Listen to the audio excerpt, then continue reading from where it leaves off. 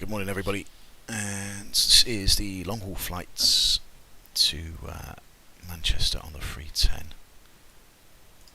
So yeah, hopefully this will be good. Morning Peter, morning Mark. Oh good, the chat's on. I've had a fucking nightmare this morning.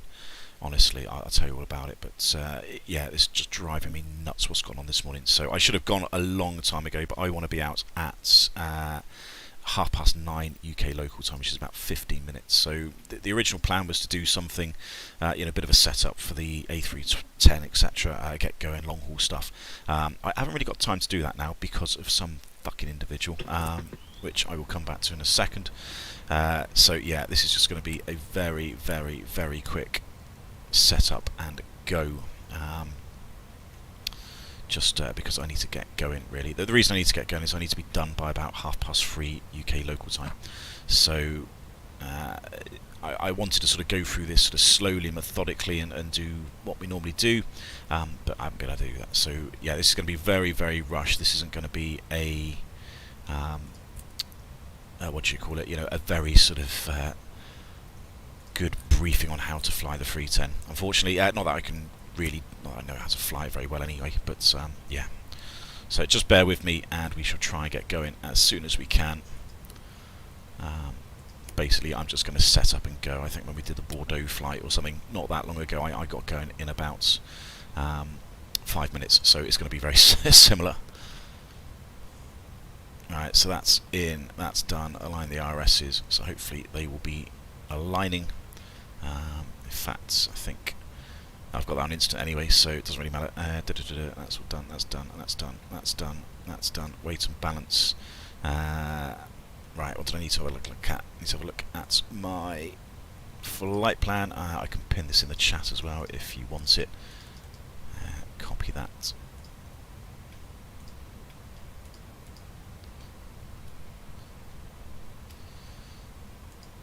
And pin it. There we go. So there's the flight plan if you want to see it. Morning Ryan, how you doing? Passengers, how many passengers? Got 236 passengers again. This is going to be loaded very quickly. 236. Come on, there we go. Cargo is, what's that? 7.5. 7.6. Fuel is, how much fuel did we need? I know you can't really say, you should be able to see the flight plan, can you? Just pinned it. What do the fuel say? I've not even looked at the weather, so this is how bad this is going to be. We've got Manchester, rain, windy later on. It's fine now. Gatwick's fine. Gatwick's gusty later. Oh, that's interesting. Right, so how much fuel do I need? Because this is the first time I've done this, I might take a little bit extra. Underload, we got 5 tons of underload. I'm going to take, what's that, 31? I'm going to take 34 tons, I think. 34 tons of fuel. That gives me basically 3 tons extra.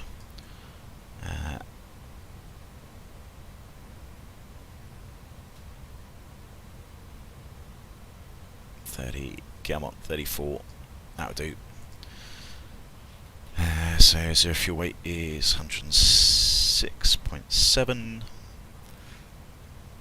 Takeoff weight is 140. So what's the max takeoff weight on this one? Max takeoff is 164, but with zero fuel weight limited on this. Anyway, it's going to be fine. CRG is 23.7, and that's 1.6 up on the trim, I believe. Right, there's no ATC online, which is a good thing because I'm not really too worried about that in the second.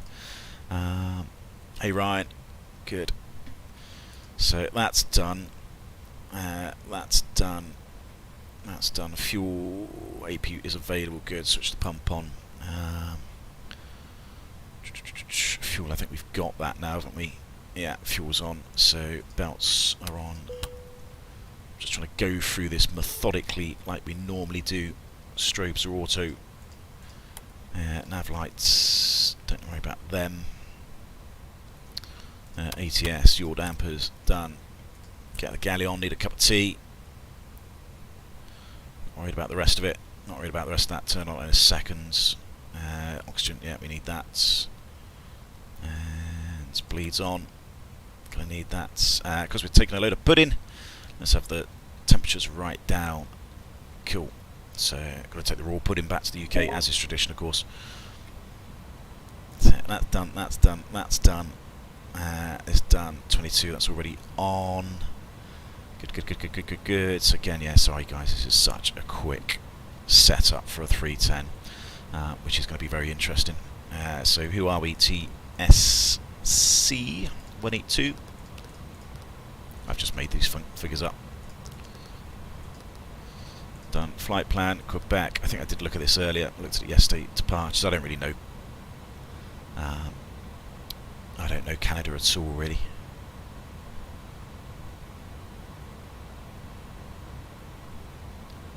So yeah, the Quebec 6 Charlie I think will be fine.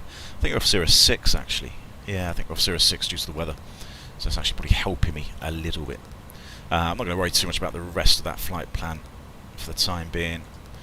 Block fuel, what did we say? We wanted 34.1. So fuel weight was 106.07. 140.4, yeah, so 140 is going to be takeoff weight. CAG was 23.7. That's done, that's done. Flight plan, takeoff. Come back to this in a second. So 37.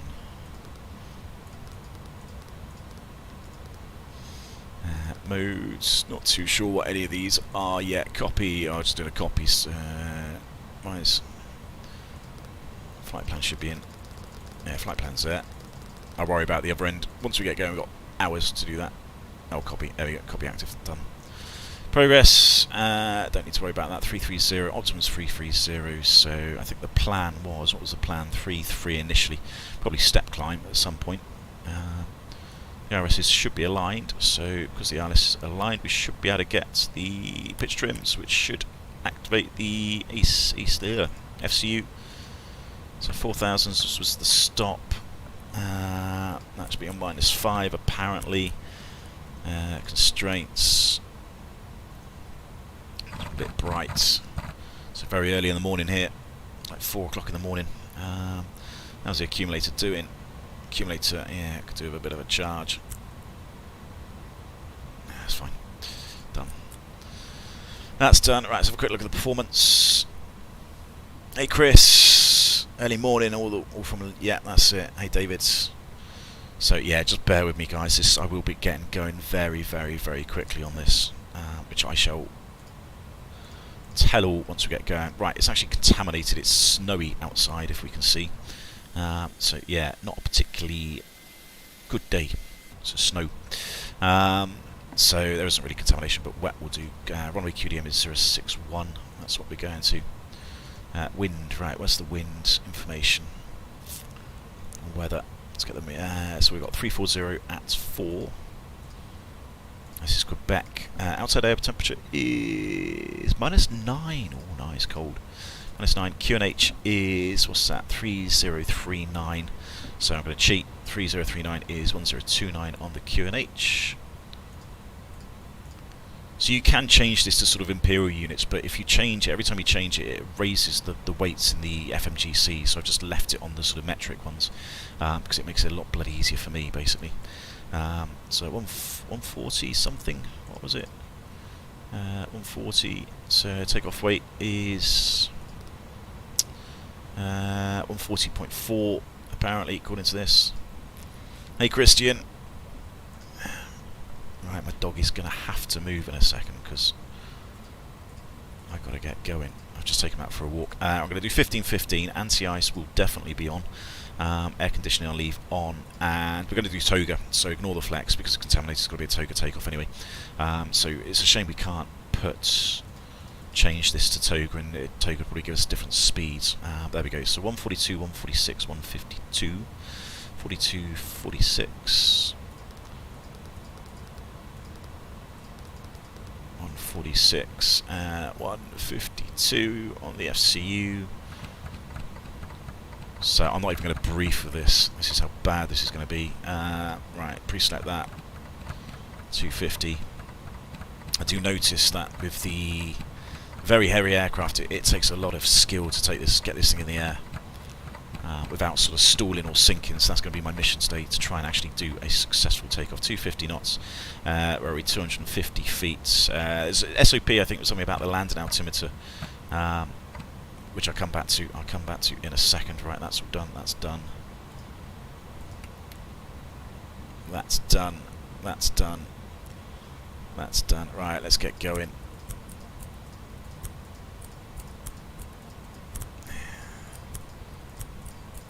What's the time? 20. Yeah, we definitely need to get going. I should be able to turn. Right, is that all on? That's on as bright as it can go. There's the overhead panel. That's the left display. Is that as bright as it goes? I thought it went a bit brighter than that, personally.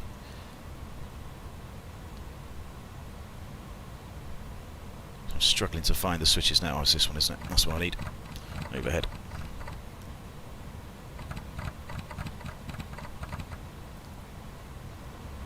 That's better. Right, that's all done. Good. Right, I think we're ready to go. Let's have a very quick look at the checklist. Right, copy preparations complete. Signs are on and auto.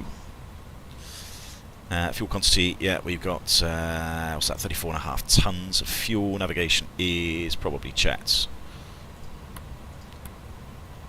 I don't know if we need to leave that on, possibly. Yeah, whatever.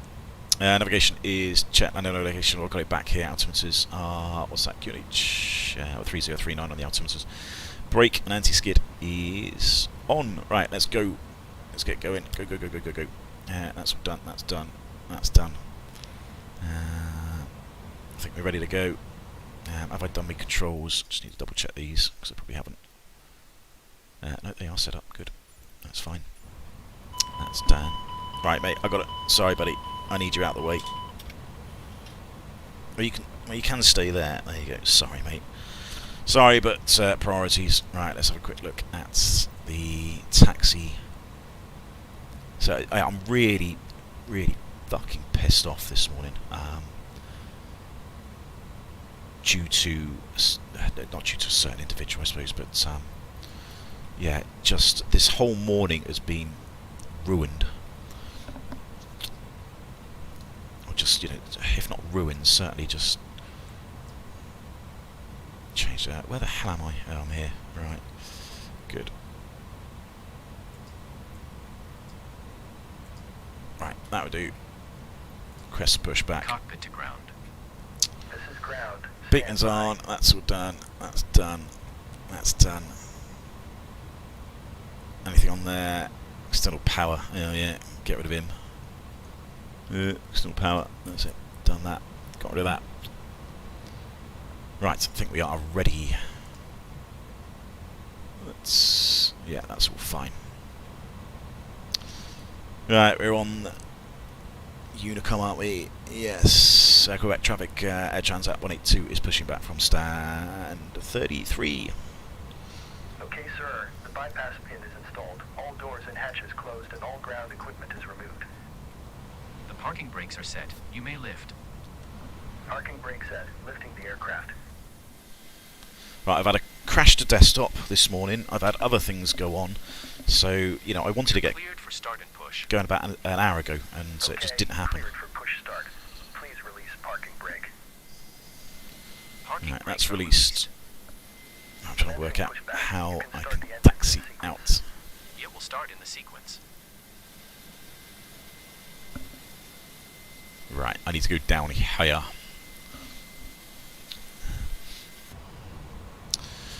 Right, so we got the bleed on. Start on A, that would do. I think it's starting 2 first, isn't it, apparently?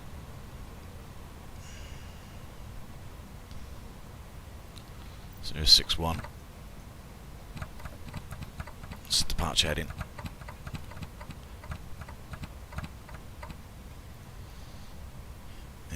N1, I can't remember what the N1 is. There we go. Fuel's coming on.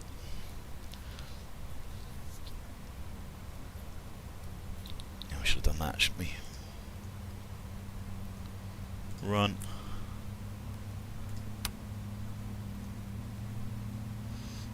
Transponder as well, that should be on. I'm trying to remember my SOPs from the 320 doing this, which I think pretty much is similar. Very, very similar SOPs. Right, we won't get the flaps out yet because we'll do that once we're at the end of the runway because of the contamination. Has that started? It looks like it's started. Oh. Alright, start number 2.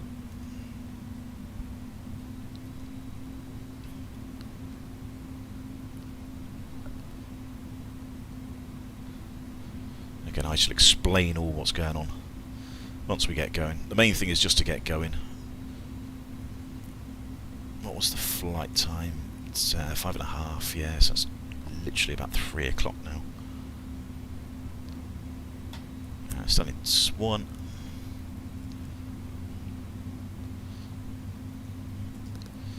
Cost index.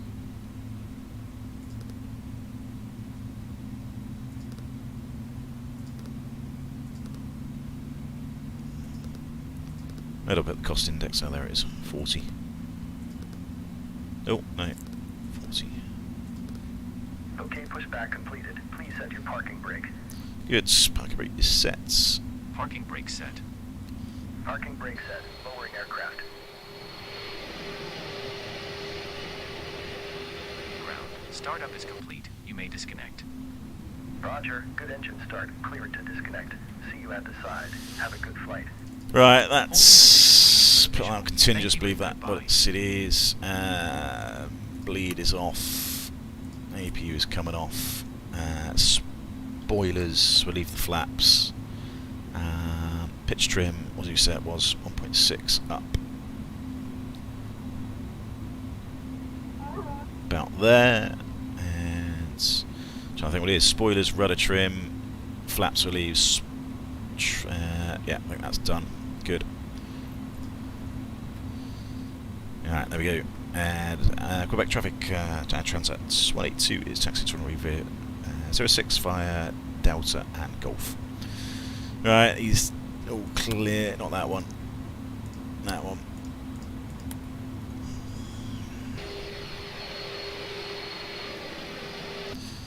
Right, I have to try and sort of look out the window on this because it's not the easiest to see to taxi, especially when it's when there's snow. It's really difficult to see the taxi lines.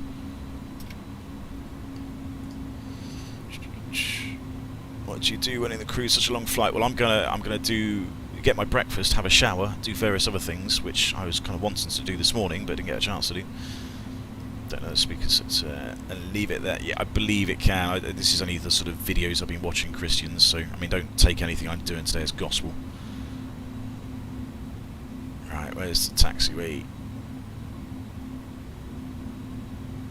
Struggling to see it.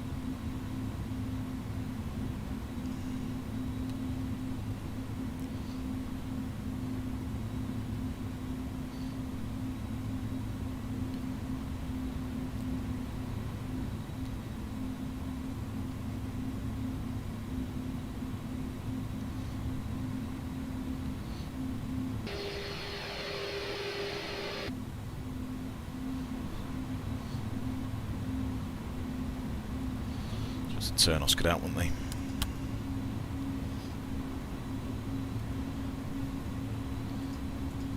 That's a little bit better. Yes, so there we go, right, that's done. Alright, flight controls I suppose we can do. Right, that's full left, full right, neutral, full up, full down, neutral, full left rudder, full right rudder, and neutral. Yeah, there needs to be some sort of disconnect thing, I think, for the rudder. My mantra: full streams, don't believe anything I say or do. Yeah, but this actually applies, Gav, this one. You know, don't believe a bloody thing on this one, for me. I have no idea. Right, so another flight controls. Auto brake is max. So that TCAS is all looking good. Put that above. What else do we need to do? That's done. Take off config. Yeah, that's what we need to do, don't we? Which is it that one there? Slats. Oh yeah, can't do that yet because I put the slats on. Oops, going off the runway. Taxiway even.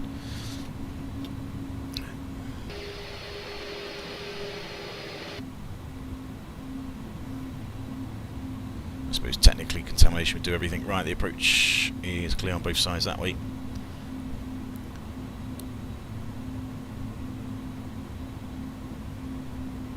The snow on the taxiway is a bug. Okay. Yeah, I mean, to be fair, you do get snowy taxiways, so I wouldn't necessarily say it's a bug, is it? It's, that's when it's been snowing. This is exactly what a taxiway would look like. It's pretty snowy.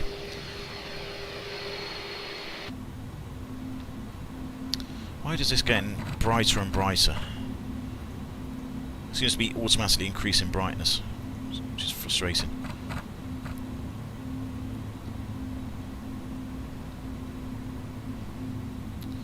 I don't know what checklist we've done. Windows, doors, yeah, we've done those. Parking brake, that's all done.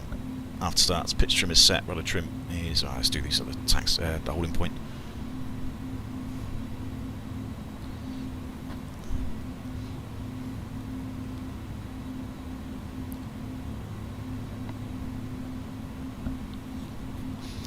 Right, these need to be set as well, don't they? Profile and nav.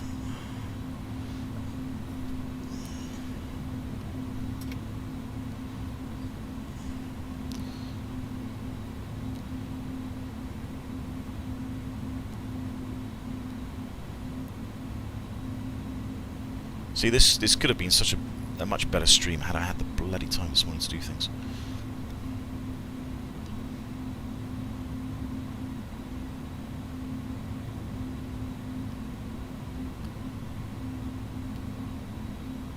At least got the right runway anyway. Right, parking brake is set. Let's set the flaps.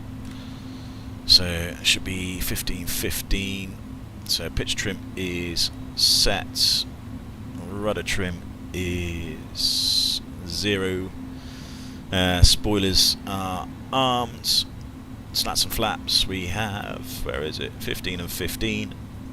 Ecam status. Right, there's nothing on the status, I don't think. And we can press this. Take off test normal, good. Anti-ice is, that should be on as well, yeah. See, so what happens when I'm rushing? Just forget everything. Hand signals, done that, yeah. Poor takeoff checks, flight controls are checked, briefings confirmed, slaps and flaps are 15-15. Performance FMA, we have, performance is MP, climb and nav, 1FD. Takeoff config is checked, transponder is set. And that can go TA-R8. Cabin is secure as far as I know. No, I haven't been told any other ways. TCAS's TA-R8 packs are on. Yeah. Continuous relights on the ignition, and the anti-ice is on. Cool, right. Let's go. Strobes. They're all on, that's all on. For what it's worth, these can be on as well. Quebec traffic, Air Transat 182 is taking off runway 06 on the Quebec 6 departure.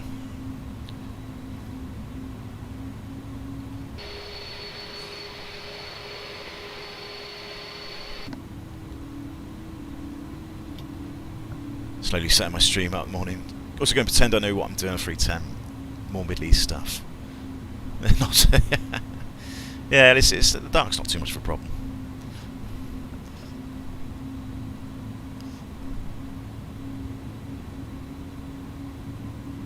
There's the runway. There it is.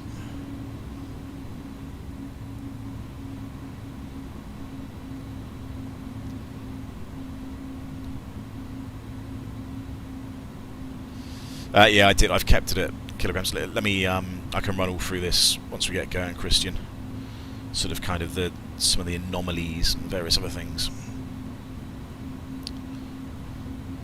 Right, there's the runway. That would do. Right, I'm gonna stand them up. Apparently, it's like the Indian bills said 50%. Everybody else says 40%, so I don't know, somewhere between 40 and 50%.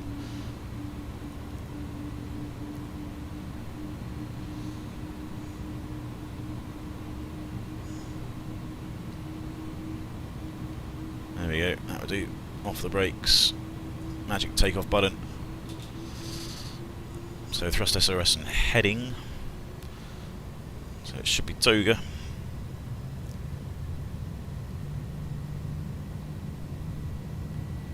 So it's at 97.3, yeah, thrust is set.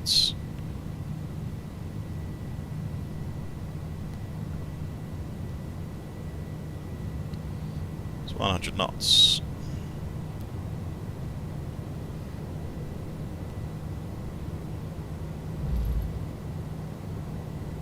And V1 rotates.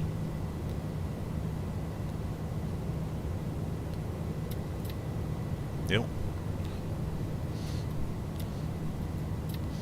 Positive climb, gear up.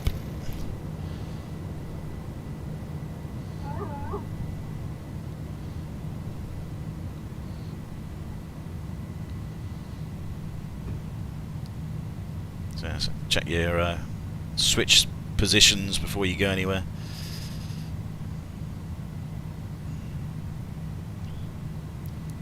Alright, can I go head in select? That's a bit better.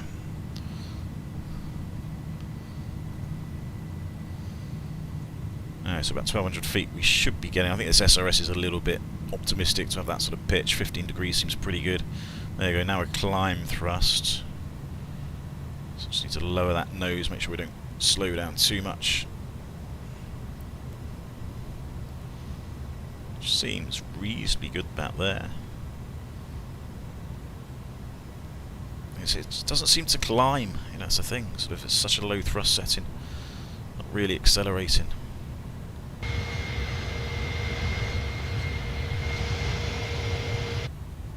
Seems like quite a terrifying aircraft to not actually be climbing. Right, that's looking good. So we're above F speed, so there you go, it's 15.0.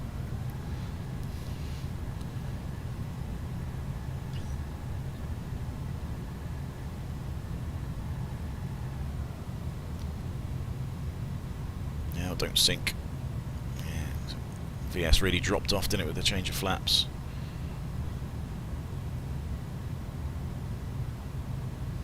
So it's looking a bit better. Right, let's get the autopilot in.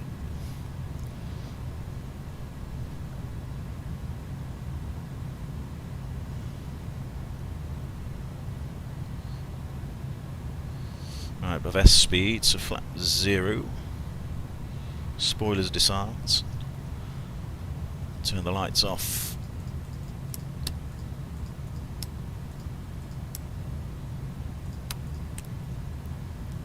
Don't think we need the continuous ignition on anymore. That can go. Landing gear can go to the middle. And I think somewhere in the notes of the airport it said climb to 4,000 feet before you turn right. So that's what we'll do. So that wasn't actually a bad takeoff, to be fair. That was a little bit better than what I was expecting. Still very, very low though. It's a crap climb performance, isn't it, this thing? Alright, let's keep on going up. Let's go. That's fine. Let's just go 20,000 initially. Flight level change, 250 knots. That's good. And direct to Fleur, which is our first waypoint. Insert. And it doesn't automatically go to nav, so make sure we go into nav. There we go. Right turn to Fleur.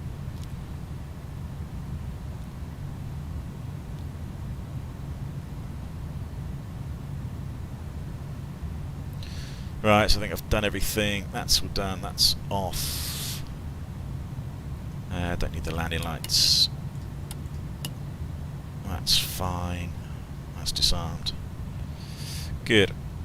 Right, the after takeoff checks, slats and flaps are retracted. I suppose we need to go standard as well. That's standard. Yes, slats and flaps are retracted. Landing gear is up and neutral. Packs are on. There they are, up there. Good. The altimeters, we're now on standard. Here's both set. Oh, finally got going. Jesus, what time was takeoff? About 40-ish. Oh, right, yeah, so what's happened this morning? So, anybody that knows me, I don't do earlies. I hate earlies. I just can't. If I've got to set an alarm, it's just I just hate it. So I don't really do earlies. But Mrs. was working today. She was in the office. Thought, great, you're leaving me alone. It means I can walk the dog in the morning, nice and early, and I can get going. I can crack on. I can take off at about 9 o'clock in the morning, local time, UK local time. The flight time to Manchester, the flight plan says about 5.5 hours. So, take off at 9 o'clock, and I should be on the ground by about 2:30. So it gives me plenty of time to just faff around the other end before I go out, walk the dog later on, by about 3:30 later on this afternoon. So, realistically, I could sort of, delay the takeoff up to about 10ish, but, that would have to be some serious, serious delays of some sorts to do that. So that was the kind of plan. And I literally set my alarm for 6:30. So right, that's it. I'm going to get up. I'm going to walk the dog. I'm going to take him around the woods. Do like sort of 30 minutes or so. It'd be enough to give him a good sort of run around. And then we can just, I can get back onto the PC about 8ish.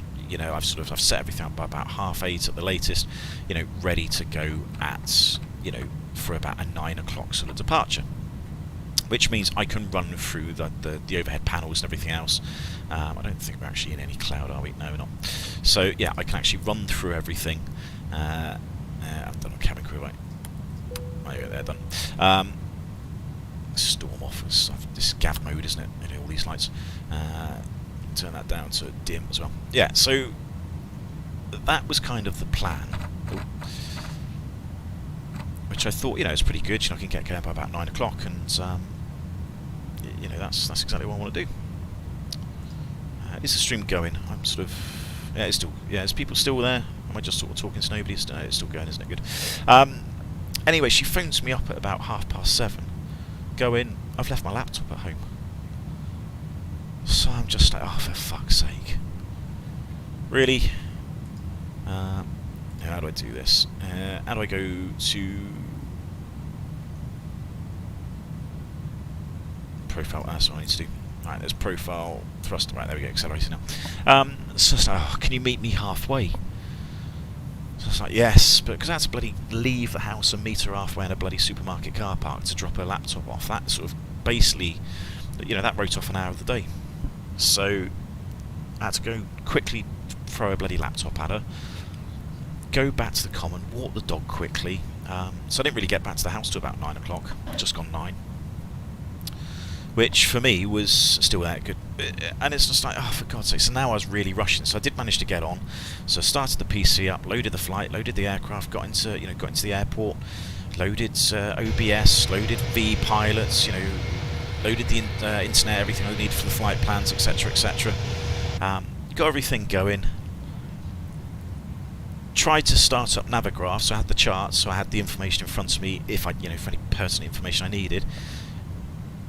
Double clicked on Navigraph to open up for the charts and crashed the desktop at about 9:10. So I'm just sitting here going, I literally fucking slamming the desk. My dog jumps up, shits himself. I'm just like, for fuck's sake, really? Of all the bloody mornings, I just need this to work when I want first time. And the fucking Mrs. leaves a bloody laptop. I swear she does it fucking deliberately half the time, just to piss me off. And then the fucking PC crashes. So I'm just like, oh, for God's sake, I'm just trying to get away. I'm just trying to get going so we can get this done. So I can actually walk the fucking dog while it's still daylight later on in the afternoon. And all these shitty things happen. So, anyway, got going. And finally here, that's why the setup was done in like 2 minutes. So, I mean, I don't know what I missed. I probably didn't miss too much anyway, to be fair. Sounds like a comedy movie. I mean, my life is a comedy movie, Christian, honestly. I mean, I should bloody sell it to fucking Hollywood. I could probably make millions out of my life. It's a joke half the fucking time. The only time anything normal happens is when I go to work. Anyway, so we got going. It was a very quick setup. Fortunately, it was a relatively good departure. There is something in here somewhere. What is... where's the estimated time on arrival? So yeah, this is interesting. He's saying about 15:43. So if we can do better than that, flight time was, what was that? Where's the flight plan? 5.5 hours, and we took off at what, about 9:40. So I'm hoping to be on the ground by casual stories does its full scale run. That's just me, full stop. Yeah, hoping to be on the ground by about 2:15, which is great, which is fine because it means I can finish up, then go take the dog straight out for a walk. But yeah, just what a nightmare. Anyway, we've got going eventually. So yeah, I was talking about the weights and the thingies. So I've got I've got it set up as kilograms, hectopascals, etc. The good thing about that, when you come to performance, when you set it on a QNH, you've got the QNH there, but you've equally got it on the altimeter. So if you got your, if the altimeter in the place you are is like 3025 or something, it translates it to a QNH straight away, which is great. Which means for the performance, you don't need to do any conversions. The weights as well. Nose wheel steering. Yeah, the nose wheel, I need to look at the sensitivities because the nose wheel steering, I'm using my rudders to steer my nose wheel steering, where normally in the 320, let's have a look, there's the tiller. Yeah, in my 320, I've got my twist axis to do the tiller, which does still work. So that's my twist axis on the joystick, so it is moving the tiller, but it doesn't seem to be controlling the nose wheel steering very well. You get a lot of sort of skid in it. It doesn't really bite, but it does seem to work through the rudder pedals when I use the rudder pedals to steer. You got to go. Oh no worries. Yeah, see you later, Christian. Yeah, I leave the missus to do that. So fuck the Christmas decorations, their bloody job. Yeah, it's 1,000 feet on the. I don't know what I mean. Maybe it's 1,500 feet for Canada. I've got no idea. Reverse on the throttle axis. Yes, I've got that, which is fine. RS alignment. I should have had that on realistic, to be fair, but I've got an instant, which just helps. But yeah, when it comes to performance, if you change these over all the time, it dumps all the figures in the FMGC. So when you've got your init B page, it constantly dumps it all. So that's why I just keep it on kilograms, and then on my charts, obviously the distance is all in feet in America, and I just converted it last night. But it just keeps all my sort of weight and balance in kilograms, which is what I kind of know what's going on. So yeah, it just keeps everything consistent and stops things doing dumped out the FMGC. Flight details, yeah, that's got us in there.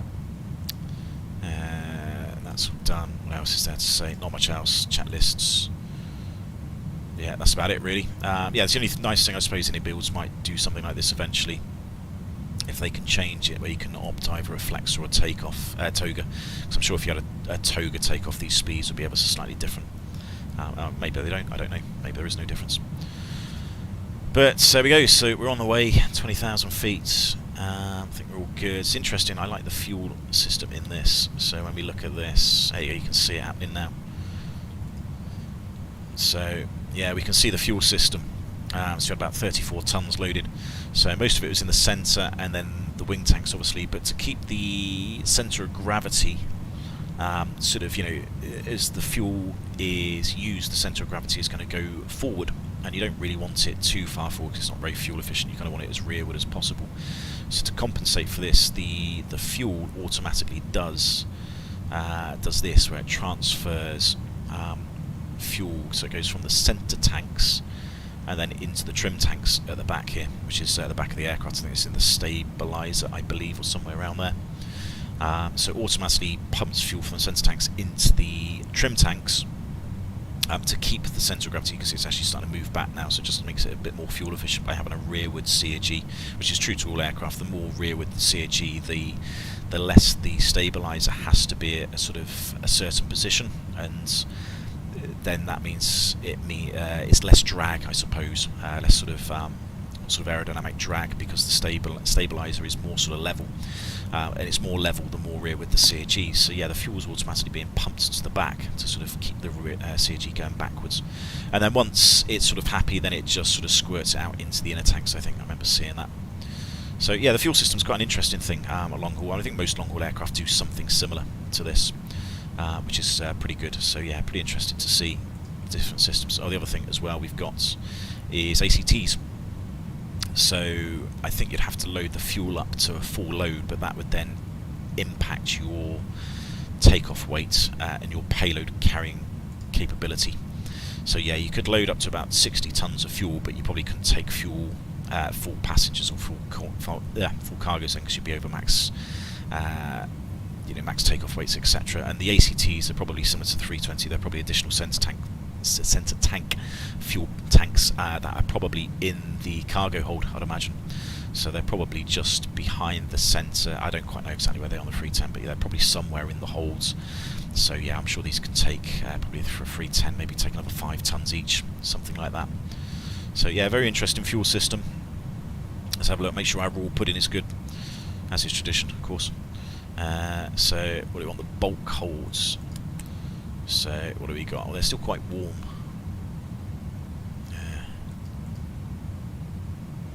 Yeah, we need our cargo holds cool.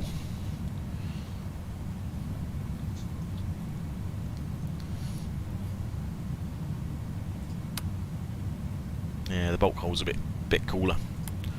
Cabin 20, what's that? 24 degrees or so, pretty comfortable. As is the middle, as is the forward, and the cockpit is a nice temperature as well. So one of the other things I saw on the inner builds things, don't quite know how relevant it is, but apparently, yeah, you've got to have you've got your electrical indications. So apparently this needs to state an emergency, I think.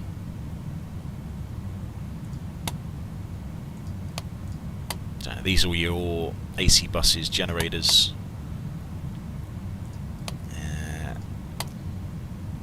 Battery volts, charging. Transformer rectifiers. I hate electrics. I'm not going to discuss that too much. Hey Paul, how you doing? Good afternoon. That's 2 times coffee flight. Yeah, I'm going to need a lot of this. But I mean, the nice thing about this flight is we will see the sunrise. So I haven't quite seen it just yet. What's the optimum still? 3433. So I think we're going east, aren't we? So odds. So we need to go 33 or 35. The max is 342, so yeah, we definitely can't go up to 35 yet. But for the North Atlantic tracks, I think we will definitely go up to 35 at least. So yeah, it's been a morning. It's been one of those mornings for me. My dog's asleep at least, so he's bloody knackered. Yeah, it's just been one of those days where you just think, oh, for God's sake, can I not just have my way? You're bloody married, you never get your way, do you? But there we go. Good luck flying the 320. Thanks, Paul. I haven't crashed it so far, so, well, not in the stream. Not to say I haven't crashed it off the stream. Right, belts can come off.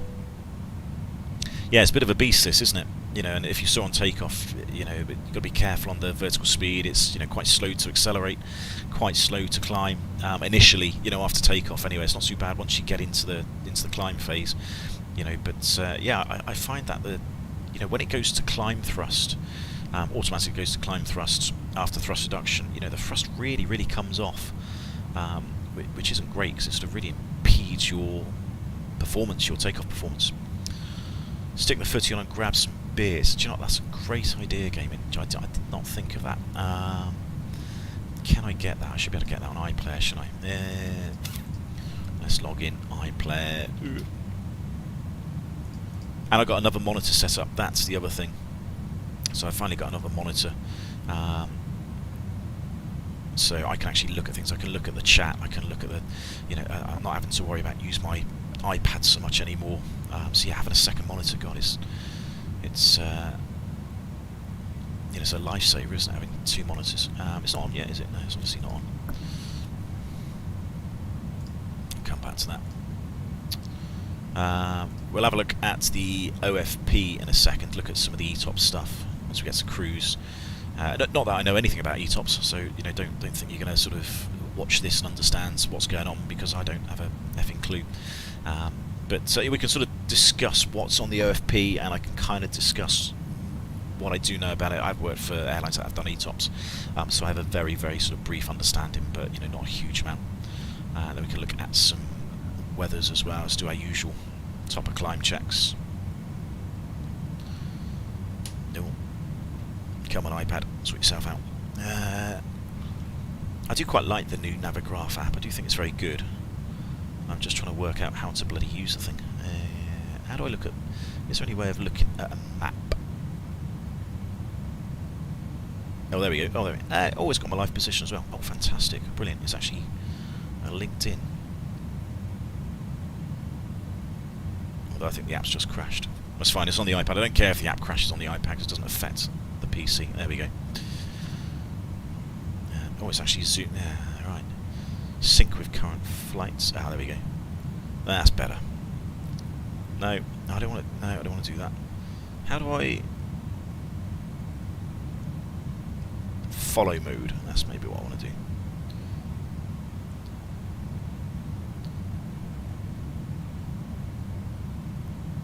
There we go.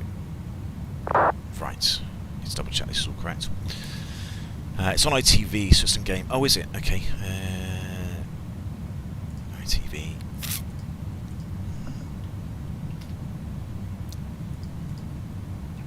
Did anyone see the... What was the match last night? God, fuck me, it's boring. Who drew 0-0? I can't remember. I've got to sign in. Oh, piss off. That means I've got to register. Oh, I can't be asked to do that right now.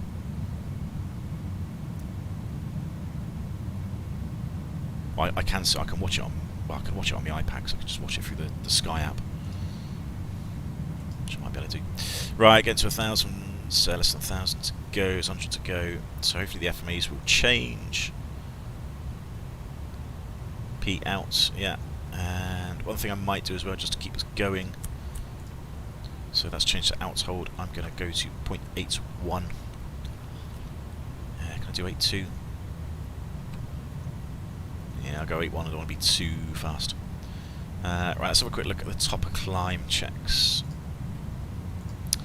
So fuel on the top of climb, there we should have about 2,600, 26,700. We took what, 3 tons extra? Yeah, we took 3 tons plus there's a ton for contingency, so that's 4 tons on top of that. So we should have about 30 tons.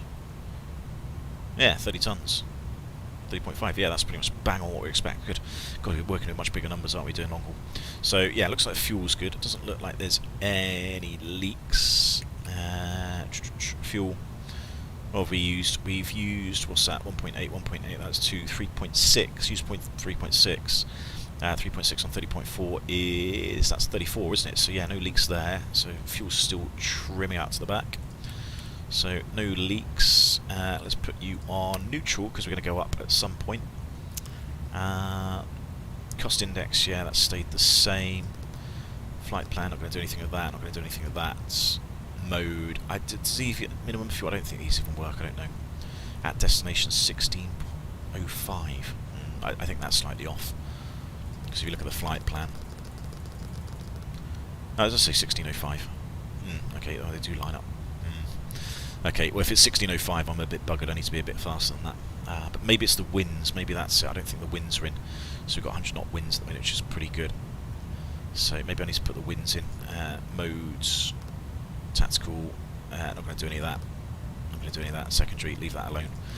Progress. Yeah, how do we put the winds in? No idea. We'll come back to that another point. I got a keg in the PD to smash it early since I'm off all day.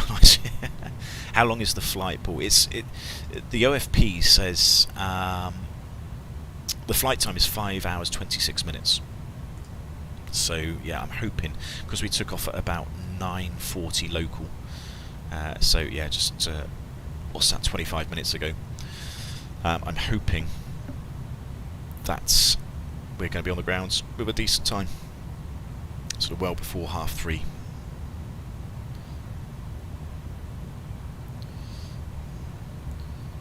Right, let's have a look at some decent runways.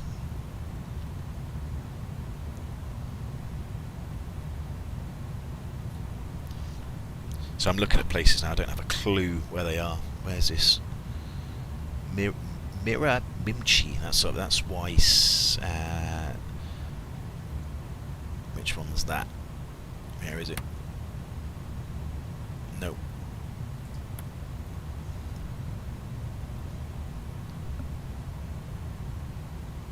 It's well over here somewhere, I think. Somewhere I don't know. There's another airport just off to the right of us. For Lawrenceville. No, it's not got a very long runway, can't do that. Then we got Halifax, is it? Off to the right.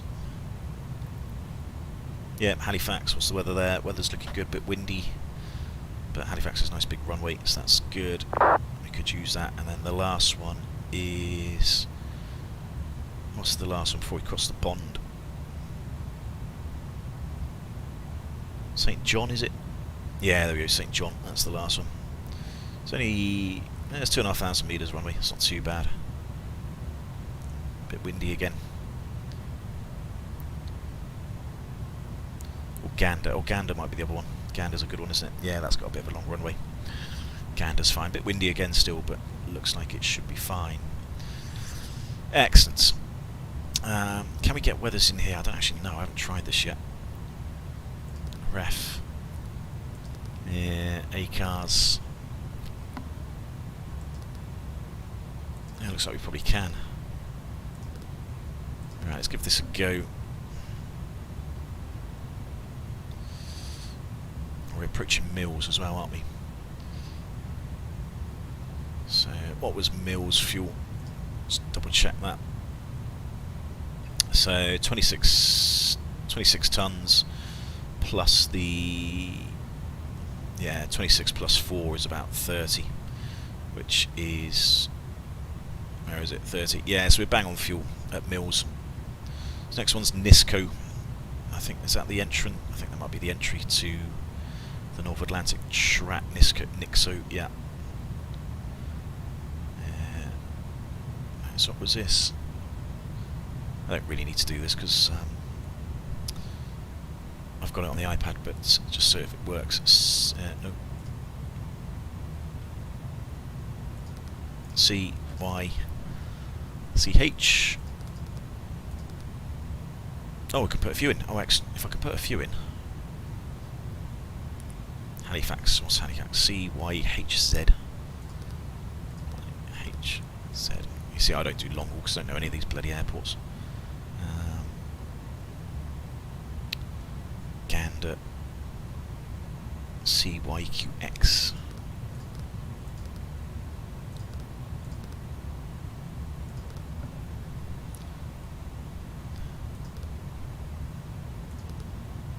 Oh, there we go, so that's Halifax. So 310 at 9, 15 statute miles, skies are clear, -8, bloody cold, yeah, 3018. Remark SLP 231, I've got no idea what that is. So that's fine. That's Gander as well. So a bit windy, 20 statute miles. Drizzle and snow, is it? Ooh, it's nice, isn't it? -10, yeah, so equally bloody cold in Canada. Nice. Good. Green 80 caused my sim to... Oh, did it? Okay. It's definitely different. Yeah, it's a bit more agricultural, this thing, isn't it? Definitely a bit more agricultural. So, yeah, so let's see if we can we get the... Let me have a look. What I need to do is I need to drag this on this side.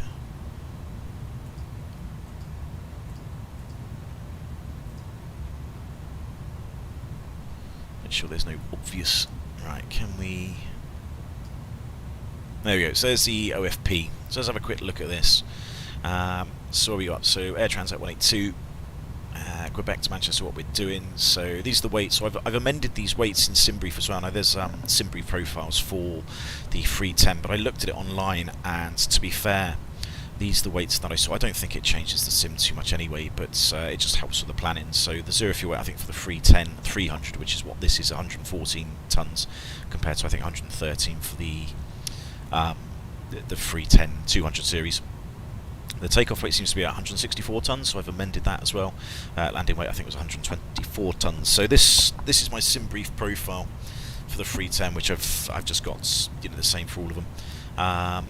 I haven't amended the performance factor because I don't think it's really necessary. Cost index, I think that's just, is that manual Mach 8 maybe possibly. Not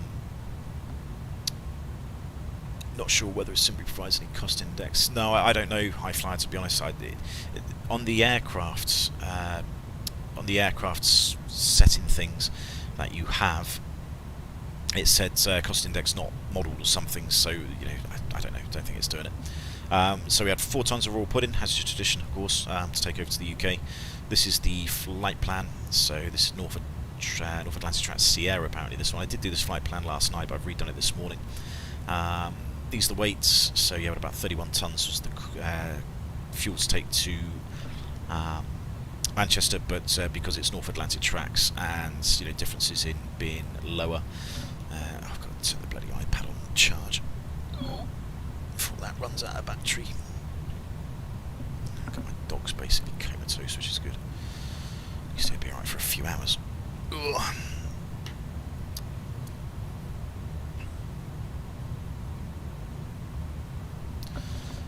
Right, how are we doing? Let's make sure we're not doing anything stupid. No, good.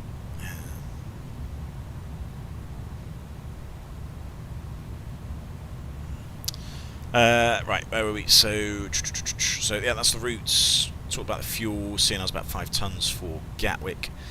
This is normal route, which you're all familiar with. And then, so this is the ETOP stuff.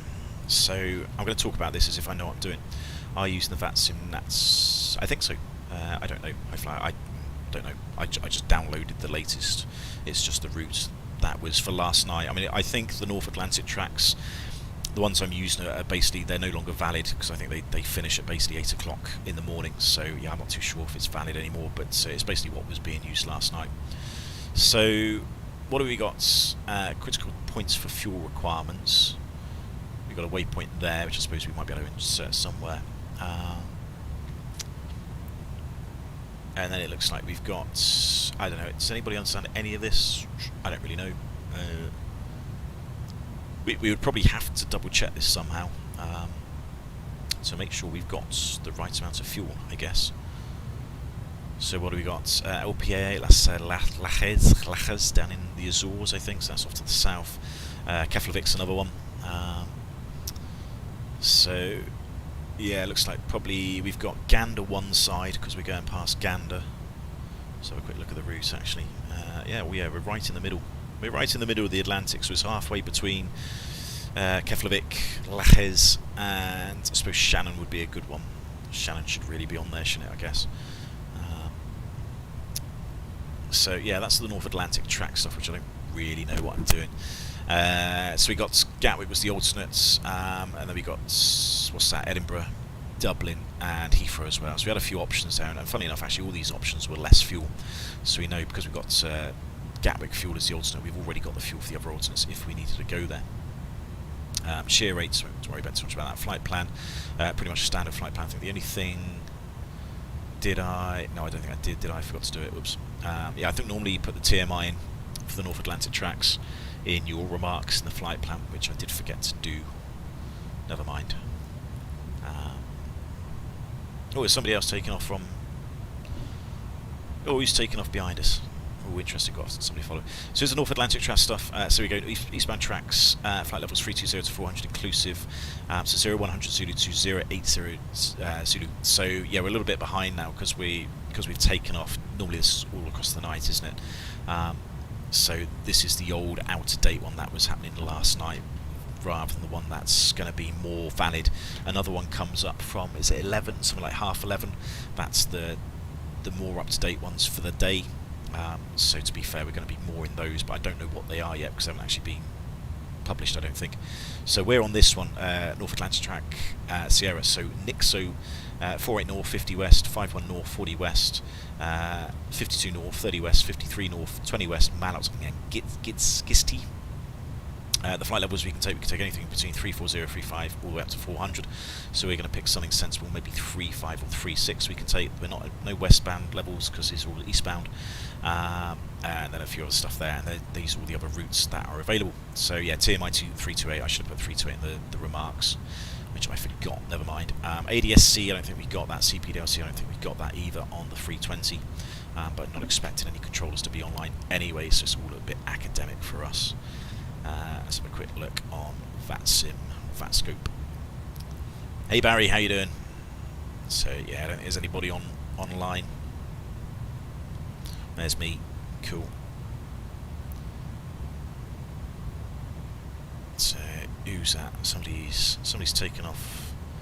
There's a British Airways going somewhere, and he's going somewhere else. No, he's not following me. Good. So what else does it say? ADS, yeah, I'm not going to do that. 80% navigation error is a result from poor cockpit procedures. So there we go. That's going to be me then, isn't it? Not having a clue what I'm doing. Always carry out proper waypoint procedures, some bulletins. Eastbound aircraft operating the OTS must comply with some flight planning rules in Canada. Okay, yeah, probably doing that. So aircraft exiting North Atlantic track into a domestic agency continue to operate transponders on code 2000 until otherwise advised. So yeah, usually when you go in like MMPS airspace, normally obviously we would have a squawk code assigned to us from ATC, and then usually I think it's probably some of the North Atlantic tracks. As soon as you're in about 30 minutes within the North Atlantic track system, you just squawk 2000 because you're not under radar control anymore. There's no radars actually looking after you. So are you using the VAT sim to file the clearance? No, I'm not, high flyer. Did I need to do that? I didn't even know I needed to do that. I'll have to have a look at that in a second. I just filed it. I just filed it via SimBrief, and that just went into VAT sim, and then that was done. I think. Did I file it? I can't actually remember. That's a very good point. SimBrief.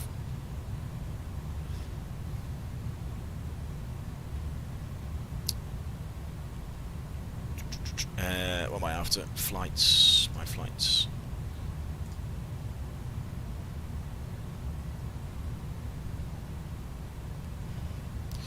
Let's have a quick look. I mean, we can see, can't we? If there's no flight plan, then I haven't. No flight plan. No, I didn't. There you go. So obviously forgot to file it.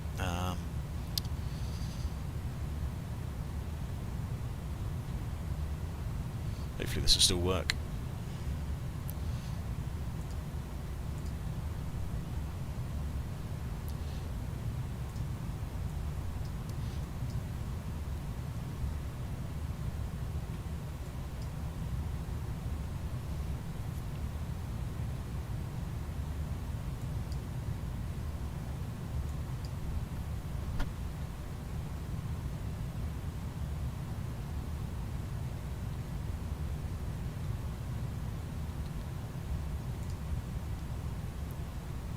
Yeah, so that was bad of me. That's why I forgot.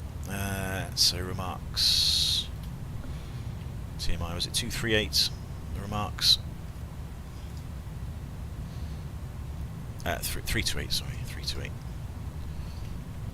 Of course, it's near the end of the year, isn't it?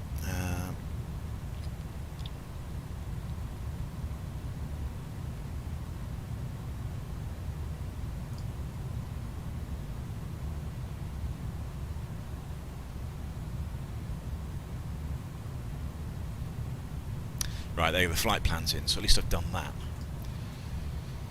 Good. So, yeah, I completely forgot about those things. Hey Andy, as you did. So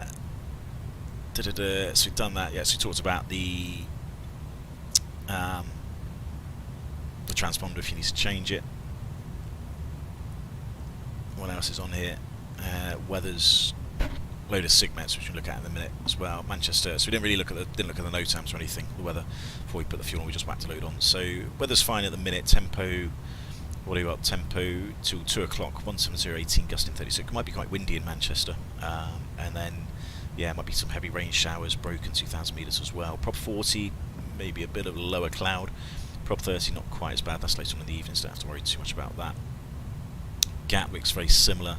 Oh yeah, nice southerly winds. So Gatwick's not ideal, it's okay. Prop 30, kind of disregard it, sort of time we're expecting. 42, yes, it's going to be pretty crap in Gatwick, so may not want to go there. Edinburgh's Cav okay, what do we got? Tempo, gusty in the morning. Gusty 200, yeah, so it's a pretty windy day actually in the UK. So you have to find out where the best to go. Edinburgh's maybe not a bad shout. Prop 30 tempo, gusting 35, so it's not great. Dublin. Dublin's doing pretty crap as well, it's windy. Tempo 20016. Heathrow's probably going to be similar, isn't it? Prop 40. Yeah, prop 40. Yeah, so yeah, we'll have to sort of look at it when we get a bit closer. Keflavik, one of the en route alternates. Cav OK, that's gusty.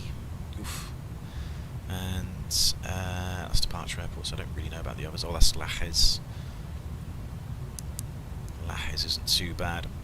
Right, so the NOTAMs, didn't really look at these.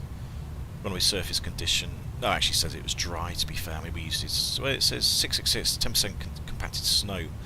dry. So there is there's a matrix on the 320. This is using the latest ARAC. I was just looking and found a website, flight planning. Do not change using. It is, Andy. Yeah, I think I am using the latest ARAC, so it should be the most recent one. But yeah, it's saying 10% compacted snow. Now in our takeoff matrix, we would sort of correlate this and see, well, do we use a contaminated value? I mean, quite possibly, because there's snow.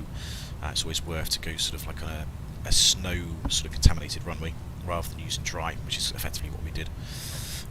Manchester, that's not too bad. OCAs, are they cranes? They're all fine. Taxiway closure, not worried about that.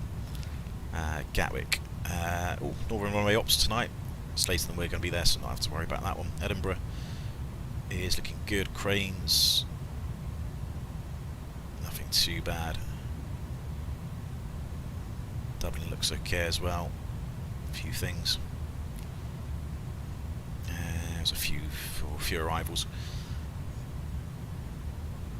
Heathrow's very similar, cranes, usual sort of stuff. Lajes, grass cutting and hay baling would take place. Okay. So it's a strange time of year to be doing that. I suppose it's quite warm down there. It's probably quite temperance, whatever. Yeah, quite a nice warm place this time of year. Good. Keflavik. Right, it's all the usual NOTAMs, everything else that we usually see. Right, significant weather. I did have a very quick look at this before we went. There should be an ETOPS chart as well, which would be quite useful.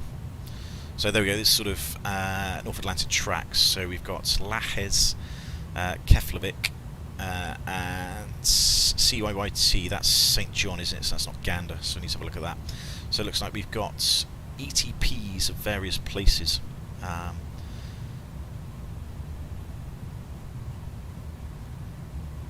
So maybe when we're about here, it's probably either closer to go to St John than it is maybe somewhere else. Maybe that ETP, that's just past the 30 West. So yeah, I'm not quite sure what some of these mean, to be honest. And then I think that one there is probably quicker to get to Shannon than anywhere else. But the Sigmet's not too bad, a little bit of turbulence around here, a bit of weather off to the south. And yeah, just sort of clipping the top of the sort of turbulence there. Jet streams are all further off to the south. Some isolated embedded CBs off to the south as well, but they shouldn't affect us too much, should be north of that. Then embedded CBs, yeah, this is all the crap weather that's coming into the UK, so all this is going eastbound. So yeah, this is basically going to hit us as we arrive back in Manchester later on today. Winds, yeah, we can sort of see the winds. And that's pretty much it, I think. Dropper pause is dropping a bit. What's that, 3.5? I think it's maybe 3.6. So yeah, that's the flight plan, which is not too bad.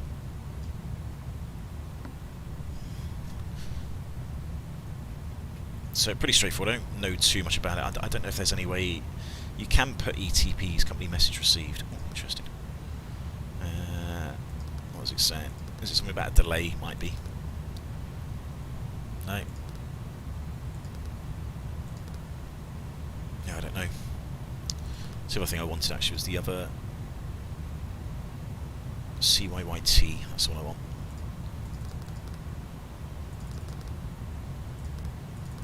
Which is St John. Let's make sure the weather's okay there.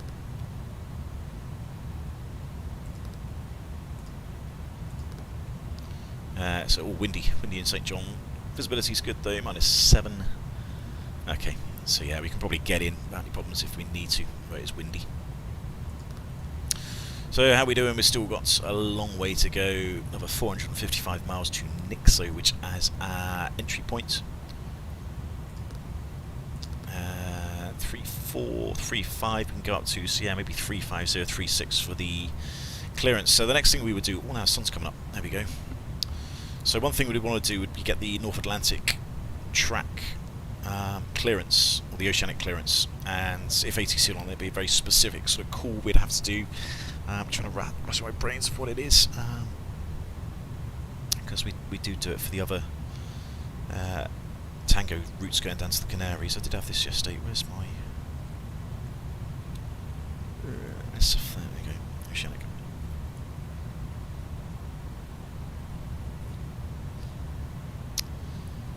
Right, so we'd request the oceanic clearance. We'd basically sort of speak to Gander, because that's who would control us. We'd say it's Air Transat 182, request an oceanic clearance via the North Atlantic Track Sierra, and then we'd estimate some entry points. So this is our entry points. So we'd estimate Nixo at time 1119, requesting probably Mach 81, because that seems to be working reasonably well. Flight level probably 350, and probably able flight level 360 as well. And then they'd come back and they'd give us our clearance, and we would confirm the time. Sometimes they say enter Nixo at time 1118, because they're trying to keep sort of 10 minutes separation between aircraft, and if there's somebody sort of a bit closer behind us, they might give us. Now in the 320 is really good, because you can say on one of the pages, the progress pages, you can amend the time you need to be at Nixo. So it's just jumped to 1120 now. If you put that in at 1118, it would manage the speed and accelerate to get you there at time 1118. So the 320 is quite good at that. I don't think it's quite capable of doing that on this. That's the only thing. I'm trying to work out how to do it, because it's normally like in here somewhere. Speed. So we did 1118. Yeah, it's not amending, so I'm not too sure what it does. What was it the guy did yesterday on the video? Progress.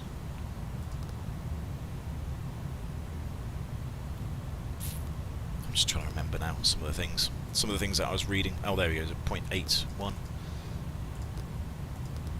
There we go. So yeah, you can put in. So if I go profile, that should go. Why is it not doing that? It should put me at 0.81, and it's not doing it. Slowing me down.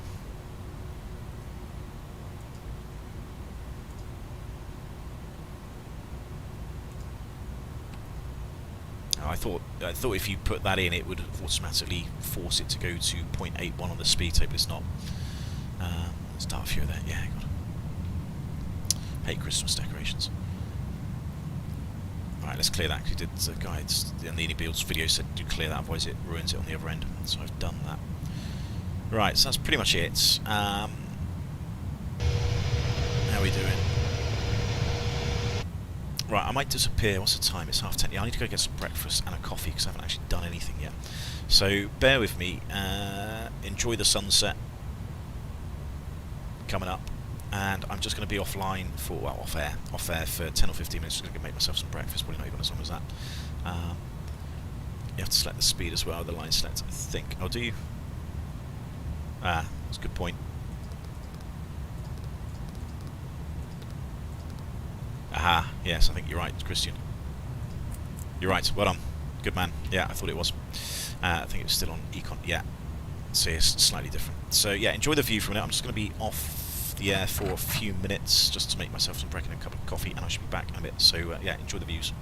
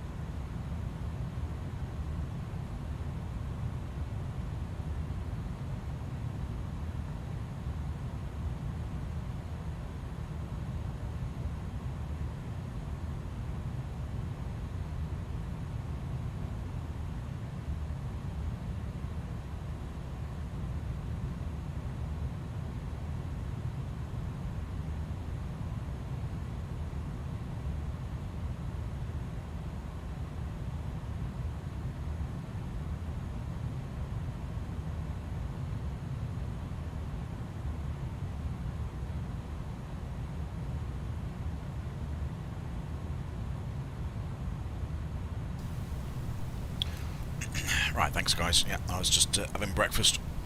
A bit later than what I wanted because I'm going to have lunch in about an hour, but there we go. Leftover pizza from yesterday. That's for lunch, not for breakfast. Yeah, the interior cabin looks really good. How would you get that, Paul? Because I did have a look.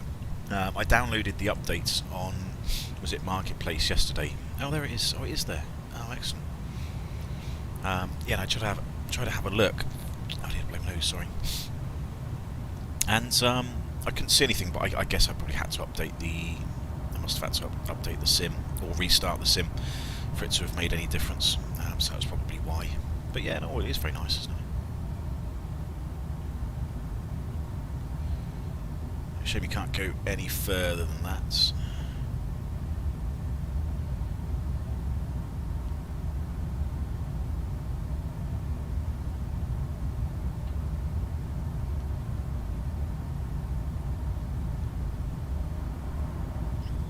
It's all very atmospheric. Minus 46. 33,000 feet. 630 miles an hour, yeah, that's good.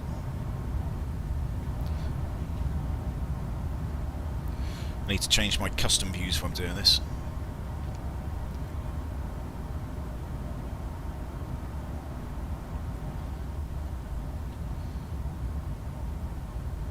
Yeah, it's a shame you couldn't get a little bit closer to the window.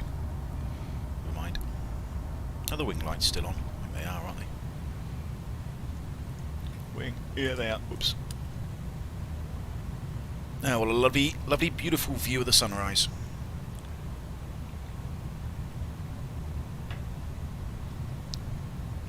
Right, how are we going? Still another 260 miles to go. That's just to the North Atlantic point. How are we doing for the cruise? 35, so yeah, we will go up to 35 for the North Atlantic track, I think. Definitely do that. Fuel, I think, is good. Yeah, buddy. Make sure my dog's alright. So we've got 26 tons in the tank, so the trim tank's pretty much full. The fuel's gone from the centre tanks, and the inner tanks are going. So yeah, I don't quite know what the logic is in terms of fuel, but yeah, CRG's gone a lot further back now, so the stab is probably a lot better, so it's probably a lot more efficient on the fuel flow. So I can imagine if, I don't know how well this is modelled, but if you prevented the fuel from flowing to the back, and the stab had to change its sort of incidence into the wind, I wonder if the fuel flow would increase a little bit. Well, we've got 2.25 tons per hour per engine, so just under 5 tons per hour. So what's that? So we've got about 5 hours worth of endurance, haven't we, with that 5 tons an hour. So that's looking pretty good. So yeah, fuel. I think fuel will be fine on arrival. In fact, I think the where is it? Is it the progress page? One of them, wherever it was.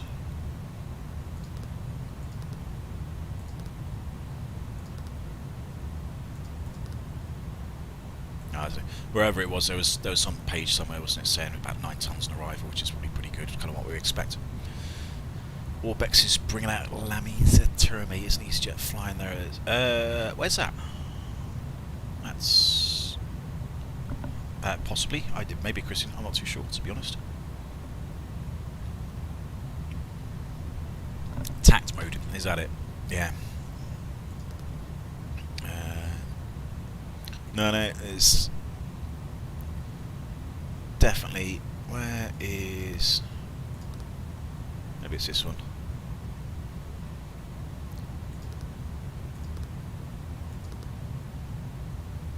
Destination forecast. No.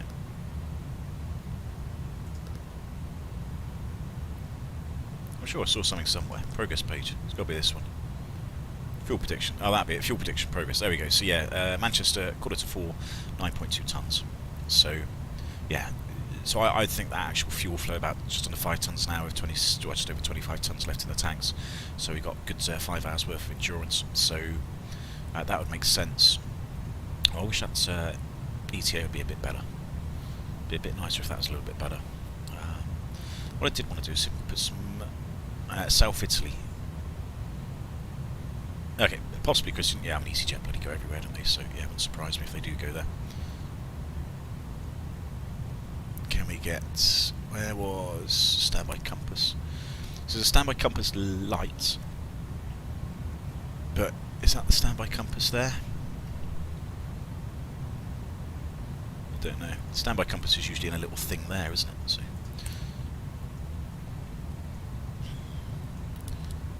Oh, what have I just pressed? Did I turn that on? I think I did. Yeah, there we go. Don't the emergency exit lights on.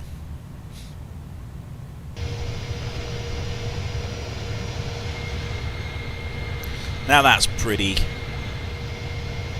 There's a screenshot.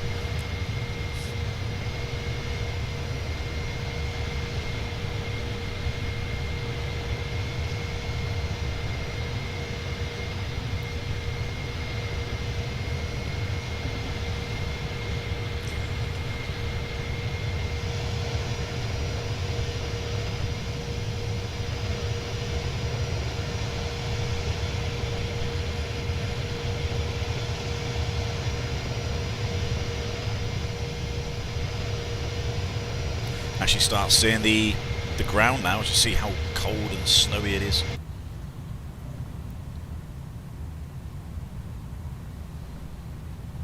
Oh yeah, you wouldn't want to go down there, would you? Oof. Baltic.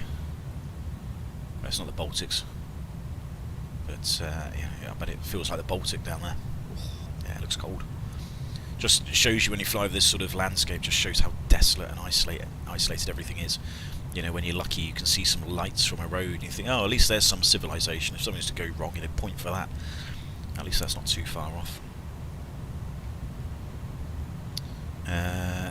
LF, is that an airport waypoint? I mean, LF is, are we lost? NDBs.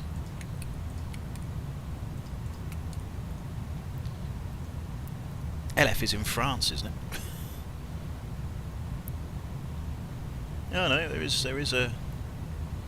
Oh, well, I suppose technically, isn't it? Canada's is sort of half French, isn't it? So it makes sense that some of their airports might be sort of French designators. Right, let's have another quick look at the St. John weather on the EFB.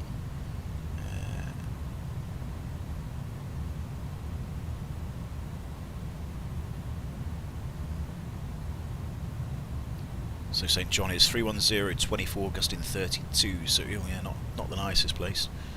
Runways. Runway 29, oh, it's more or less 34. Yeah, so 29's the longest, that's got a 15 knot crosswind. Okay.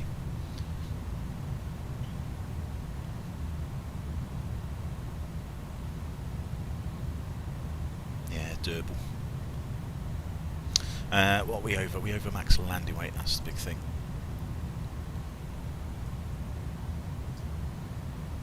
Max landing weight is 124 tons, so yeah, we're still another 9 tons above max landing weight.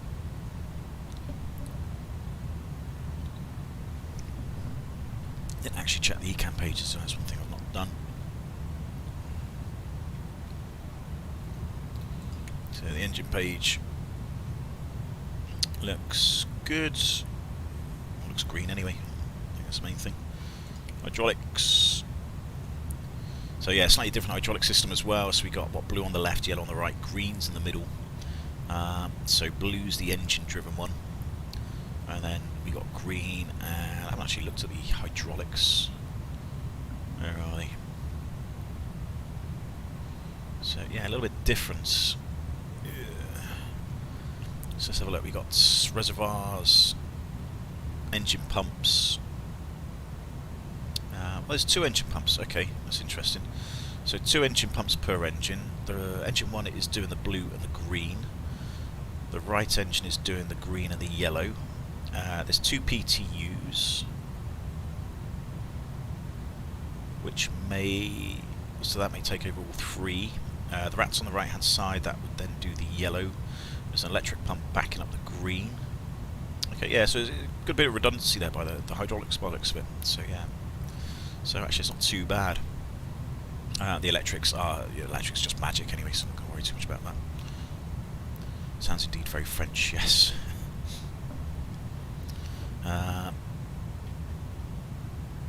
So yeah, hydraulics are good. The AC electrics, so generators working as normally. Going to AC bus 1 and bus 2. DC electrics probably won't really be doing too much. TRs, yeah. Let's go into the essential TR bus, fair enough. Tatting icing range, yeah, it might be cold enough, but there's no moisture up here, buddy. And we're well below minus 40, I think it is. Bleeds, be pretty straightforward. Packs all working, yeah, outflow, temperatures, all of that's looking good. Condition. So how's that pudding doing? All the bulk's gone. Oh, the bulk's gone amber. What did I just? The temperature's gone from the bulk.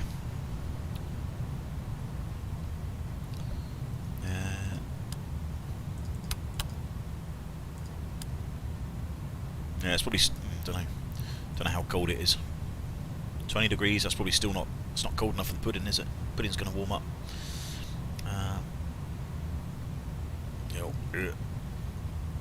What was that? Pressurization. Yeah, I think we'd know about that if that wasn't working. So outflow valves are looking pretty good.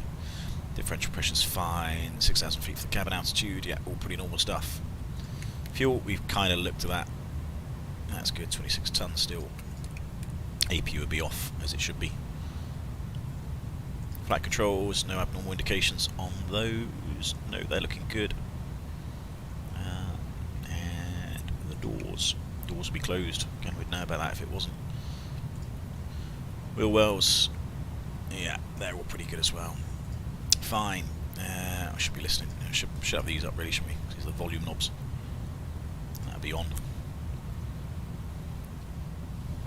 I think the textures got a bit better. Yeah, I think the updates improved the textures. These are a bit more legible. Like I think beforehand they were a little bit blurry. Weather radar, I forgot to turn that on. Oh, naughty. It's just as well we didn't really see any weather. That was even in the chat list as well. I think I still just... There we go, temperature's gone back up. No, it's still amber. Oh, I don't know. It's too cold for it to even recognise what the temperatures are. But yeah, it's all mid-20s there, it's pretty comfortable. At the screen. I don't know what that does actually. What does ECAM SGU say? I don't know. Don't know. Look at that. Look at the lovely sunrise. So even that's a pretty cool photo. Screenshot. You know what I mean.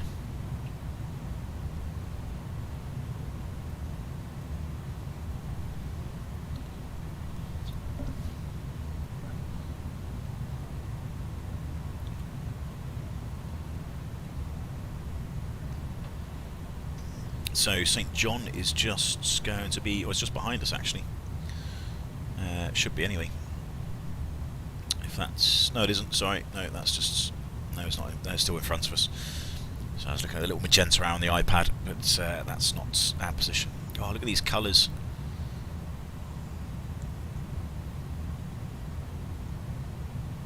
So this is what I like about the sim, just the realism and the colours and the visuals. Very nice.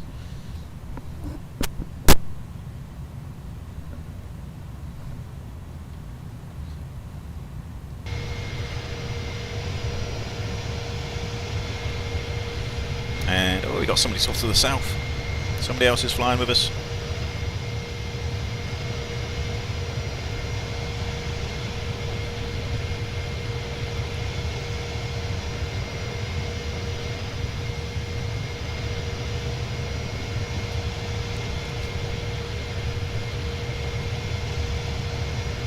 So who else is around?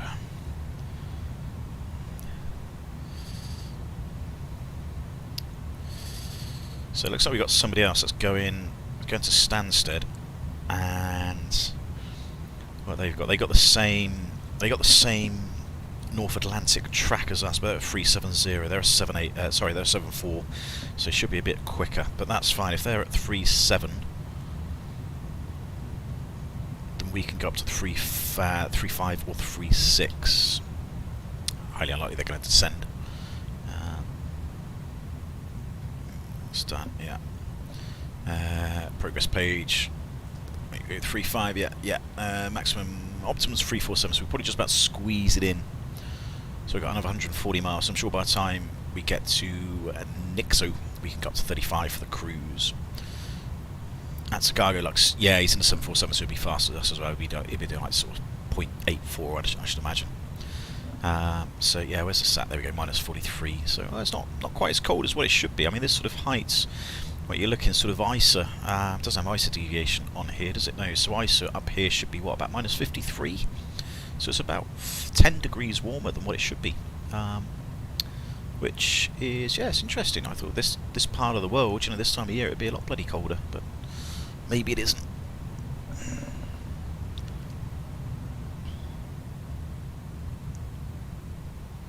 Right, I can't see him out the window. Why is it? Oh, there he is. You can see him.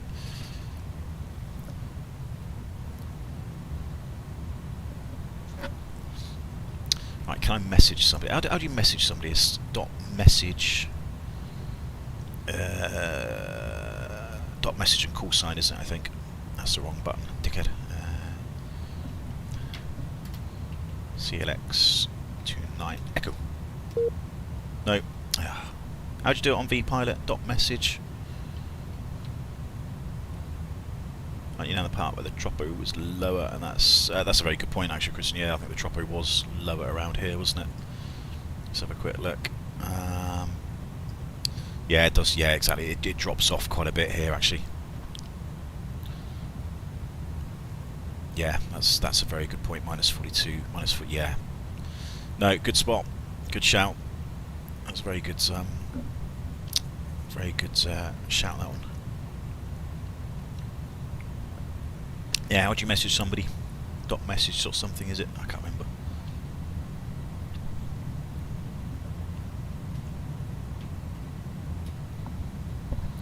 .message call sign.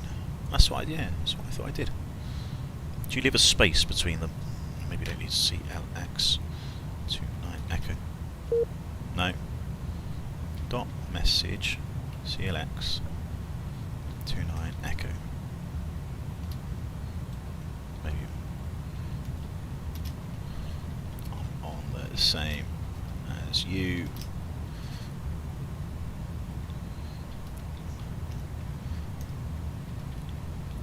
Planning. Flight level 3350.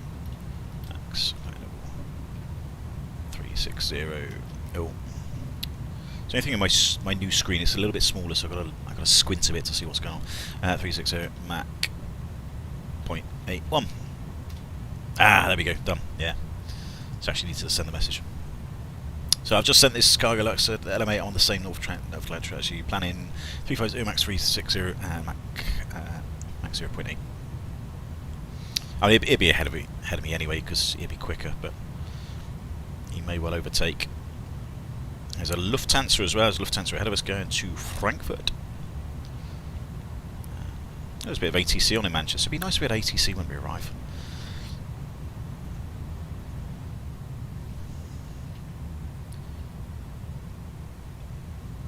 I mean, we might actually get to what's that waypoint? I've already forgotten what it is. Nixo. We might actually get before Nixo before him, and then what he'll do is he'll overtake us because he's bound to be faster than us. Message, yeah. So you might actually see a bit of overtaking by him, of course. So this is the APU. So yeah, this was when I was watching the video. This is the only way you know that the APU is starting if you're doing it off batteries. If you haven't got ground power, obviously the cam panels screens, they won't be powered. until you've got some electrics going on. So if you've got no ground power at all, the only way to know that the APU is starting is by this panel at the back, which actually is quite a good thing, you know, something we don't have in the 320. So if you're doing an APU start on batteries, you know, you don't actually really know if it's starting up or not. But yeah, sort of a few more buttons to press and play with. This will probably be mainly engineer stuff, to be honest, over here. As with most things on the 320, anything behind you sort of generally don't touch. Pull a circuit breaker if you need to, if it's part of the chat list, but apart from that, don't worry about it. I can turn these up a little bit now.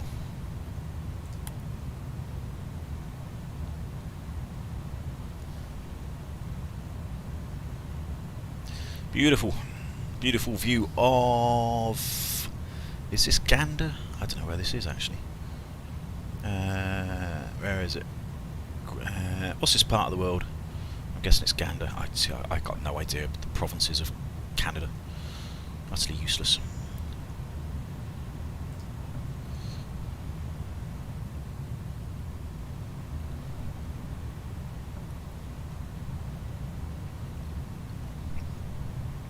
At least we got a long time to go before the descent. So I've messaged this guy. He's not even listening to me. Or is he French? Maybe he can't speak English. There should also be a westbound B8 on the left of you. Is it?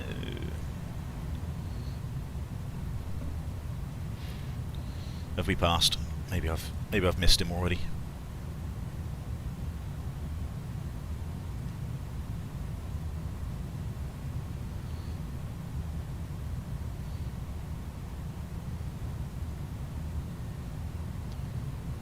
Where's the BA? I can't see a BA. There's nobody on my scope.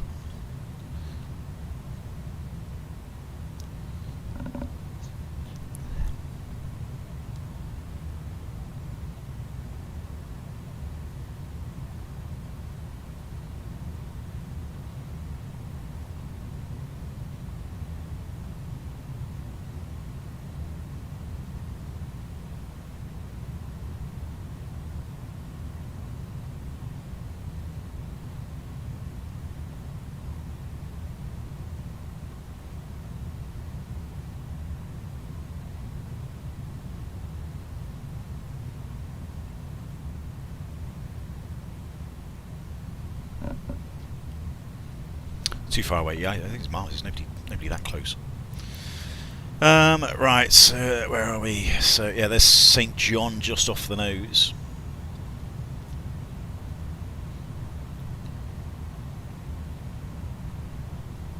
Above Gander, you must be miles away.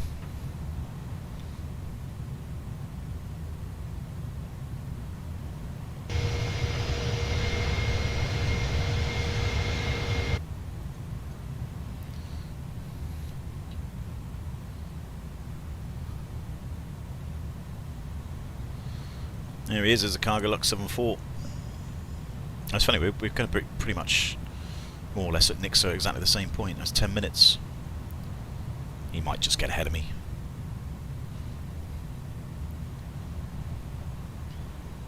I'll squeeze it up to 82 just to see if I can get there at the same time.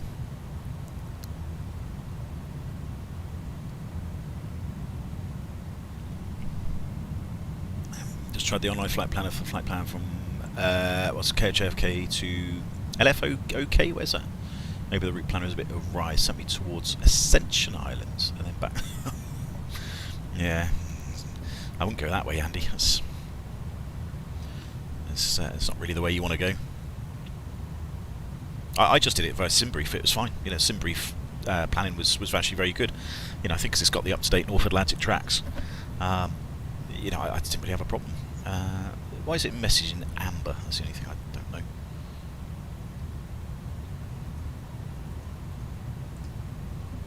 Yeah. Right. Anybody know why it's messaging amber on the ND? Oh, there we go. We got TCAS. Which I can't actually. And he is only 200 feet above us. It's a bit more disconcerting.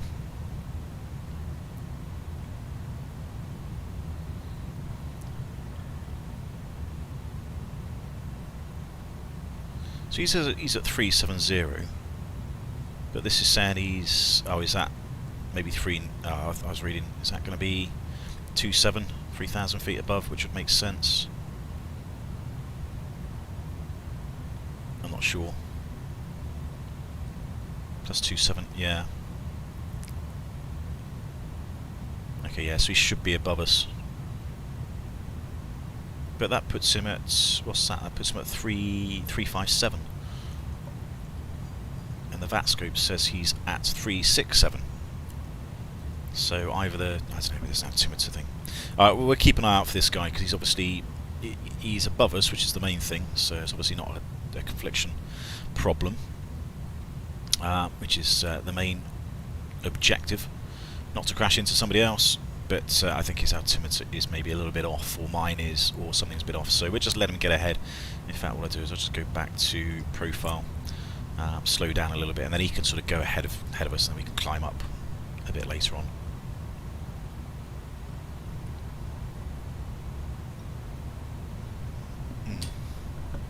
Right, how long we've been going? Because I think we started this 11:08. Yes, it's 11:08. Good. So we've been going for an hour and 39 minutes.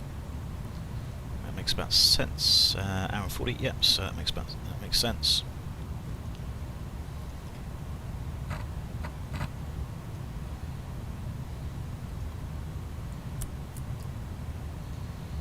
Where's the GPWS button? I love the GPWS button. Always makes cool noises. Terrain mode. Hee.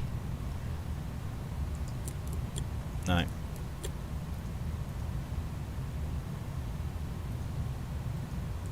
Terrain, which I don't really think is working at this sort of height. There's always a really cool GPWS button that when you press it, it's like whoop whoop, pull up, terrain. On the older aircraft, at least. The newer aircraft don't do it. The newer aircraft are boring. They don't do that.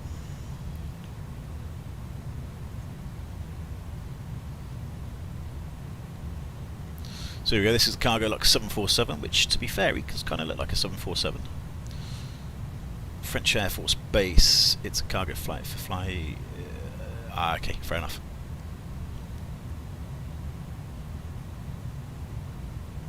FMS messages. Whenever a message is displayed in the FMS CD. Ah, okay. Is it? Right, fair enough. Simple, is that weather radar? It is, yeah. There's. I shall discuss this shortly. Let me just get this guy in front of us and stuff. It doesn't really work. Yeah. This is St. John's down here. I don't mind this weather radar. You know, some people are really critical over it. Push the rudder trim button. Hey, push the rudder trim button above the 6-pack. What, that one? Yeah, I don't mind it. I mean, you know, my reasoning for that is it's better than, you know, nothing that we've had before, and it actually shows some weather. Granted, I admit it doesn't actually, it's not clever enough to sort of go, you know, show you what's in front and what's behind. Well, not behind, but you know what's in front of you. You know what's,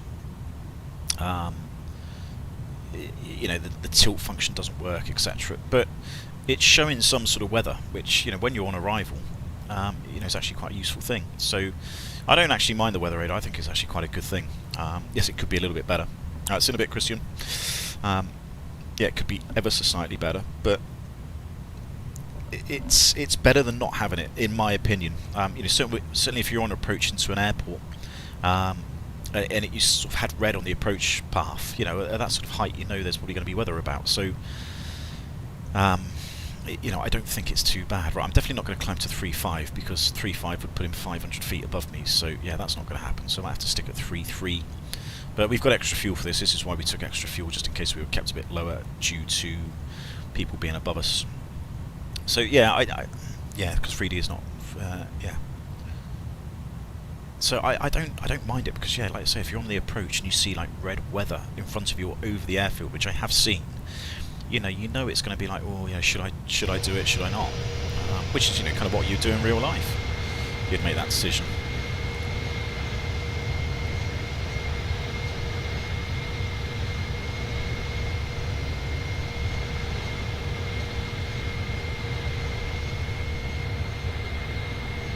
Anybody know where the outflow valves are on this thing?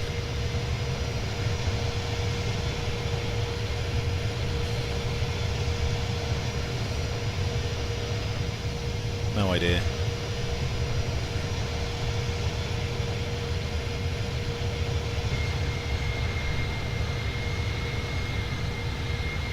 I don't know what speed this guy's doing. It's 747. I expect him to be a bit faster. Hey Tom, how you doing?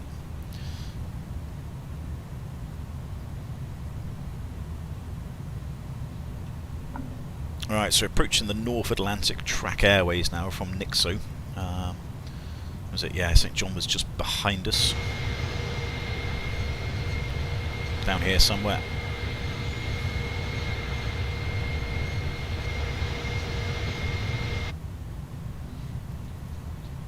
So keep 8-1, that's fine, it's a decent speed. We'll stay at 330 just because this guy's 2,000 feet. So yeah, I'm not going to go up to 3.3 because that put me right into conflict with him. So I'm not exactly sure what's going on. But yeah, so this is sort of saying it's a little bit of weather over to the left on track, which is probably just a bit of rain, lower level rain here. Well, we can look out the window so we can, we can really see that's not going to affect us. But if this was red and we saw, saw thunderstorms and stuff popping up, then obviously it's going to be a little bit different where we might avoid it. But I'd rather have something showing me a picture than nothing, if that makes sense.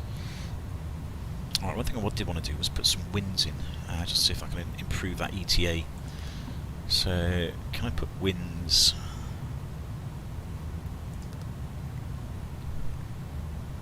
Yeah, I can put some winds here, which I might be able to do. So I'll be able to get some winds off the flight plan for this sort of height.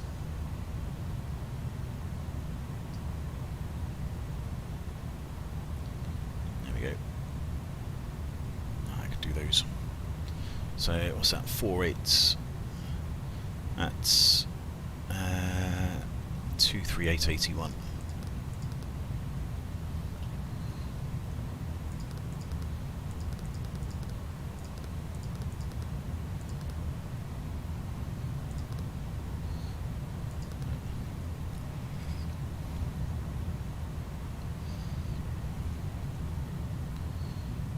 Where is he?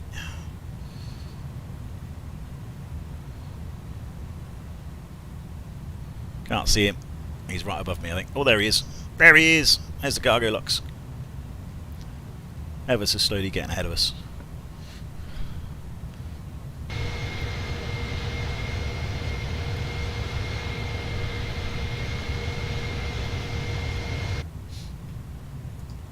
Could you show how to adjust the weather radar? I will, yeah, 1 second. Just give me a second, high flight. Let me just put these winds in. That's kind of what I want to do, just to see if I can amend that ETA. See, what was it saying? It was saying, that was already improved, 1538. So we'll see if we can improve that, put the winds in, see if we can make that a little bit better.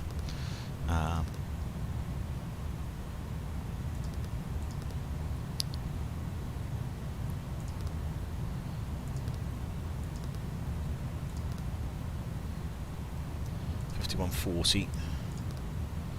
5140 is 235 at 92.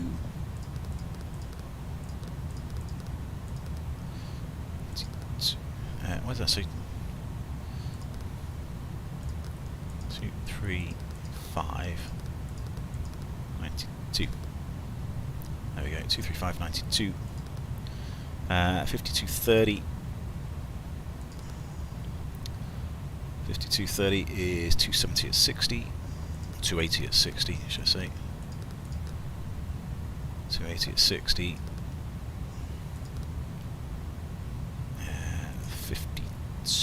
5320.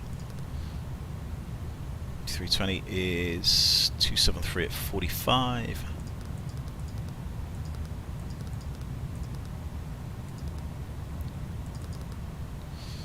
Gistry, let's put Gistry in, 254.32.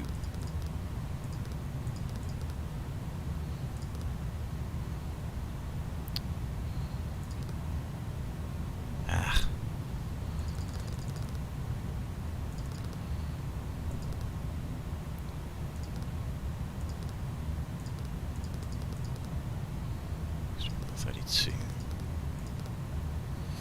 Right, I wonder if that's improved things a little bit. No, it's made solid difference. Typical. So there's the cargo lux, slowly getting ahead of me.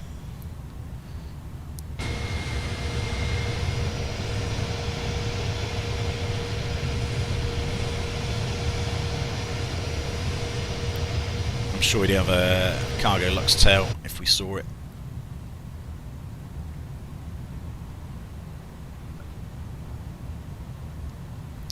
So 33, yeah. So what was it? Could you show us the weather array? Could you show us? So it's just passengers. Yeah, how many passengers? So how could I do this? What did I do? Try and work out how. I'll show you how I did it.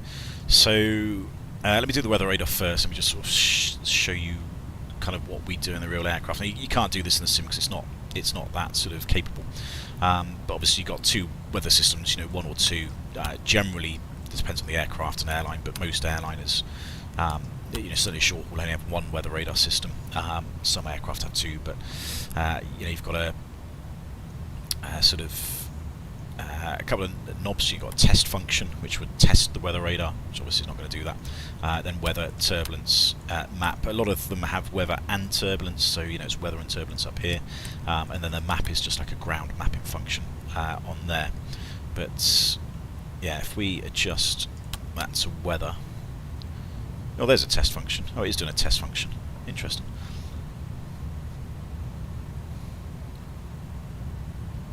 So obviously it displays all the different colours. Oh, is the weather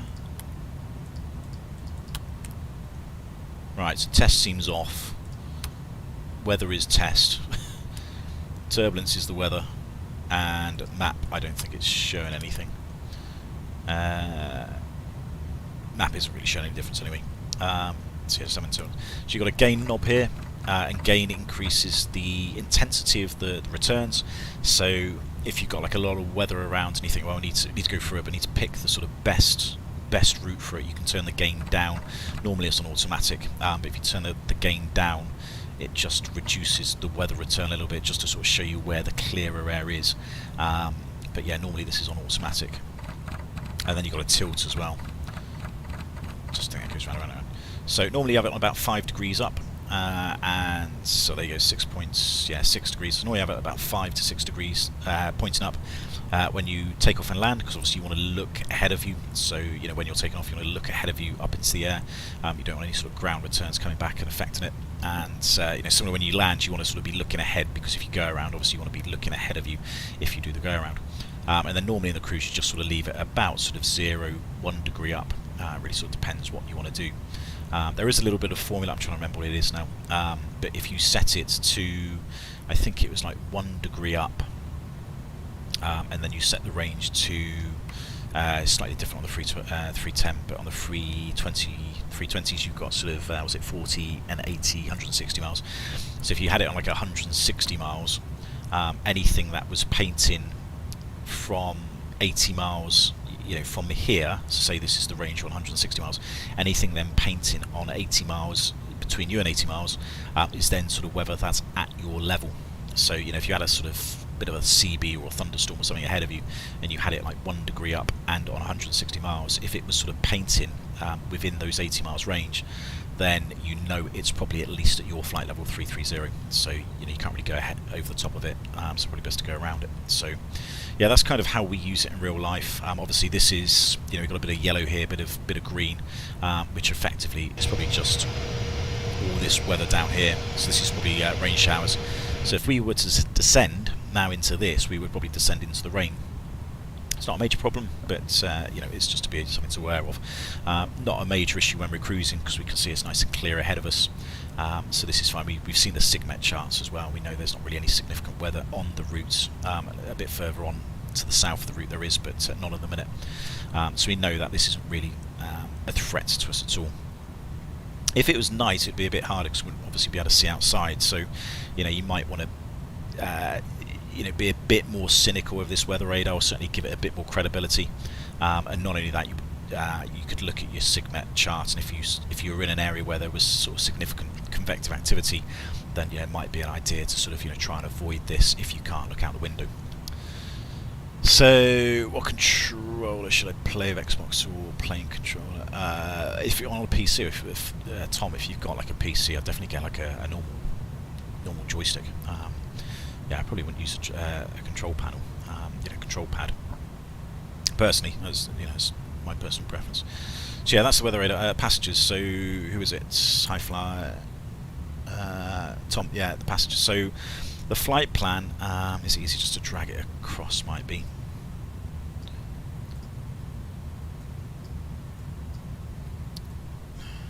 So this is the flight plan, and we can see here we got 26,000, 26 tons, 26,400 kilograms worth of payload, which is a combination of our passengers and bags, and I've also put 4 tons of raw pudding, as is tradition, of course, on the aircraft to take back to the UK.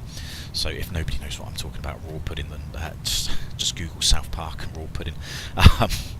That always makes me laugh. But so we can work it out, because in my SimBrief aircraft profile, because this is an intercontinental flight, the standard passenger weights are roughly worked out to be about 80 kilograms per passenger. Can I write on it? I might be able to write on it. So yeah, a passenger. Oh, there we go. Let's see my crap handwriting. So a passenger equals about 80 kilograms. Approximately. Now, males and females and childs, they do have specific values, but we don't get into that sort of level of detail in SimBrief or the flight planning, so I don't go into that much detail. I just average it out, so about 80 kilograms per passenger, and then because it's an intercontinental flight, a bag, it's going to take me 20 minutes just to write this, the bag equals 15 kilograms. So on a non-intercontinental flight, so like a European flight, it would be 13.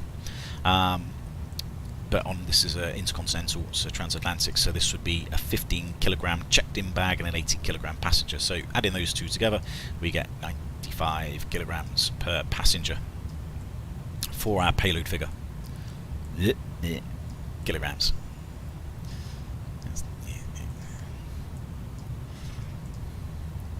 95.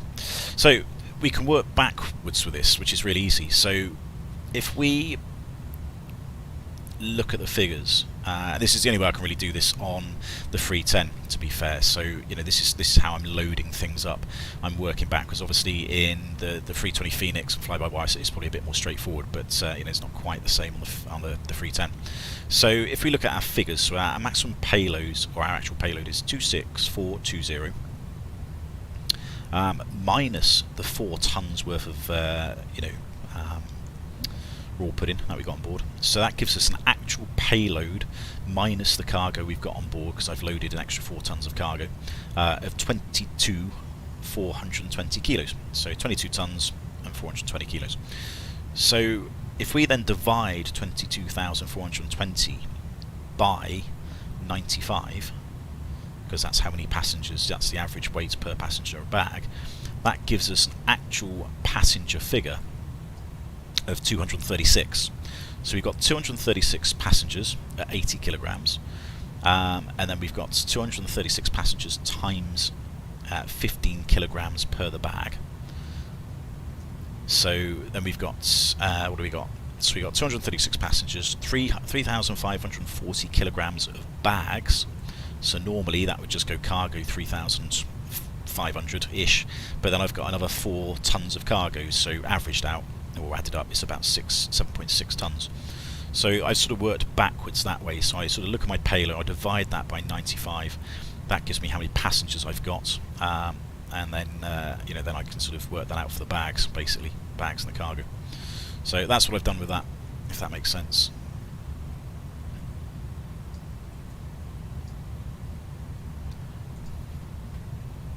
So it's a little bit backwards, you've got to sort of work backwards that way, but it sort of works. It works for me. He's still zooming ahead. I'm still not going to climb up, because he says he's nearly 3,000 now. So is he at 3? I mean, once this guy gets to probably a good 20 miles away, it's not going to be too much of a problem. He's still not responded to me. Ignorant bastards. Oh, there he is. No, he has responded. Roger, 370 from me, Mac 84. Oh, cool. Right. He has responded. Fair enough. Apologise.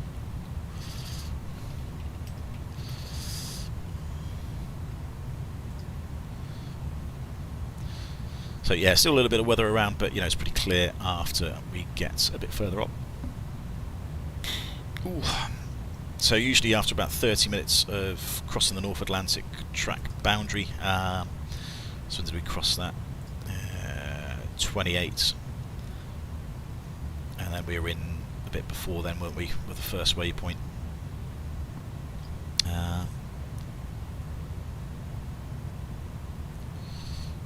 It's 28 now. So yeah, normally within about 30 minutes we would look at setting this transponder to 2000, which is what we've done anyway. So that's already done. And then we'd look at sort of contingency procedures. So there are specific procedures for weather avoidance in the North Atlantic track system and any sort of MMPS airspace. I'm just wondering if I've got the Jeppesen route manual. Do I have that? Because that's always quite good to look at.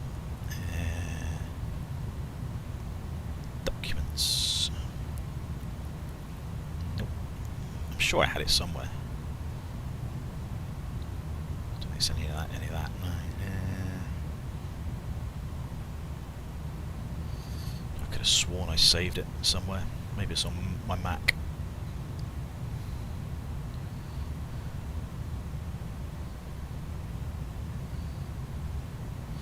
See if I can find it.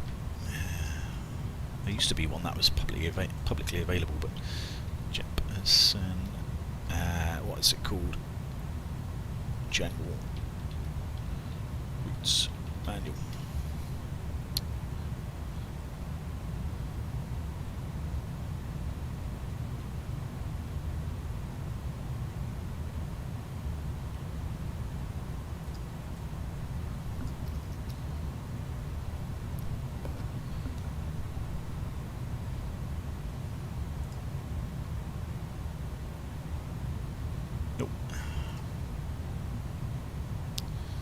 I probably won't be able to find it now, it's annoying. But yeah, there is a manual called the Jeppesen manual, which effectively then just gives you sort of procedures. I wonder if I can actually find it in here, because I've got my own work manual which might have it. That's...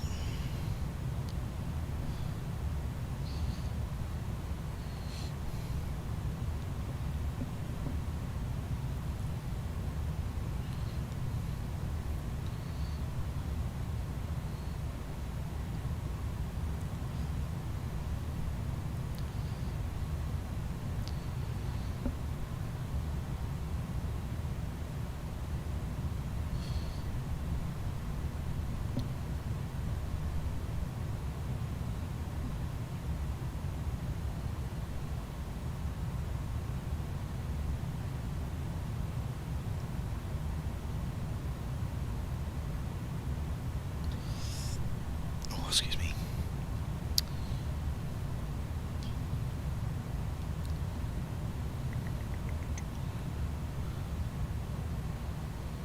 No, it's probably in there somewhere, but there will be specific... morning Dark, how you doing?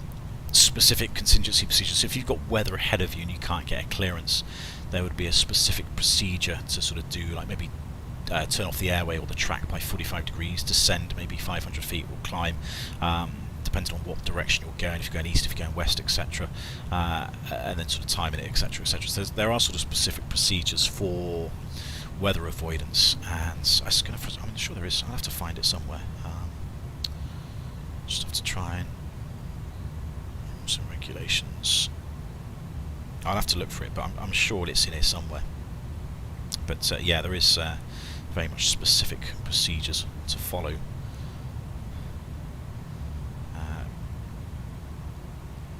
Which, to be fair, you don't really have to worry about too much, but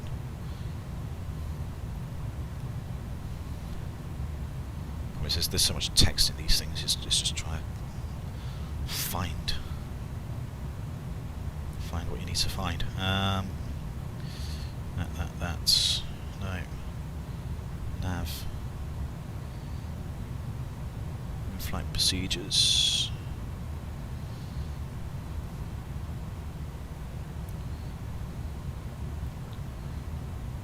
So I found the procedures, which is fine, which is kind of what I wanted, but that's not actually what I'm after for the weather.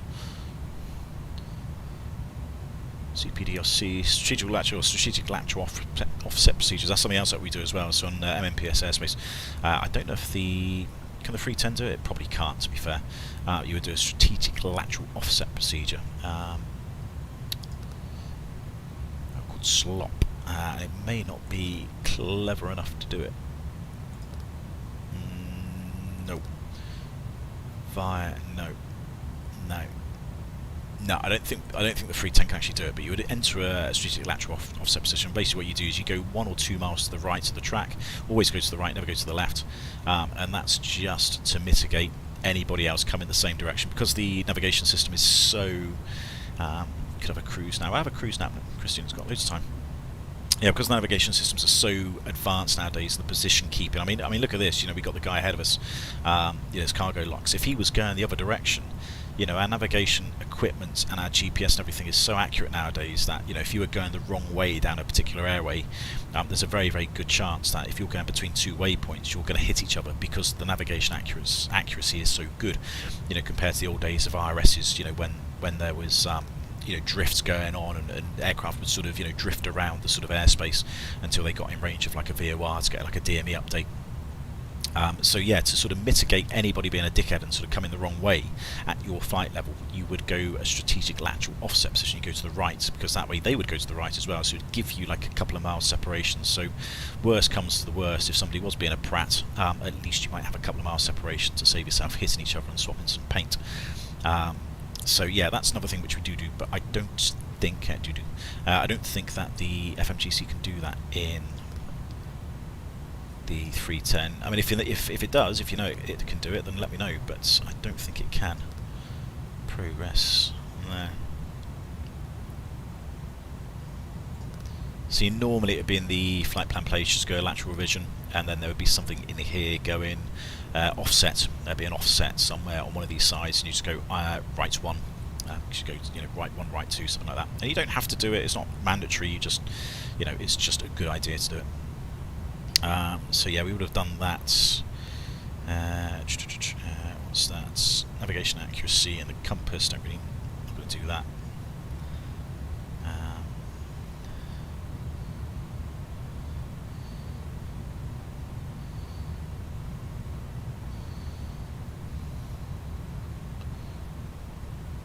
There's obviously system failures, various things. If you lose sort of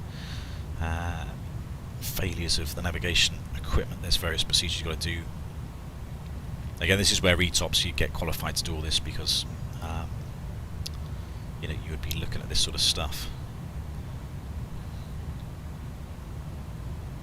which I haven't done, so of course I'm a little bit rusty on all this. I've read it before, but that's not to say I actually know what I'm talking about. Communications.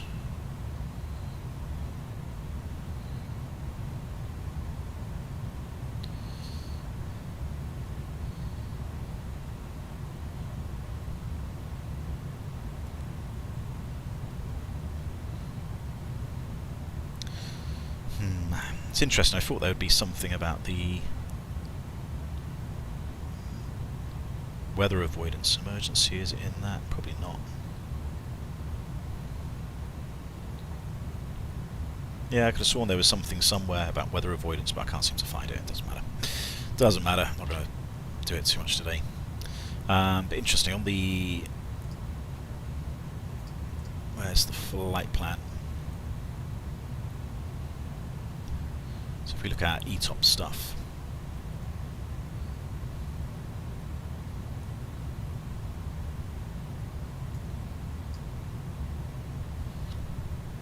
that's the other thing as well, which you can do in the 320. You can put ETPs in, which again, I don't think this has got it. Closest airports, no. It's got closest airports, which there aren't any that close, but you can put an equitime point in, which is in, it's got the reference. FMS, No, that's not doing anything.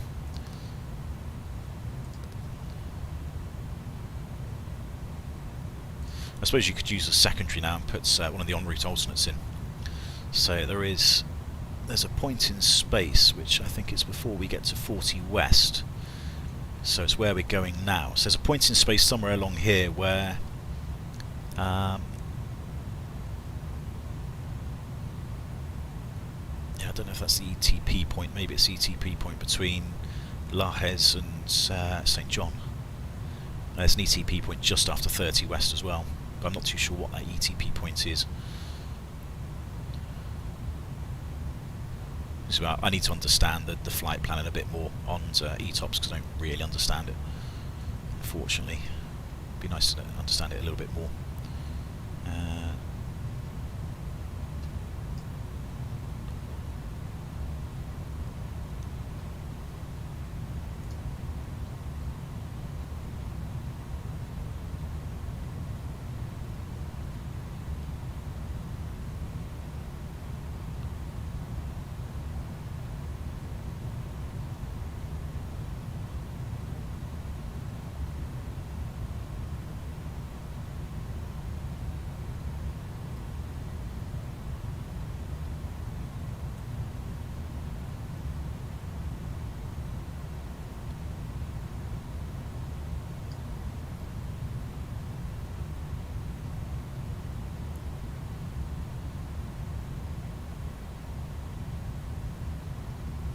I actually found my ETOPS stuff on my flight plan. I've already lost it.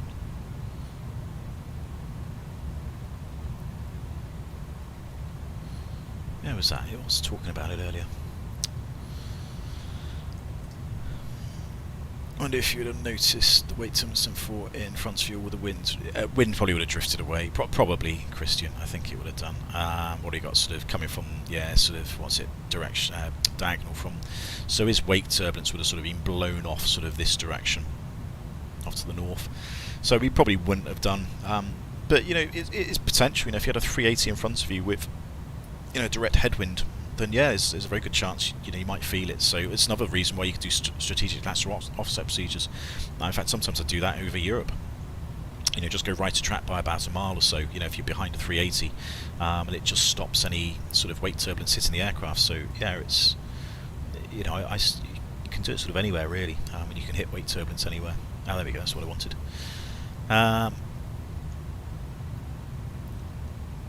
So are we looking on the flight plan? So entry, so that's a Lajes. So that's after 2 hours and 19 minutes. So we're getting close to that now. So after 2 hours and 19 minutes.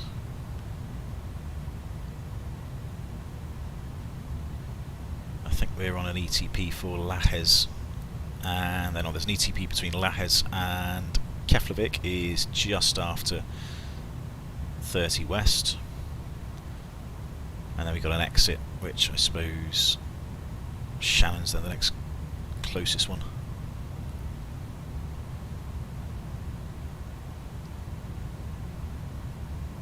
Yeah, so I don't really understand enough about ETOPS, unfortunately. So would it make the most sense to always offset into the winds? Yeah, basically, because you don't want to be downwind of it. So, you know, the weight turbulence is coming from an aircraft. Imagine the aircraft in front of us, and it's going that way. It's all going to be blown off to the left. So you always sort of want to be upwind of the weight turbulence. The wind's coming from this direction, so we want to be right-hand side of the weight turbulence. Of course, you know, that's not always ideal. You know, if you're going, you know, on this, you know, strategic lateral offset positions, if the wind was coming this way, you don't want to go to the right because then you're turning right into the weight turbulence. That might be drifting downstream. So, yeah, it's not always a good idea.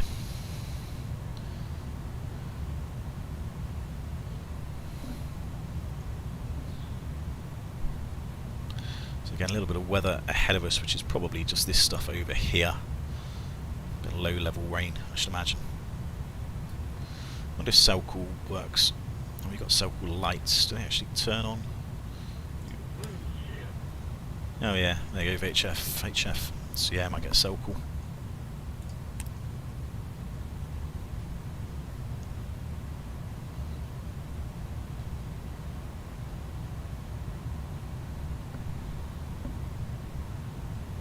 Should have done a fuel check. I forgot to do that on the last waypoint. Never mind.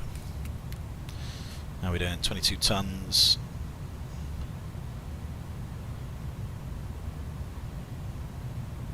So I don't think the fuel goes from the outer tanks into the inner tanks like it does on the 320. I think as soon as you just get to a certain value, you know, maybe 3 tons on the inner, then it would just start maybe, I don't know, or does the inners deplete first and then the outers? Maybe the inner depletes first and then the outers take over. I'm not too sure. Don't know what the fuel logic is for 310.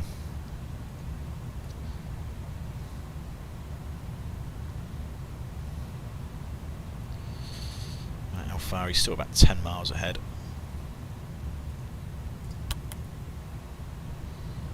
Yeah, he's over 6 miles. Right, good. In that case, we might go up to 3.5 because he's at least 3.6. So that's okay. We can do 3.5. That'd be 1,000 feet. Have a quick look at the fuel flow. What we got? So we got just under 2.5, 2.25 tons an hour at 3.3. Write that down.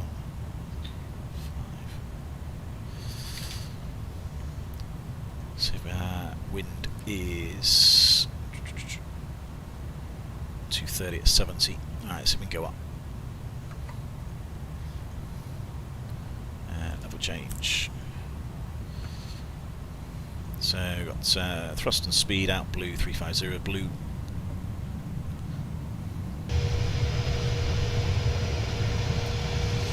Hey Tom. Sorry mate, don't worry if your phone dies. You got loads of time on this flight.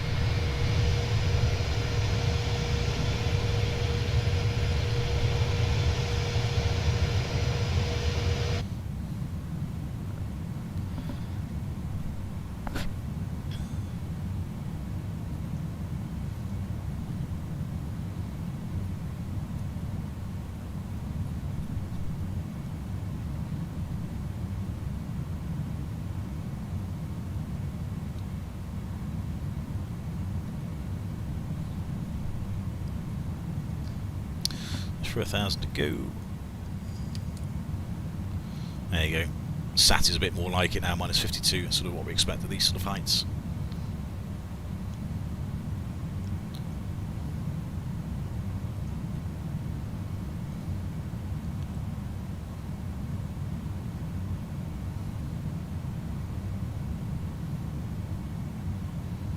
Speed out start. Let's give that a profile. Do that. Can we do that? No, I think we need to change this, don't we? Progress 3. Oh no, it is there.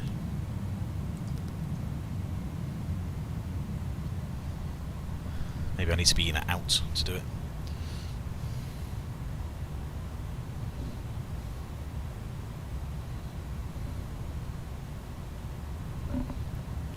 Must admit, I do like the improvement on the FMAs, where they sort of box them when the FMAs change. That's speed and out now.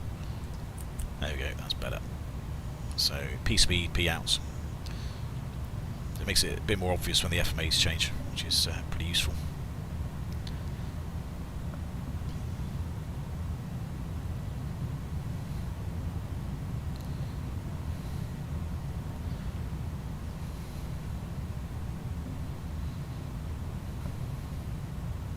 Do you think they'd be happy if brought Concorde out? Yes. I want a decent Concorde. I know the DC things have got Concorde, but yeah, I'd love to have a Concorde back on this sim. I think it'd be great. You know, a decent sort of high fidelity one, like the one they've got on X-Plane. You know, I think that'd be really nice.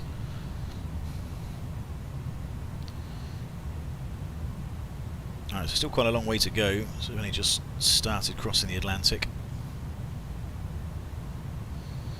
Alright, so what's the fuel flow now? Dropped a little bit. Still about the same actually, to be fair. There's not really much change on that. Used just over 6 tons. That's 12 and 21. 22 is... yeah, it's about 34, isn't it? So there we go, that's fine. So there's no fuel leak. And it is all balanced. Yeah, it's all pretty balanced as well. Good.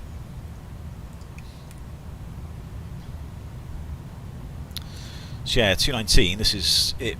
The ETP was saying at about 2 minutes, 2 hours and 90 minutes, I think, elapsed time. I think now we're better off to go to Lajes. I think that's how I'm interpreting the ETOP stuff.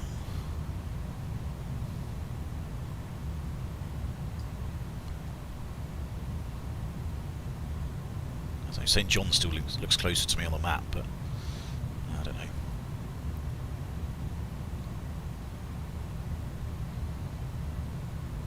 Yeah, I'm sure it's still a lot closer to go to St. John's, to be fair.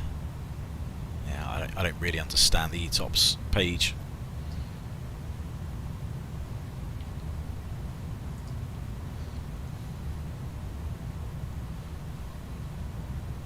Right, I think we're going to stay at 3.5 for a while, so we can put that back to below, just in case it needs to go down.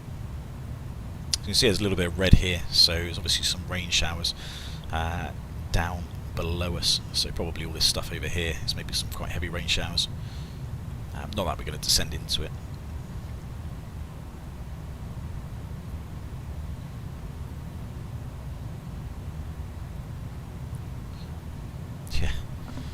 That's the Dark Star, isn't it? Dark, you know. I don't think ATC bother with that thing. That'd be nice if I could take that out on VATSIM.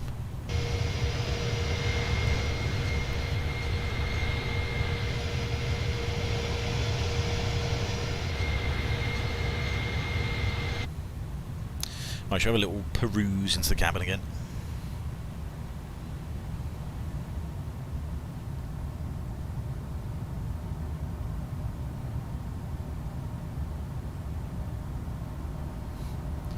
How far back does it go? It doesn't go all the way back, does it? I don't think.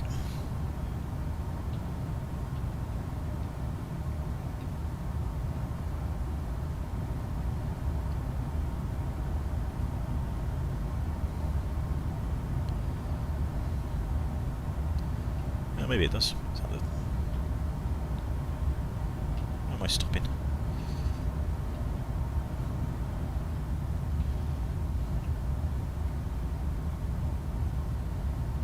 Oh, I can't move any further.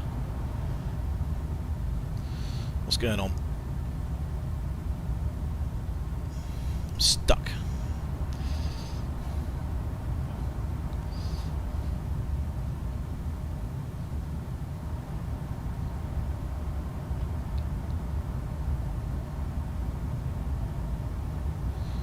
I was stuck in a seat, I think. There we go. Who would win, Ryanair versus British Airways? Neither. Neither, Tom. EasyJet. This was real life. Meanwhile, crashed into the Pacific. Yeah. I don't think Ryanair would get across the Atlantic, would they? I'm sure they'd like to try. Yeah, maybe this is the back of the aircraft. It's not as large as I thought it was.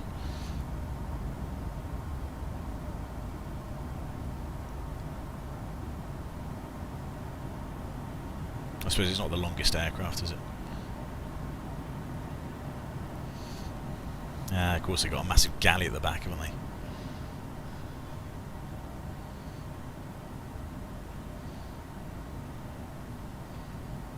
Yeah, cabin crew view.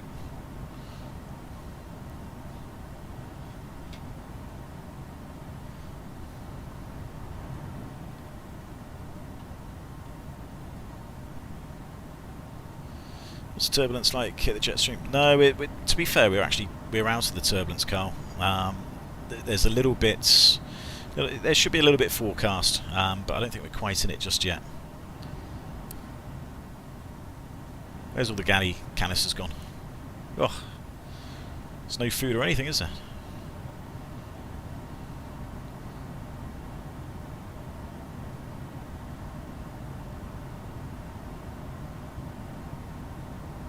Yeah, we need to get the 300.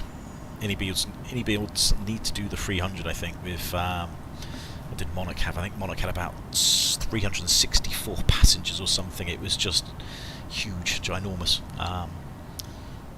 But yeah, we need to do a 300, which would be good. But yeah, I do quite like this aircraft. It makes you think a bit more.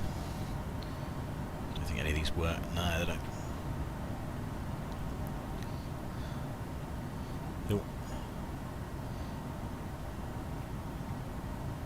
I can do a view. Can I save that view? Possibly. Oh, there's some wing views. Oh, excellent. I didn't realise there was some wing views. Aha. Now we do have wing views. Excellent. Doesn't look so long because it's so wide. Yeah, yes. Yeah, I thought it was going to be a bit longer, Christian. It's not. It's just a fat thing. Ooh, how's my doggy doing? You alright, buddy? You tired? You're probably bored, aren't you? Do something at lunchtime. You alright, sausage?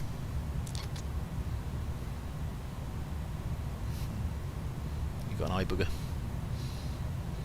You got stinky breath too. Mason outside, yeah.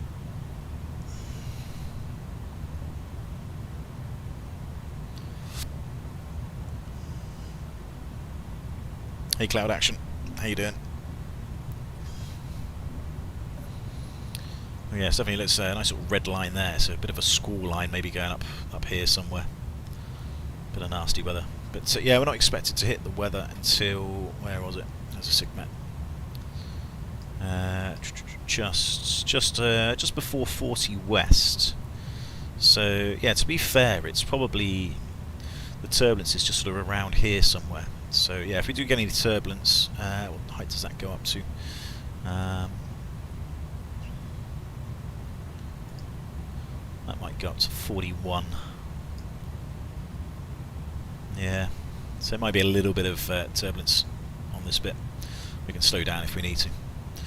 Question: how does the fundamental pitch for airspeed, power for altitude apply for flying the 320 or even the 310? Pitch for airspeed, power, altitude.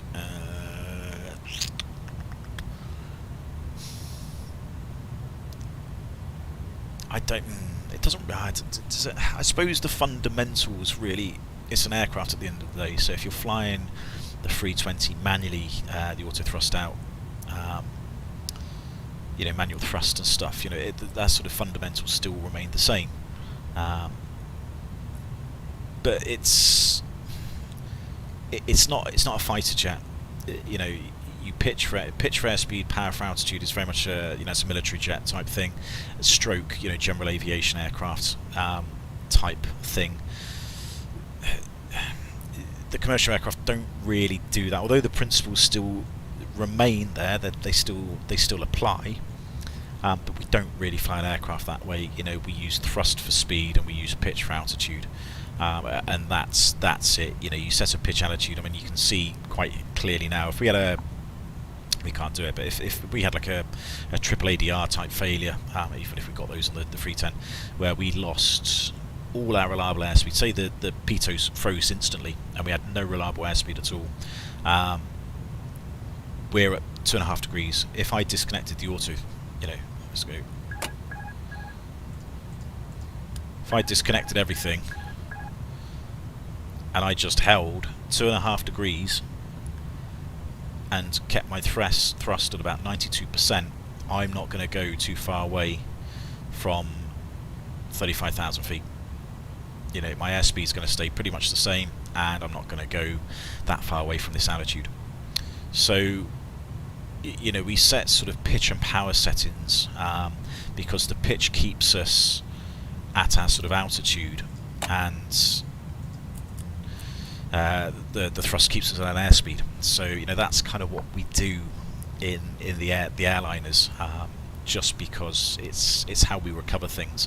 You know, we know if we set 2.5 degrees pitch at a cruise flight level, we're going to stay at that sort of pretty much at, you know, that sort of cruise flight level for, you know, for enough time to allow us to sort ourselves out. So they're not going to sort of start conflicting with any other aircraft really quickly. So yeah, I don't really agree that's something that we should be using either for the 310 or the 320. It does work. It's still a sort of fundamental principle that, you know, if you pitch up, you slow down with a thrust setting that stays constant, and vice versa. You know, if you reduce the thrust with a constant pitch attitude, you will probably go down. So yes, it does sort of you know, work, but you know, it's not what we do when we fly the aircraft. Is I suppose my best response to that. In normal law, it's not at all because it's auto trimming. Yeah, true, Christian. On the 320, definitely, which you don't obviously get on the 310.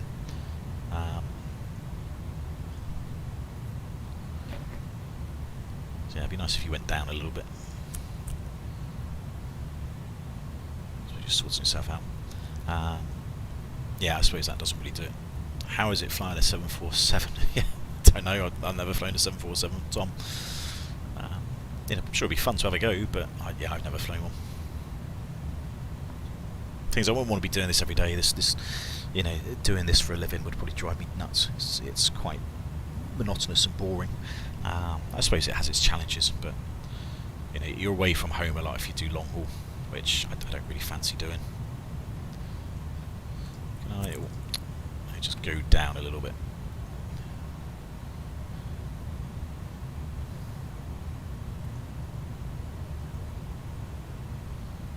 Don't really want to be 100 feet high.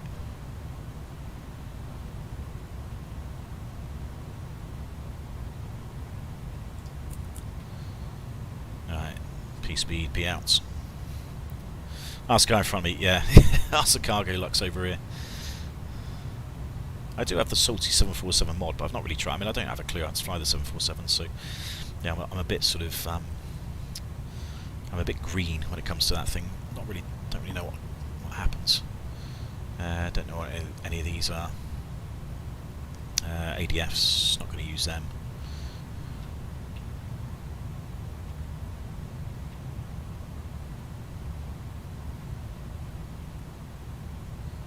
Much else to do. I do like the texture qualities and the details are generally pretty good on this model.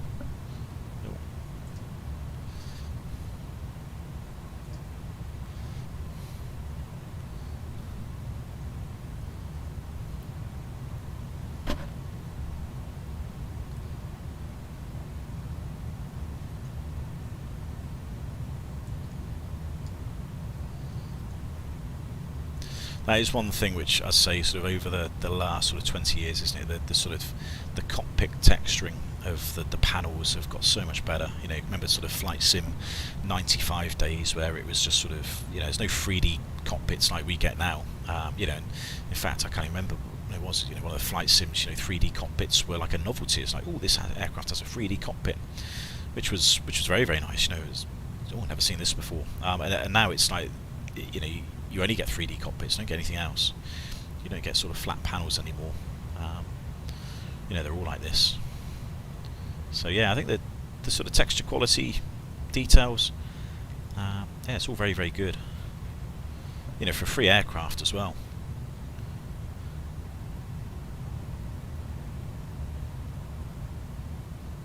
Bit of high-level cirrus above us, is it? Maybe that's reflections. No, maybe that's just reflections.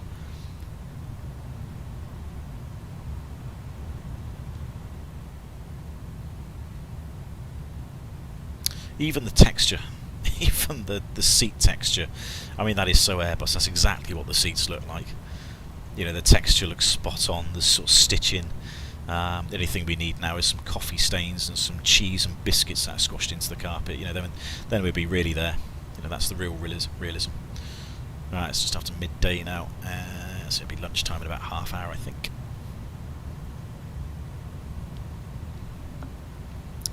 So yeah, we're starting to get into this sort of turbulent sort of area now, and that goes up to about 41,000 feet, according to the SIGMET.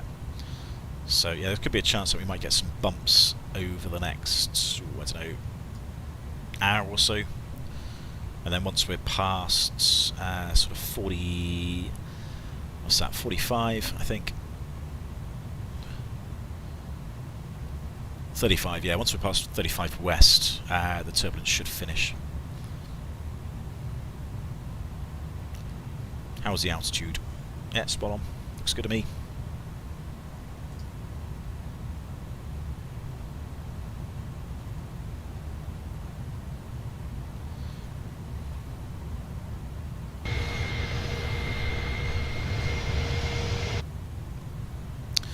So I think what we'll do is do a quick fuel check, make sure everything's good at 40 north, or 51, 40 west even, and I might just go nip back, go get some lunch, disappear to the loo. I might even play with the dog a little bit because he's probably a little bit bored, do some finders for him, bless his little cottons. So I have half hour off the radio for a minute, look out the wing. Is this flat weather radar well, it is. I think it is, and there's sort of two schools of thoughts on this. Some people say, well, it's useless because it's painting stuff there which is quite obviously not out the window, and yeah, I agree that is useless. But like what we do, just look out the fucking window. We can see if there's weather there in front of us, whether it's going to be a threat. If it's night time and you can't see out the window, then apply a bit of due diligence over this weather, and if you think there's sort of significant weather about, then give it a bit of respect it deserves. But when we're on approach, I think this is critical, because if you've got, like what we've got today, we've got thunderstorms and we've got loads of crap weather coming from the UK over the next day, so it's going to be really, really horrible landing in the UK later. And if we're on approach, say this is 20 miles, and we've got a big large red cell, say this is Manchester right in the middle at 20 miles, a big large red cell sort of going from sort of this way to that way, when you're low down, this weather radar is now actually very relevant. So it may not be that relevant when you're in the cruise, which most of the time is that you're avoiding most of the weather in the cruise. I mean, that was the whole point of commercial jet aircraft. It was able to fly above the weather, unlike the old turboprop sort of radial piston engine aircraft back in the 40s and 50s. That's what the jet airliner age brought to us, is that we could fly over the top of it. But on approach, it doesn't matter what you're in. You can be in a bloody Concorde TriStar DC-3. You've got to land at some point, so you've got to fly through that weather. So if this is going to paint something relevant when you're on approach, for me, that's a lot better than having nothing at all. So yeah, like Christian said, it's more useful than none radar at all. And yes, it's a bit pointless in the cruise. Well, not pointless. It's it's less important in the cruise. Maybe painting something that isn't necessarily relevant to us because we're at a cruise altitude rather than low down. But we will have to make an approach at some point. As they say, takeoffs are sort of optional, but landings are mandatory, unfortunately. So you're going to have to make an approach at some point, and you're going to have to pay due diligence to the weather that's in front of you. So I actually quite like the weather radar on this, because I think it's better to have it for when you're on that approach, because if you've got really bad things forecast, like it's thunderstorms and this, that and the other, it's at least you've got something in front of you to look at and go, do you know what, actually there's nothing there, the approach looks clear, or no, we're expecting thunderstorms, there's CB's forecast for the area, and there's a fuck off great big red thing right over the top of the airdrome. Now, in real life, if we see a great big fuck off red thing over the airfield, and there's things flashing out of it, we're not going to make the approach. It's ridiculous. So how's the guy who's above you? He's the cargo lux. He's buggered off. He's well ahead of us. He's faster than me, so he's gone. So yeah, I like the weather radar because I think it's useful. It has its uses, certainly on the approach.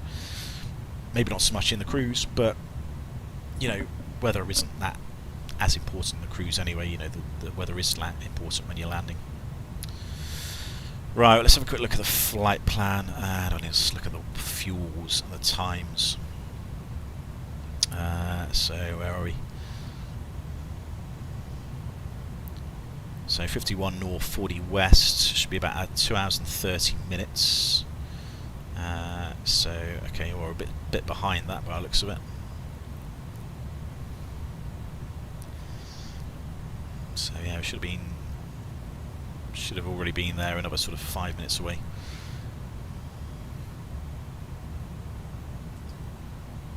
But in terms of fuel, we should have 16 tonnes plus the 4 tonnes. We've got 3 tonnes extra plus a tonne contingency. We should have 4 tonnes on plus a 16, which should be 20 tonnes.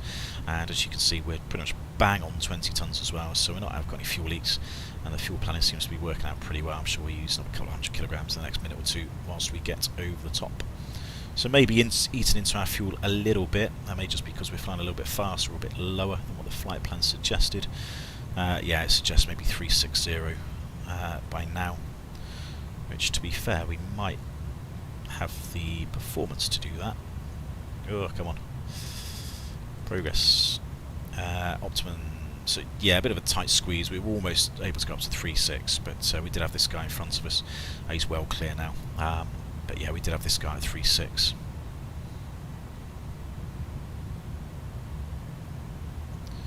You can see it's getting a little bit lumpy. There's a very, very light chop there. Just the aircraft, the nose of the aircraft's just going up and down a little bit. Yeah, TSC, so Air Transat. I want to say Thomas Cook with that. You know, TSC just sounds like Thomas Cook, but it's not. Be back in a minute.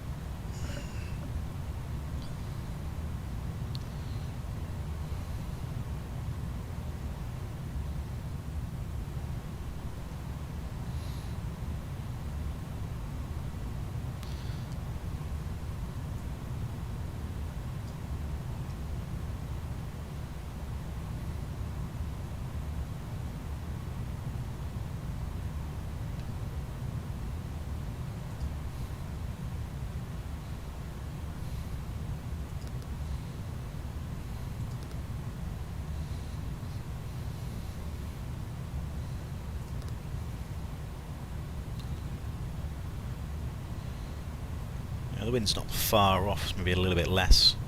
So expect to be 235 at 92, 235.73. Let's just update this.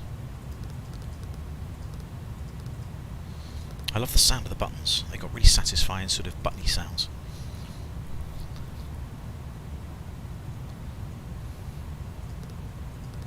So we can't just scroll down to the next one. It's temperature. Minus 58.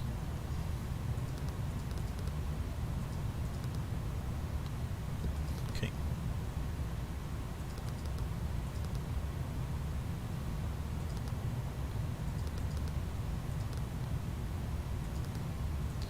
Yeah, not too sure what the point of that is.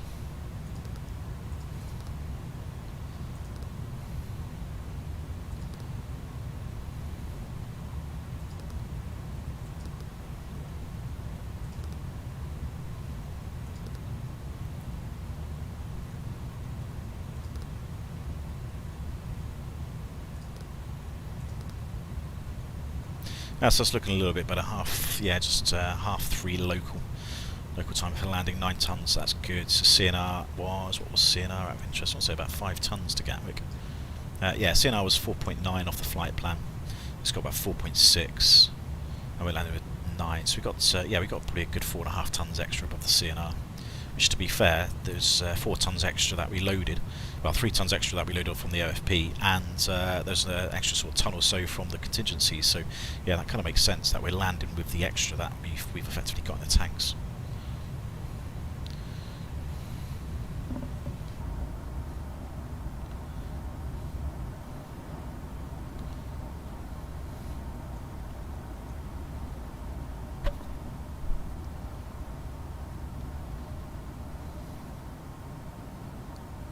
There's another 747 coming behind you, UPS, is it?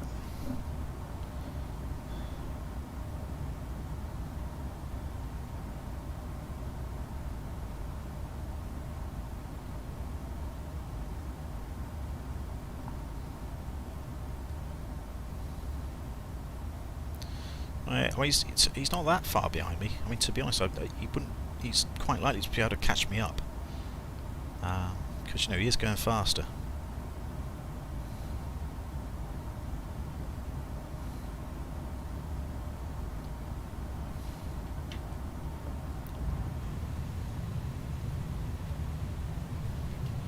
What's that on the back of the seat? Oh, life vest, yeah. They got the life vest in.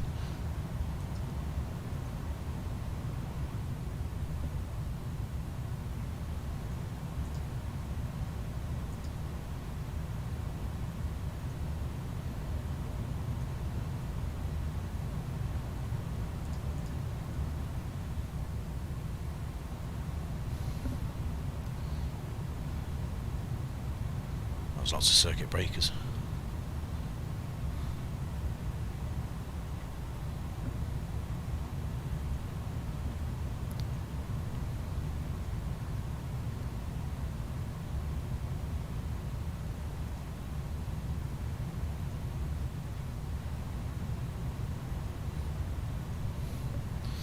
Right guys, I'm going to be off the air again for another 20 or so minutes just as we do this a little bit. Yeah, let's go 570 ground speed. Yeah, what am I doing? 534, so he is catching me up, but I don't know, I'll have to send a message to him or something, say I'm at 3.5, so if he wants to go ahead of me, he has to climb up to 3.6. But yeah, I'm going to go off the air a little bit, just need to do a couple of things, tidy up a bit of the house, and sort the dog out, this and the other. And yeah, I'll be back in about half an hour, so enjoy the view, chat amongst yourselves, I'll be back in a little bit, so yeah, have fun.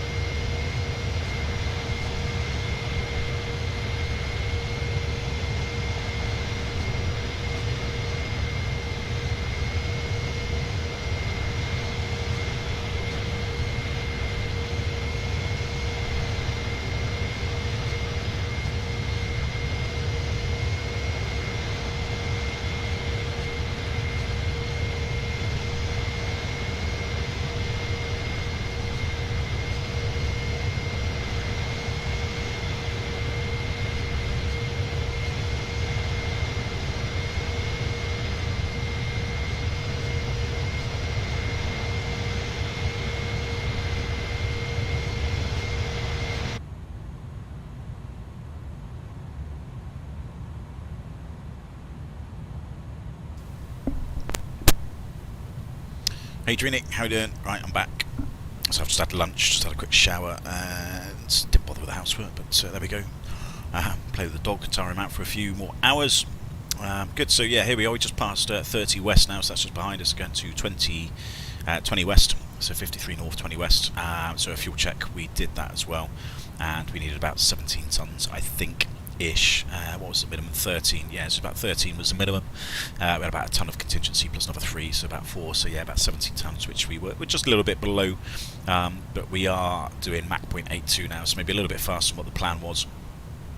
Burning maybe a tiny little bit more fuel than what was initially forecast, and maybe the winds are maybe not quite as good as well. So let's have a look at that. 270 at 52.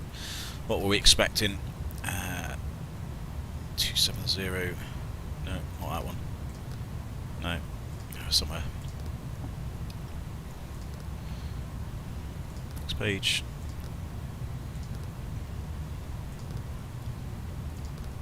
I can't really do that on the current one. 270, 52. So yeah, wind might drop down. So the wind's pretty close. How's it going? Yeah, it seems to be good, J-Hog. Thanks. Seems to be going alright. Fuel seems to be pretty good. So it's saying we should land with about just under 9 tonnes, so we should burn another, what's that, 6 tonnes or so, 6 or 7 tonnes. We're burning about 5 tonnes an hour, more or less, so yeah, just under 5 tonnes, so probably about another hour and 45 minutes to go, I should think, which means, what's that, 2:45? Yeah, maybe a little bit longer. What's the progress say? Fuel prediction, so yeah, 9 tonnes. So, excuse me, sorry, just 6 tonnes to burn. So we've burnt, what's that, 18, just over 18 tonnes. 18 and 15 is, or 18 and 16 is, what's that, 34? That's a good, that's fine, that adds up. And oh yeah, quarter past 3. That's better. That's what we wanted. Slightly better arrival time. So I want to be out really by 2:30 at the latest, just to walk the dog. So yeah, if we can land at about 3:15, that'd be fantastic. One thing I haven't done yet though is I haven't put the arrival in because I was in such a rush to get going this morning. Let's get the arrival in. Let's have a look at the star. So I was getting to that point now where we're sort of looking at the other end. So it's probably going to be 2-3 right. Fair enough. There's no problems with that. ILS 2-3 right, and we are planning the Mallard 1 mic. Apparently. Mallard 1 mic, that's the one. Start. That one. I was already pinned it, that's fine, good. Approach 2-3 right.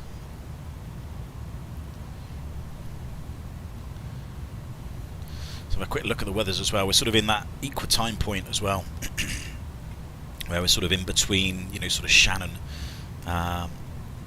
Keflavik and Lajes. So let's just have a quick look, see if something was to go wrong. Where would we probably likely go? B-I-K-F and E-I-N-N. Oh, excuse me. Nearly there, nearly there. See? Onboard showering services located by the Swiss. Yes, yeah, it uses the wastewater. Right, so we got here's Keflavik. So 07027, so pretty much down the strip. That's fine. Good visibility, few. So even though it's high winds, we could do that if we needed to. 8 degrees, low QNH. Shannon is, what's that? 20016 KD. I don't know what KD. I've never seen that before. Good viz. A few CBs around in the area. Yeah, weather's starting. It was bright blue sky this morning when I took off, and now it's horrific. So yeah, a few CBs around in Ireland, but that's doable as well. So we could potentially do that if we needed to. And has it got Lajes? There's Lajes. No, that's not what I pressed, was it?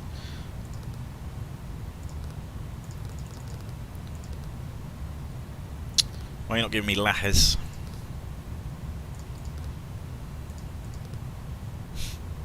I don't know, I'll have to do it manually. Let's have a look. Lajes. Open airports. Weather. Let's have a look on thingy. 240 Oh no, there's no wind reported. That's interesting. Good veers, few clouds. Relatively high QNH. So, I mean, Lajes would probably be alright. I need to know the wind though, because I can't really go there if I don't know the wind. So, probably at the meantime, I think I would most likely be going to Shannon. And if we did that, let's do. My copy. My copying's gone. EINN. Nope.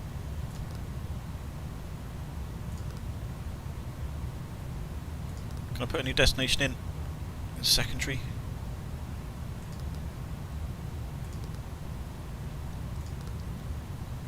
Maybe I can't. Don't know. One thing we can do as well, we can go to 36, I think. So let's just go up again. Optimus 36, yes, we can do that without any problems. So let's just go up. I don't think there's anybody around.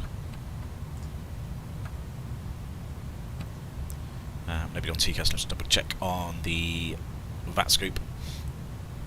Just to make sure.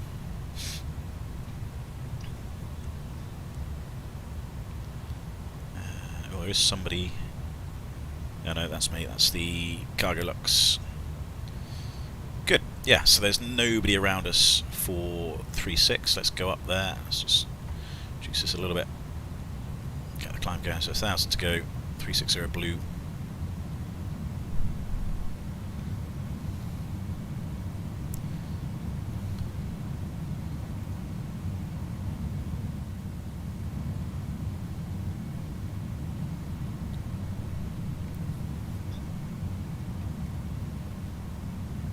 So we're 3 hours 42 minutes in. Yeah, that makes sense.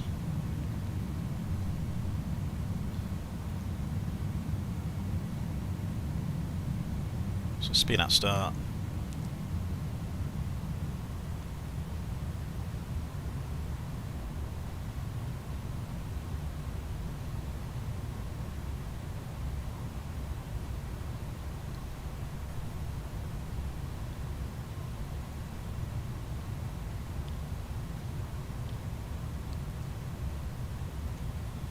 It's back into profile. There we go. So P speed, P out.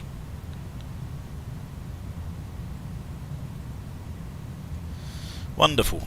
So that's done. Everything else is looking pretty good. How are we doing for the fuel? Let's have a quick look. Let's see what it's done. So yeah, it's all coming from. Oh, looks like it's coming from the inners and the outers now. So it's started to drain equally. And then we've got still fuel in the trim tank, which keeps the CG further back. So eventually that's going to start feeding into the inners. So yeah, that makes sense. So it doesn't seem like a lot, does it? Just under 3 tons in sort of all 3 tanks. But I suppose, you know, that's what, 2.5. That's nearly just over 5. That's 10 plus yeah, over 10 plus the 4. So yeah, about 15. So it doesn't seem like a lot of fuel for this aircraft, but I guess it's not burning it that much where it's going to be a major issue. That's -5 again. So let's have a quick look at this arrival. So Malad, Mersey, and then that's effectively it. So the clearance limit is Mersey. So 170 at Malad. Wallasey is a speed limit point by the looks of it, and Mersey is 70 as well. Let's have a quick look, see what it says in here.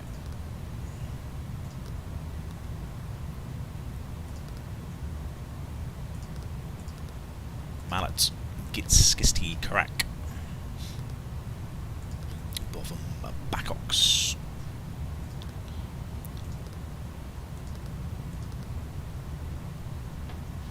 Right, there's Mallard. So 17,000 at Mallard, yeah, that makes sense. Wallasey, 250 knots, Mersey 70, and there would be effectively radar vectors after that. So I wonder if I can amend this just to tidy it up.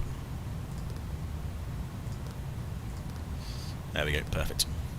So we got discontinuity in there, which is kind of makes sense because Mersey is now our clearance limit point. So after Mersey, we're effectively got to hold if there's no clearance by ATC.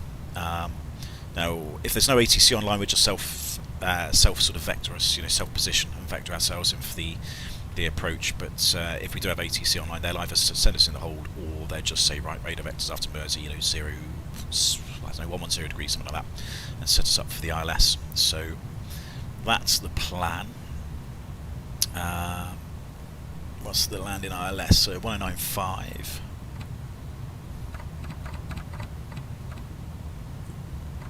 Uh, 232.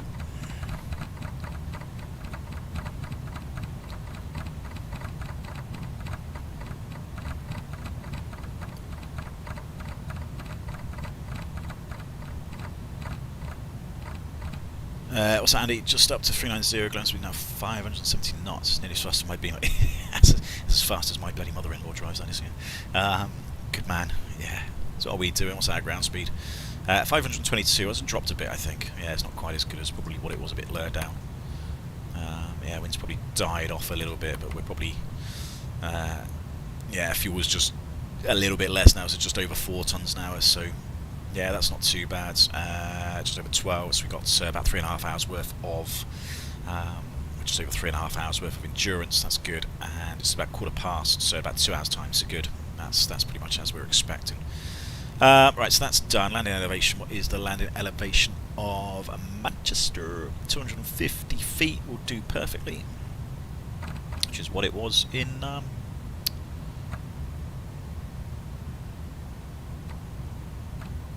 Okay, it goes that way. Right, 1, 2, 3. Right, yeah. I'm not going to put an auto brake on. I was watching the Innie Builds. The guy who did the Innie Builds 310 video. Really, really good. You know, really informative stuff. Really, really liked it. So he's obviously got a lot of knowledge there. He's obviously spoken to a lot of 300 guys that he knows as well. So yeah, really interesting stuff. The Innie Builds 310 sort of tutorial videos are about half an hour long, but they are really good actually. They do go through a lot of sort of pertinent information in terms of, you know, some of the quirks that the 310 has over, you know, maybe like the 320. Sort of, you know, how the speed behaves, you know, how some of the FMAs and sort of autopilot modes behave. So they were really good. So, you know, full credit to the sort of Innie Builds tutorials, because they basically got me to where I am flying this thing today. And I did watch, I think, one of A320 pilots, A320 sim pilot, one of his.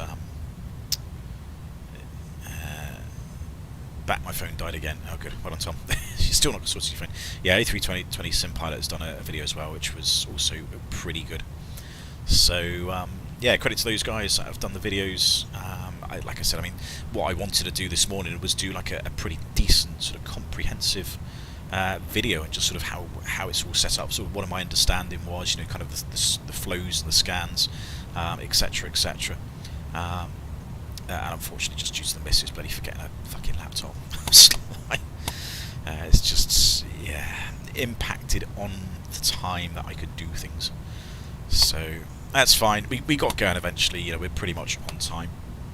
It's not too bad. Could have been a lot worse, but unfortunately, just meant that the time that I wanted to dedicate towards this stream, in terms of like the initial setups, were not quite as good as what I was originally planning. But there we go. That's life, isn't it? Things get in the way. So it's what it is.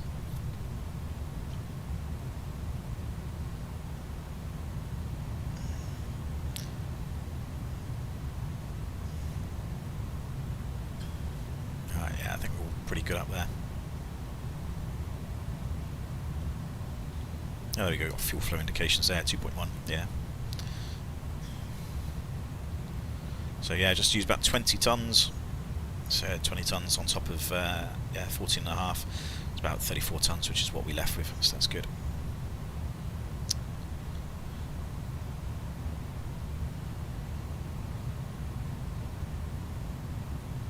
So these sort of cross the pond events, or well, cross the pond events, but cross the pond sort of flights, they're not too bad actually if you break them up. I mean, I've got enough time in my day to have done this, to sort of walk the dog in the morning.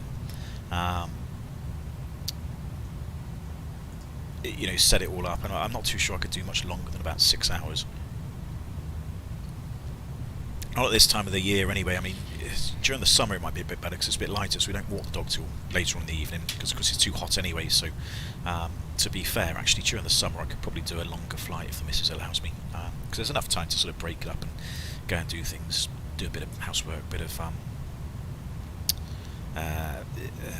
lunch and this, that and the other, so yeah, summertime it would be a little bit better. Life gets in the way, but for when work gets in the way, I'd say it's not a bad distraction. Yeah, I mean, work is just like, I don't know, I go on robot mode. You know, you go to work, you do the flights, you come home again. You know, unfortunately I can't, you know. I mean, many of you can sort of watch this and work from home and do things at the same time. I can't really do that, unfortunately. So yeah, I've just got to sort of get on with it, get my days out of the way, and, you know, come back home, do the stuff, get on here, use my days. Right, what's the minimum? That's what I wanted to check. So ILS, so I need to check the weathers as well. That's the other thing that I want to check, is I want to look at all the weathers, because the weather is pretty bad in the UK at the minute.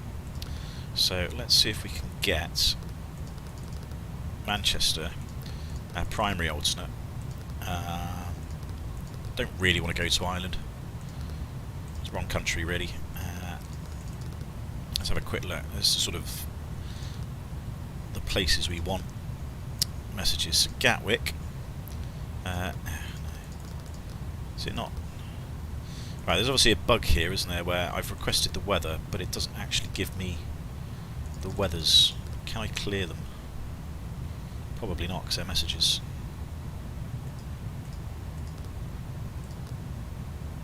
No. No, I might have to do this on the iPad. So, yeah, I've got weathers here, which they're saying I have, but I can't actually access them because it just thinks that I'm trying to access an older weather, which I'm not trying to do, obviously. A bit frustrating, so maybe that's a bug which they might need to sort out eventually. But that's why we can do it. I mean, I can do it even easier. I can just do it on the app, which I've got a weather app on my phone, which is actually a lot easier.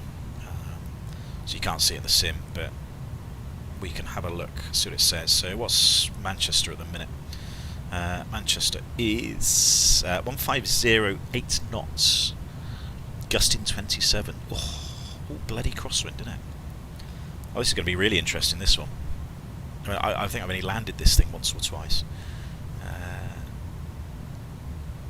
And so I'm going to be landing it in pretty much almost max crosswind. I'm not too sure the limitations are on this. Oh, lovely, yeah. 150.8, gusting 27. This is going to be good fun, isn't it? 2,000 metres, potentially. Light rain, heavy rain. A few clouds, broken clouds. 984 is the QNH, that's dropping. Forecast between 12 and 6 today. 170 at 10. Tempo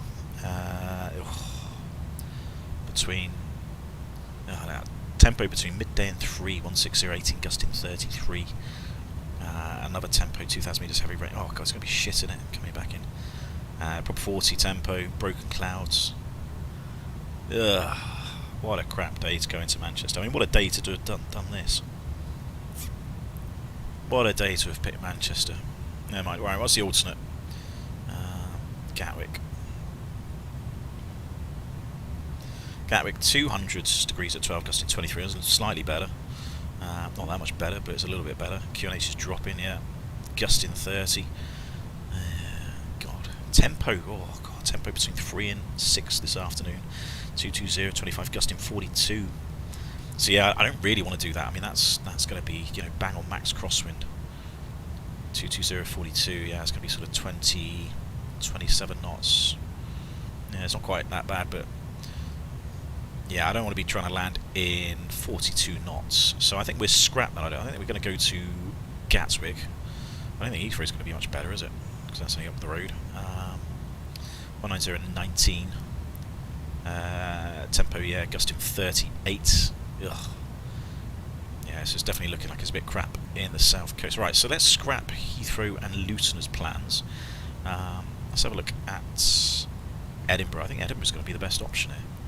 140 at 12, so that's better. 8,000 metres, light rain. Forecasts between 12 and...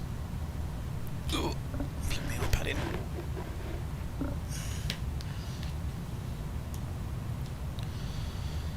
ATC is online at Gatwick. I'm not going down there, Andy. Sod that. Yeah, I'm not going down there. Sod it. I don't care if they're online. Shit. So, I have to do my chores. You got minus 238B. Oh, okay. Is that in the 310, Gav? Enjoy the winds. Have you done a stream today? I've missed it. I could have watched that. Can I? It's a bit of an in-flight entertainment. 230. That's good. If it's minus 238 in the 310, that's good. No, I'll take that. If it's anything less than about 400, I'll be happy. Have you seen the 747 inside cockpit? It's insane. I've seen inside the 747 cockpit. Yeah. Right, Edinburgh between midday and 3, 170, it's 25. Tempo. Oh, Jesus. These are all horrific. Is there anywhere else that's nice? I mean, Dublin was another place. I mean, I might have to pick Dublin. 20013.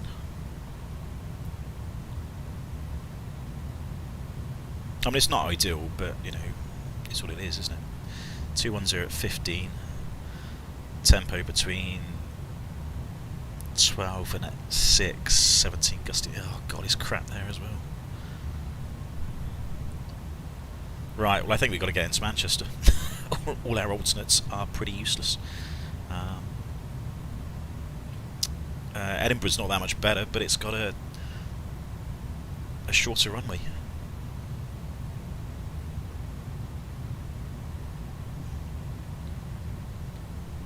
That's gusting 35. Maybe Heathrow would be better. At least Heathrow's got a nice long runway. That's gusting 38. That's straight across. Oh. Decisions.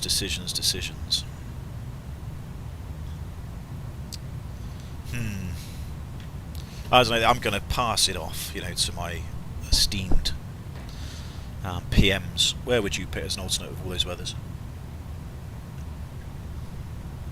I've got the choice between north of England, south of England and Ireland. So where would you go? If we couldn't get into Manchester. Considering there's 2 runways in Manchester, so, I mean, you'd like to think we could get in there.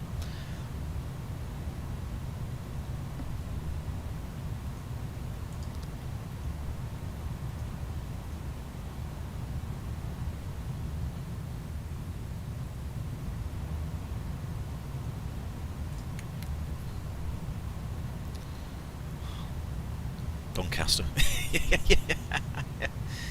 When it's that windy, what difference in flap setting, if any? When does that come into play? G flap 3.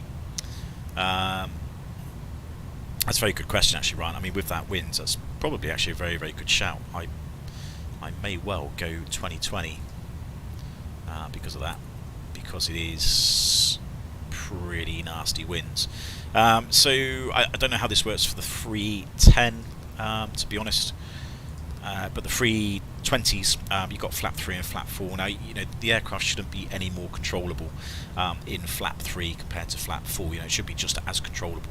But the advantage of a lower flap setting is it uses less fuel, it's less noisy. You've got improved go around climb performance, and you know, your VAP's a little bit higher as well. So if you can see the difference between 2020 and 3040, it's 10 knots faster on the VAP. So because it's 10 knots faster on the VAP, our drift angle won't be quite as severe in max crosswinds. So that's one of the very good reasons to use a reduced flap setting for strong crosswinds, because it reduces the drift angle a little bit, and then there's a few other reasons, like I just said, with the fuel and the noise, etc. So 450 feet is the MDA. Bug that. So yeah, I will use the reduced flap setting. Is there a landing? I don't think there's a landing distance calculator, is there? No, there isn't. Well, we know what is 2-3 right in Manchester. I can't remember. It's 2,000 something meters, isn't it? Let's have a quick look. Manchester taxi airport. What do we got? We are. There's the airport info. 2-3 right is 2,700 meters. So, I mean, we've got quite a nice long runway.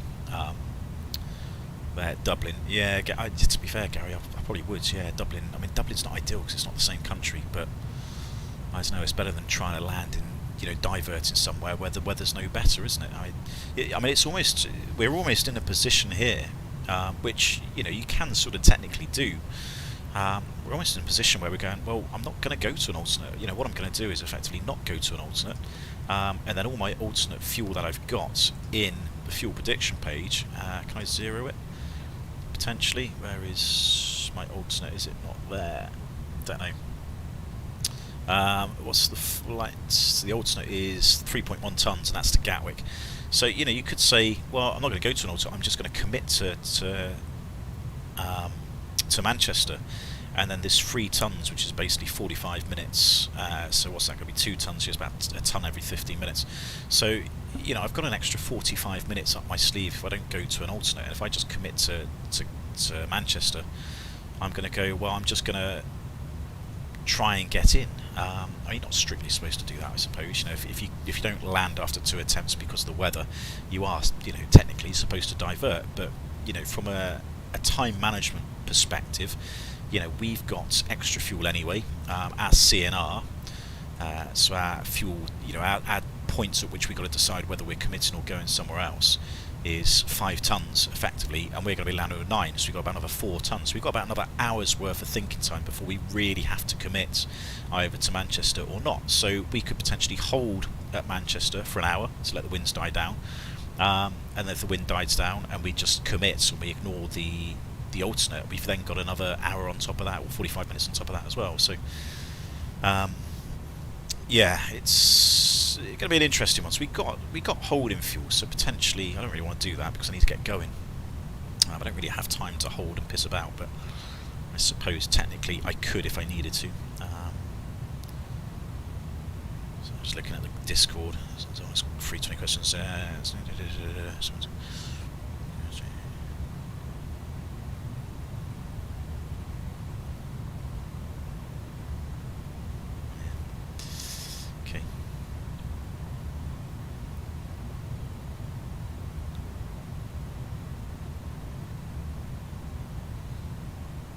Oh, Gav has done a little 310 flight, fair enough. Was it minus 234, was it? Right, we got to remember that, haven't we? 234 is the landing rate. So 238, yeah, let's try and remember 238 for the landing rates.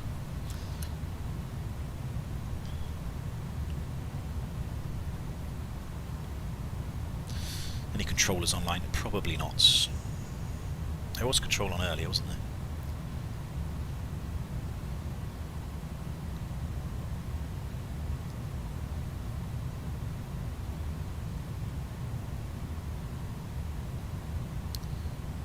So we've got an ATIS here. I don't know if that's going to stay on. So the ATIS for Manchester at the minute, 23 right, single runway operations. Winds 150, 8 gusting 28. Nice, 10 kilometres, 2,000 metres light rain. Ew.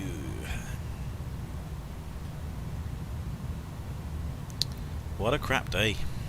What an utterly crap day. Right, do we need to put anything in here? Let's see if I think.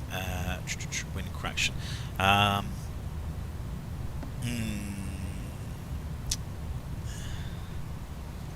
going to put 10 knots in the wind correction as well. 162. And do you know what? I wouldn't normally use the auto brake. I'm going to use medium auto brake full reverse with that. It's quite high approach speeds, but I think we're going to need it. Actually, let's go to 5. 5 should be fine. 5 knot approach speed. Go arounds.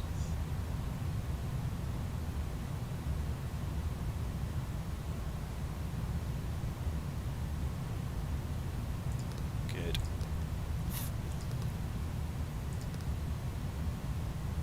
Oh, alternate. There's the alternate. Didn't put it in, did I? So if that's alternate is in, so if we go on the progress page, the fuel prediction, does that give us, it just gives us Gatwick as a line, but it doesn't actually give us the alternate fuel figure. But to be fair, we're not going to go there. I don't really fancy going there at all with that weather.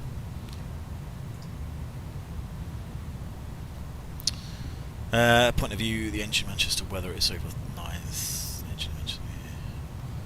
Our senior SOP, a good friend, asked if you could ever make a manual how to handle the MAC-2, especially in the secondary flight plan. He already saw your videos, but it goes too fast for him. Sorry. You had 0 wind issues. Yeah, but you've landed. Yeah, but you weren't landing in Manchester, were you, Gav? You were like in the Middle East. Of course, you're not going to be wind issues. It's like the desert over there. Or were you landed in Manchester? I don't know. A manual for. I don't really. There's probably no need to write a manual. Is there anything? In the? I mean, the version 2 SOP document does sort of go through the MAC-2 a little bit. Maybe not goes through exactly. Maybe not the secondary. It's hard to show on this because it's not exactly the 320, but you can create waypoints. I don't know if you can do it here. Engine fail. Can you do that? No. You can't. So you can create waypoints, so certainly in the Phoenix anyway, so you can create something, so you can name any waypoint you like, as long as it's not already, if you wanted to name, I don't know, say you wanted to name a waypoint, like, I don't know, call it Vasux or something. Vasux is already a waypoint that exists, so you can't create a waypoint with that name because it already exists. You have to sort of be a bit creative, and you have to create a waypoint with a name that's very, very unique. Desert Cavalcade, no win but miss, but yes, Manchester sounds crap. Yeah, I think it is. Why is that? Why is that a dotted line? I don't know. There we go. Yeah, you can just create a unique waypoint. I don't know, ABC 123 or something. It doesn't really matter. And then you can create what's known as a place bearing distance. So if you had a waypoint, I don't know, a VOR, mallet, you could create. Say you could say, right, I want this point in space south of Mallet by 15 miles. So you go Mallet, which is the place, / bearing, which is 180 degrees, which is 180 degrees to the south, / again 50 miles, and that would create a place bearing distance waypoint that's 15 miles to the south of Mallet. Let's have a quick look at the fuel again while I'm here. Where are we? Is that 20? That was 20, wasn't it? Where's my waypoint? There we go. 20 is just about 10 tons plus 4 is 14. Just under, yeah, so a little bit less than what we're expecting, but that's fine. We're just burning, so going a bit faster. So yeah, you can do a place bearing distance where you can go south of Mallet by 15, and you can do that with anything. You can do it from airports. You can go right, Heathrow 270 degrees 15, and you're creating this little place bearing distance. That's how you sort of create waypoints effectively in the secondary. Certainly if you were using that for the emergency procedures. That's the sort of best way of doing it. Many airlines, many air sort of operators, including mine, they sort of have engine out procedures as a procedure within the FMGC. So when you select, I can't do it now. Can I do it on this one? That's me. I've got to do it on this one. Yeah, no, that's just the arrival. That's the arrival as well. Yeah. So when you select a SID, it will say out, engine out SID. So you just select that, and it's already built it all for you. So you don't have to create anything in the secondary. It's just already pre-programmed, which are operator-specific engine out SIDs. They're not. It's not something that you can find, or there's charts. It's what the companies decide to design based on their sort of flight ops guidance. So our technical sort of team will do all that. But yeah, some airlines already have the engine out SIDs in the box, which make it a lot easier. But yeah, the secondary is not too bad. I mean, once you've got the hang of it, I mean, Gav does pretty good videos. Every time he does a stream, he usually goes through it pretty well. Because obviously he's got things like SimSmart and everything else, which sort of has the procedures there. Of course, there's for the European airports, there's the thrust reduction acceleration altitudes and engine out procedure document in Discord as well, which has got most of the engine out procedures for most of the European airports. So it kind of sort of describes them and what they are. And then it's relatively straightforward to create in the box. Some are a bit more complicated than others, and so some would require a little bit of thought. But yeah, most of them are generally quite straightforward. Especially if it's a standard engine out procedure, there's no real procedure at all. You just climb straight ahead, and as soon as you're 1,000 feet above the aerodrome, you can level off if the engine's secure. And then it's 1,500 feet above the aerodrome, you then sort of make a left-hand turn towards your designated holding point. So yeah, standard engine out departures are actually a lot more straightforward. There's fuel. Let's have a quick look. So, yeah, still got this.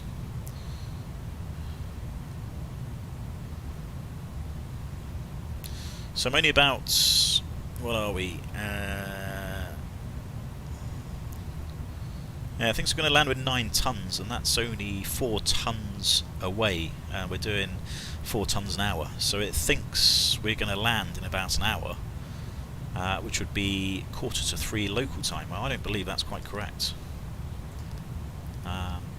There's another half an hour on top of that, which another half would be another 2 tons. So, you know, we might be only landing about 7 tons. So it'd be interesting to see this prediction. It thinks about quarter past. I suppose we won't be burning much in the descent, will we?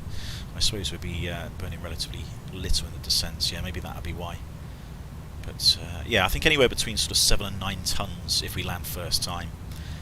If we don't land first time, we'll be sort of down to sort of 5 tons. There we go. 01832. What a crazy procedure. Couldn't recall how to enter all of that in the other day, so simplified it. I mean, that's Gav. If you need to simplify it, if you get the sort of basic understanding of what it's asking, and then you can simplify it. You know, that's what you do, because I mean, don't forget you're going to be effectively flying it sort of raw data anyway. You don't have to. You can sort of use nav because you constructed it in the flight plan. Once you've activated the secondary, you could just leave it in nav. But you know, you're going to be sort of double checking your distances, etc. as you do it if you've got time. But yeah, if you need to simplify, just simplify it. It's, you know, don't make it hard for yourself. If you make it hard for yourself, you're just going to miss things and forget things. So just try and make it as easy as possible. So one thing we should have done, which we haven't done, is I'm assuming this is box 2. I think there's like 2 frequencies, but this is actually box 2. So yeah, we'd normally be monitoring guard on box 2. And you know, you could go to company frequency, which is like 1, 2, 3, 4, 5. So yeah, a lot of airlines, I think, that go across the pond are probably just like, oh, monitor frequency 1, 2, 3, 4, 5. And then they just talk on that one. But I think this is box 1. I think this is technically VHF 1, and then that's VHF 2, I believe. There's not VHF 1 and VHF 2 separately, because obviously you can select VHF 1 or 2 on the ACP or RMP on the Airbus 320, but it's not quite as complicated as that on this. I think it's box 1, box 2, ADF 1, ADF 2, I'd imagine.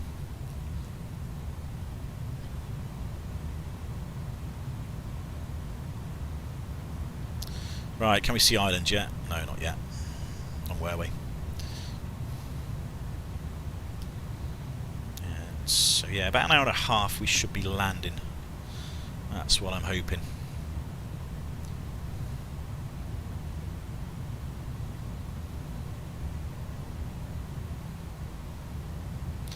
Right, so I've got to look at the checklist, even though we're not going to do it, just make sure we haven't forgotten anything.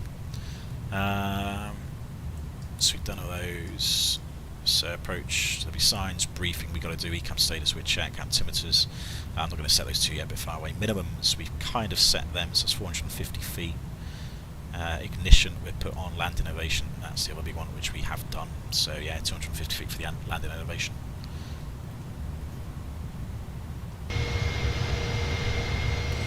No, can I see any boats? Boats, can I see any boats?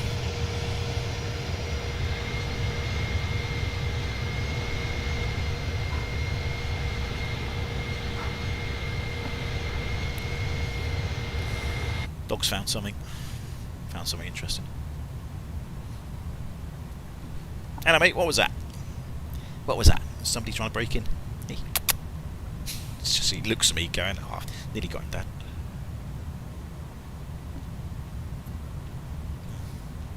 Oh, I need to get another drink in a minute. I'm parched. It's alright, mate. It's not going to kill us. Don't worry. Settle down. I love these little ring hold things as well. I guess these are for fingers. You know, I imagine they're sort of like if you're going,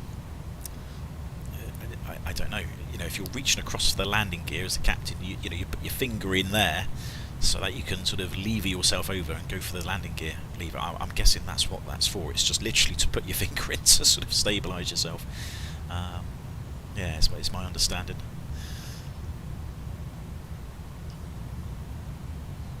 I do love the details of the engine instruments. I think they're very good. As I said earlier, so I think the whole detailing of everything's pretty good.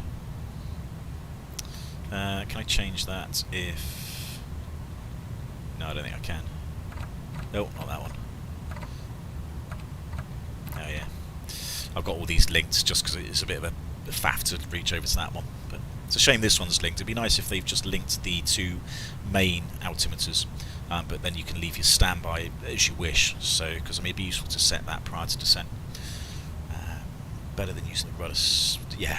How much longer top of drop? Probably about an hour, I think. Cloud action should be about an hour until we go down. Yeah, it's not quite on the ND yet.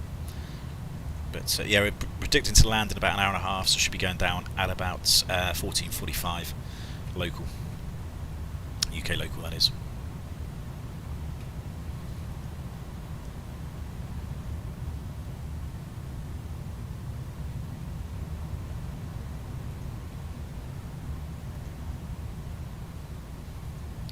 So I think one of the things they need to do, apparently on the, was it the beta test or something, if you're on the flight sim beta test, they've updated the 310 and, you know, they've got brake, so they've misspelled brake here, so it should be B-R-A-K-E, not B-R-E-A-K, you know, brake, that's brake as in braking. But I did manage to do the updates from Marketplace, which I think it's improved the textures a little bit. You know, these look a little bit better, but, you know, they were a little bit blurry yesterday before I did it. So yeah, I think the textures are definitely a little bit better. You know, I'm sure down here is a bit more crisp as well. So I did do the Marketplace update, and that of course obviously gave us the cabin as well. So we got the cabin in the back, which was nice. But yeah, there's obviously a few more things that they got to do, got the spelling things, and you know, there may be one or two things like bugs that they found, or a couple of things which they might choose to do.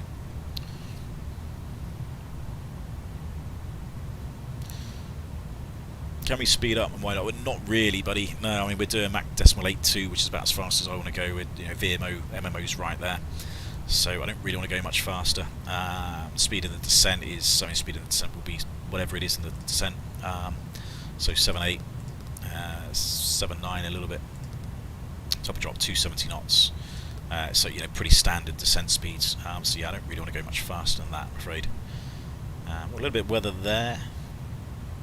Off to the north of the track, don't think there was any significant weather. It's probably just going to be a bit of cloud, a bit of rain showers off the sort of western coast of Ireland.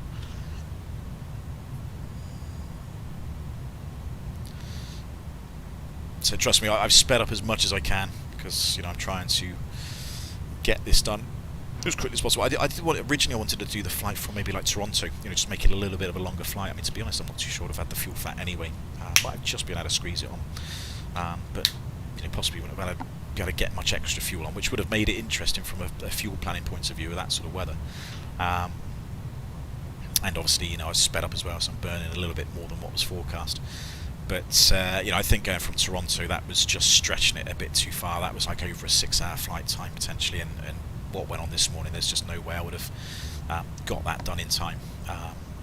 So yeah, it did have to just come a little bit further east, and then was it Montreal? I was trying to look for some scenery as well. There was a couple of bits of scenery. I did get some free scenery from flightsim.to for Quebec. To be honest, it looked better in the day. At night time in the snow, you couldn't really tell there was any sort of scenery there, but during the day it did look a little bit better. And then obviously we got the Manchester scenery, etc. Down in Galway. I think we do. I hope we do. So,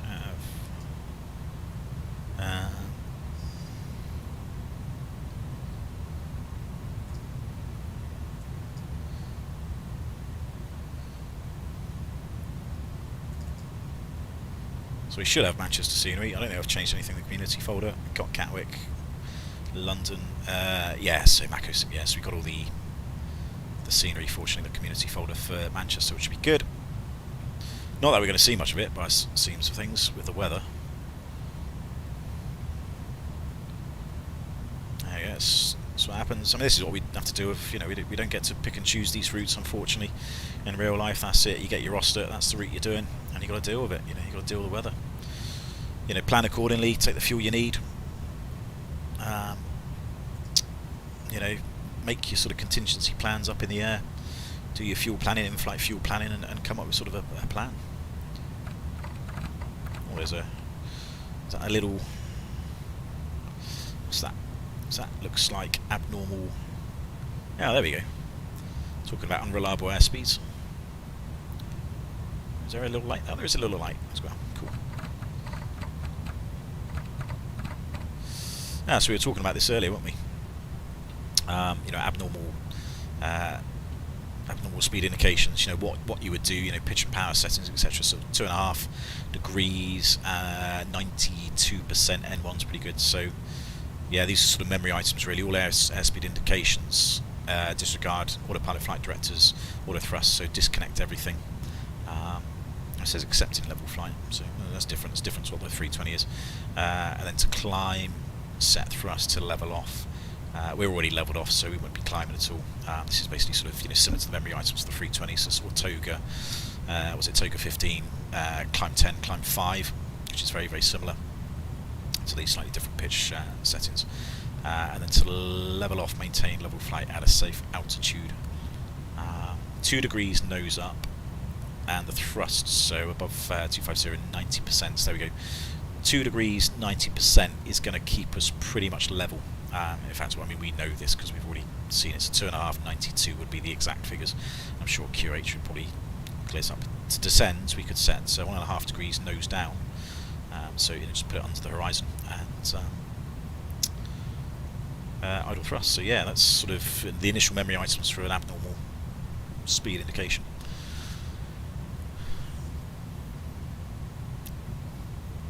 He's not crashed or run out of... I haven't crashed, not yet, Dan. There's still plenty of time left yet. It's a little bit lumpy though, isn't it? What's this? I don't think the Sigmet was that bad this side of the Atlantic. There's a little bit of sort of... There's isolated embedded CBs off to the south. That we can see them. No, not really, but there's sort of worse weather maybe over here. Bit of high level stuff here as well, so... Yeah, maybe some isolated embedded CB sort of over on the distance. So yeah, airspeed sort of going up and down. It's not doing too bad a job. I might just keep an eye on this. So 15, 13.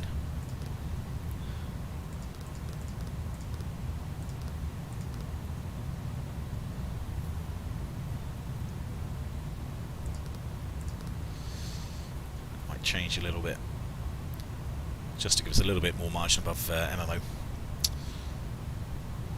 What was I saying? I can't even remember what I was saying now.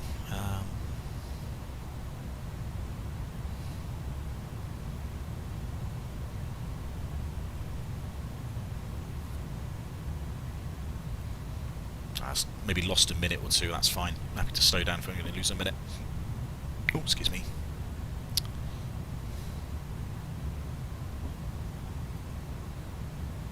So VORs, there were some interesting things with the VORs. What was the guy doing yesterday? What's Manchester? 13.35, I think it is. 13.55.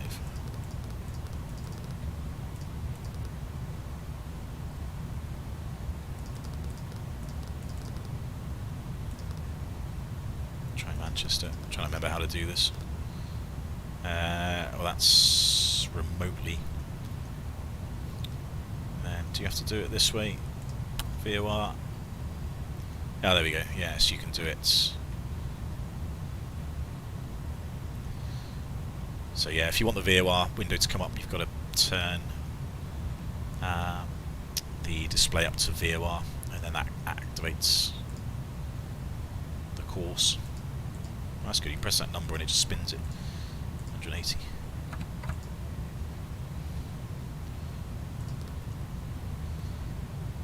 No, we need nav. We're beyond the RLS once we get close to the actual airport itself. So definitely weather off to the north of us, but it seems the forecast was to the south. But yeah, there's definitely something off to the north over here. All this stuff, maybe some isolated and embedded CBs over here. So that's okay, we're going to be upwind of that, it's all going that way and we're going to be this side of them, so not going to be worried too much about that. Now in Mallet at... where are we at? There we go, Mallet and Gisty, and after that it's over to Korak, which is overheads the top of Ireland.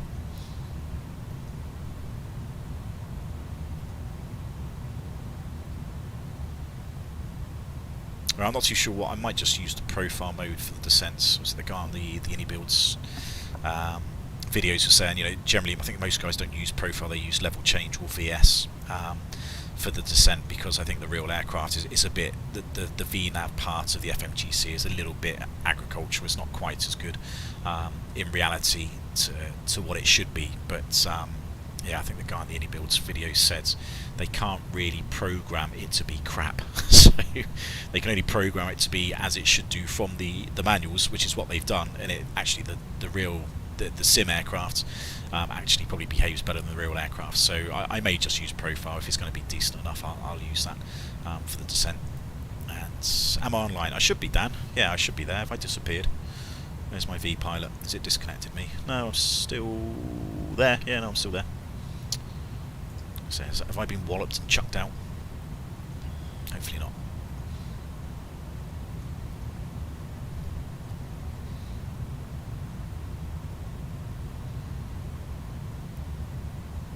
That's one thing I was going to ask as well. Does the auto thruster, I guess it stays in on the approach and it just disconnects as soon as you idle the thrust on landing? I'm assuming that's what happens. I haven't actually seen or checked. But you don't need to manually disconnect the auto thrust, I guess, on landing. I mean, you can do manual thrust landing if you want, but I'm not planning on doing that. But I assume it just disconnects automatically once you get to the flare and you just idle the thrust. That's my assumption.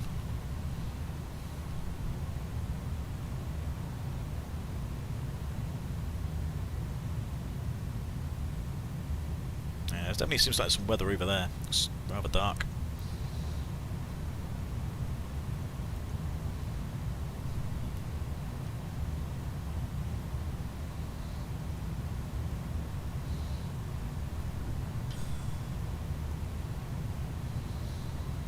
The other thing I need to look at is we're entering different parts of airspace now, so we probably need to pick another cruise flight level. Before I forget, this is probably not an even flight level, a bit of airspace. So we're about to start to go into Shannon. Waypoints. Yeah. So there we go, yeah. So ICAO cruising flight levels now, so if we're going east we need to be at an odd flight level. And that is from Mallet, which is where we are. So can we go up to 37? Max 37. It's a bit of a squeeze. Hello buddy, you're right. We'll give it a go. We'll see if we can do it. If we can't do it, we'll come back down to 3.5. Hopefully it might smooth off a little bit. So thrust speed out blue, 370 is blue.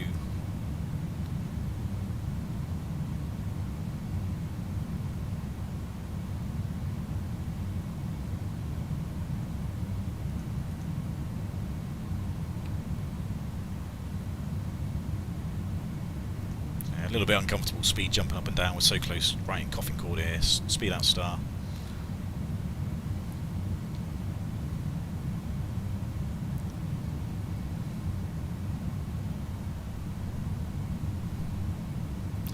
Right, it's just about doable.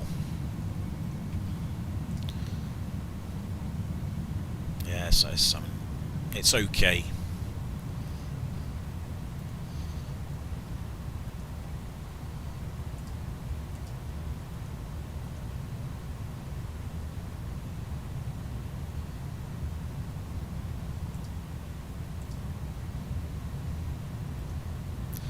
Yeah, it's jumping up and down. I mean, it's sort of losing plus or minus 5 knots, but you know, 0.81 sort of in the middle.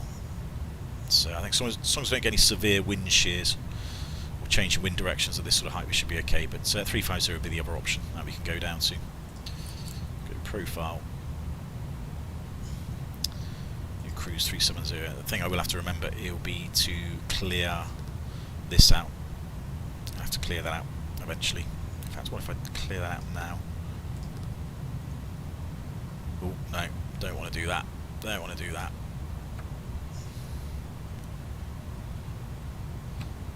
It's going to put the target sort of max speed right on VLS. Don't really want to do that at all.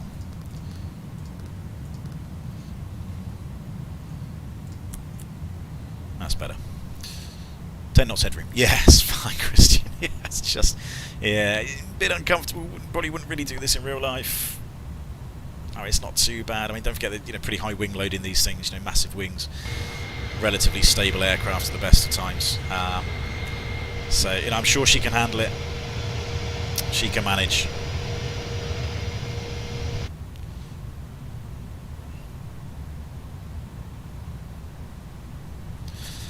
Right, so I think we've had a look at everything. The weather is crap. We know it's crap. We've got enough fuel to give it a couple of goes. I mean, I need to, well, yeah, I got to get in really, because I've got to, you know, I need to walk the dogs. So I'm going to be a bit more land-minded rather than go around-minded. 8.8, that's fine. CNR is about 5 tons, so about, yeah, about 3.5 tons or so above the CNR, which is fine to give it another go. The aircraft is fine. There's nothing broken. I haven't broken it yet. NOTAMs. What were the NOTAMs actually? Let's have a quick look. We did have a look a long time ago, but I can't remember what they were.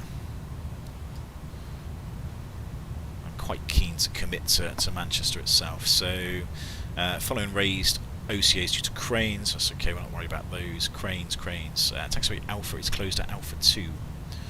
Okay, Alpha 2.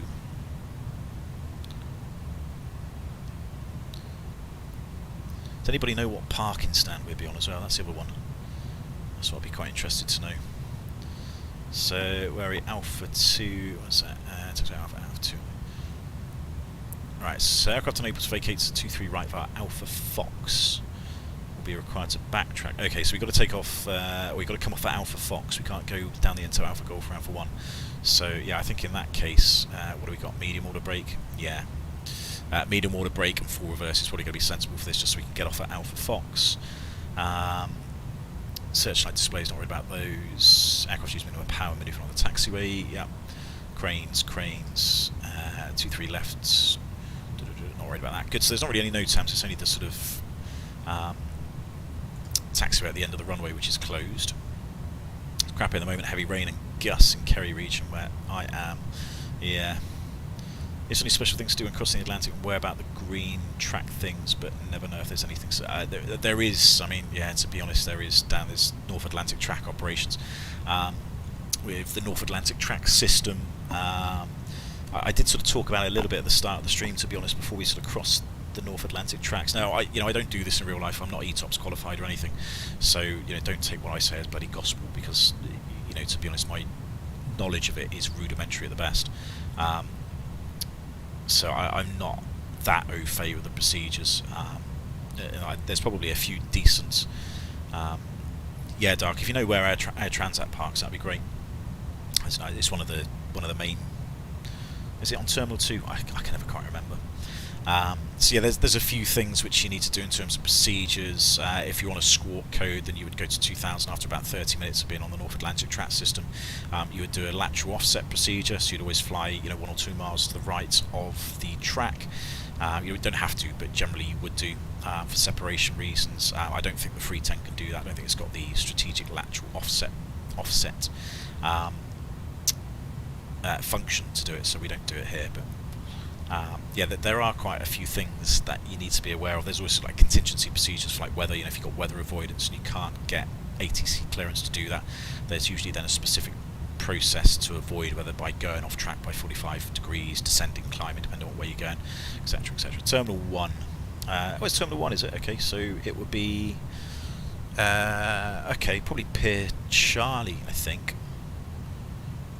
That's usually the long-haul aircraft around there, isn't it? So maybe 31, 32, 29, because there's usually quite a bit of space. Yeah, it's probably the end of Pier Charlie, I'd imagine. The rest of it's all sort of short-haul things. Okay, yeah, so we'll go for the end of Pier Charlie, if we can do it. Cheers, buddy.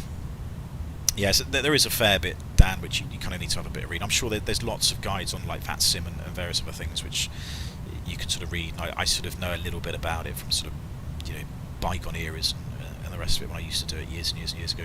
A little bit from sort of working for airlines that do it, but I mean, to be honest, my knowledge is very simple. It's very basic. Right, how are we doing the fuel? So we nearly expended what's in the inners, so it's just the outers now, plus a little bit in the ACTs. So I think at some point the ace trim will go into the inners. Should all do that automatically.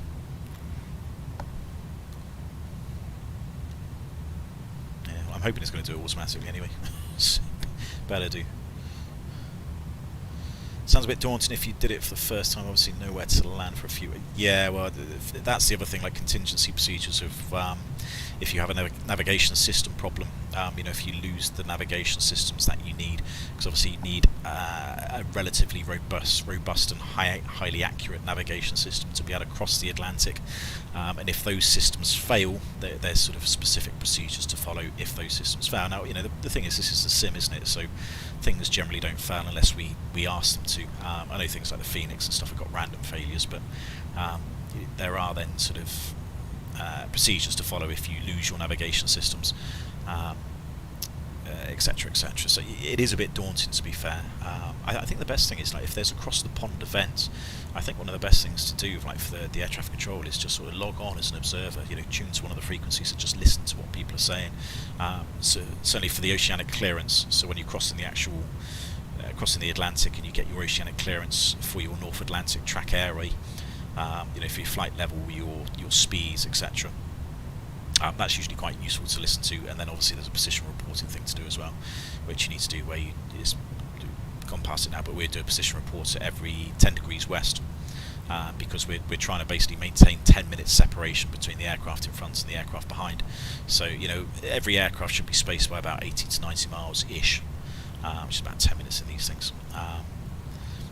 You know, 90 to 100 miles, probably a bit faster on these longer haul aircraft. So yeah, there's sort of specific timing that you generally need to do, which is the other thing. So yeah, a little bit daunting, a little bit of things to do. Right, I'm just going to go off the air. I'm just going to grab myself another drink, so I'll be back in a second. So yeah, just carry on enjoying the view for a second, and I'll be back in a second.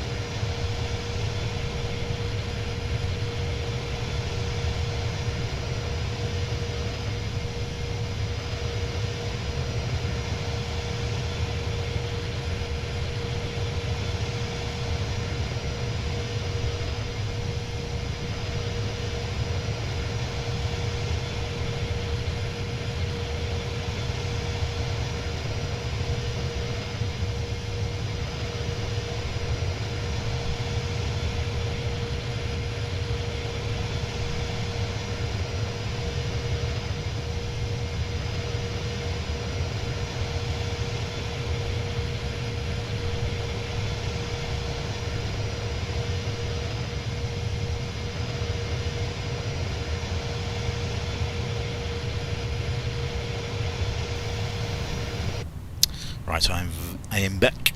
Thirst has been suitably quenched. I think the dog's getting restless again, but yeah, not long to go, just over an hour. Yeah, God, the wind is so weather down here is crap. Yeah, I'm not looking forward to this. Oh, why did I have to pit today to do this?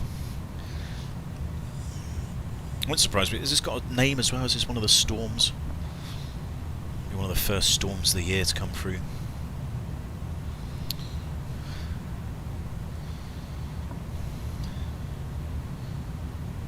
Alright, do you want to settle down, buddy?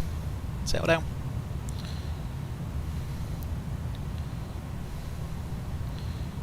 Yes, we got ground. Ground's no bloody good, is it, really?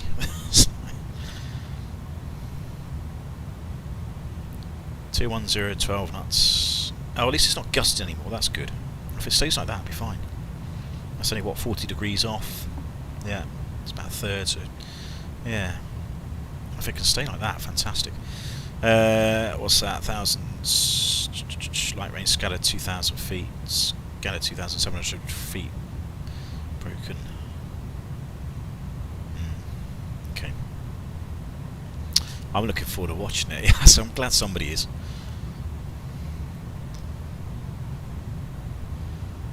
Yeah, it's a bit of a handful, this thing. I haven't quite worked out how to land it because it's, you know, you need trim and, you know, the old aircraft needs to be, you know, a bit more stable and configured, and, you know, I don't know.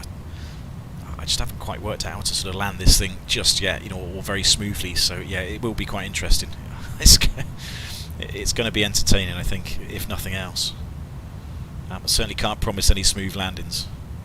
You know, I don't know how good the pitch is. I don't know how responsive the pitch is, because on rotation you've got to pull back an awful lot, a lot more than what you would do in the 320. So, you know, I'm thinking if you need to pull back a similar sort of amounts in the flare on this thing, then it's going to be a little bit interesting, to say the least. But it's definitely smoothed down, so let's go 8.2. Speed up a little bit. Yeah, if it's a bit heavy in pitch, I'm going to need a little bit more flare. But then, you know, if it's gusty, then you don't need a lot of flare, because, again, I'm getting all the excuses lined up, Mark. I get them in as early as I can.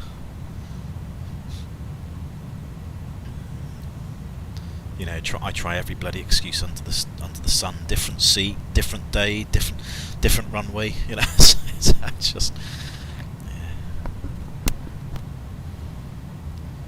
Yeah, there's always an excuse. That's the great thing about this job.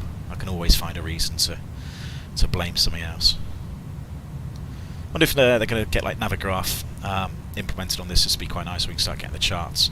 I'm sure they will. I'm sure any builds will sort of build and develop on this, where they get like charts in, maybe a landing distance calculation. I hope they will anyway.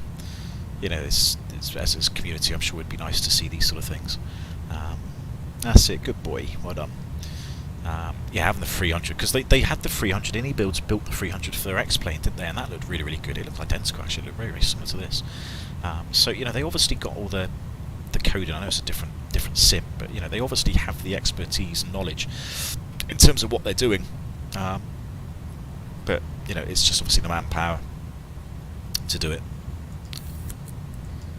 Oh yeah, they simplified the oxygen test, so you just press that. Normally you would sort of, an oxygen test, you would press that first and then press that and that together to make sure you get a continuous flow, and then you just press that to make sure it's finished as well. And usually want it on, you push it down to 100%, you kind of want 100% oxygen on an emergency descent. Right, how far have I got? Not that far now. We're approaching Ireland, so we would normally see it, but it's just like typical Irish weather, doesn't it? Covered in cloud. I bet it's raining down there as well. So if I land like that, then I won't be able to see the runways, so that'll be my excuse. That'll be fine.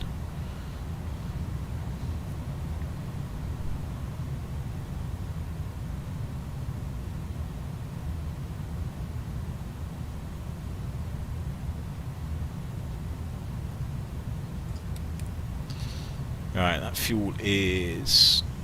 yeah, still in the trim tanks. I do hope it's going to eventually come across. I hope so. I just have a blind faith this fuel system works now and I don't run out of fuel.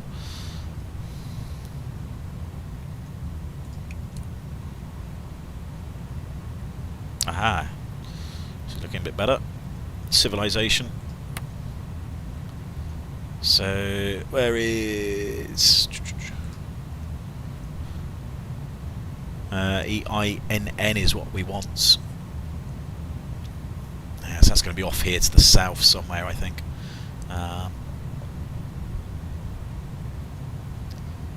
Really, what are the radnavs? Tune in something. CRN, not too sure where that is. Shannon.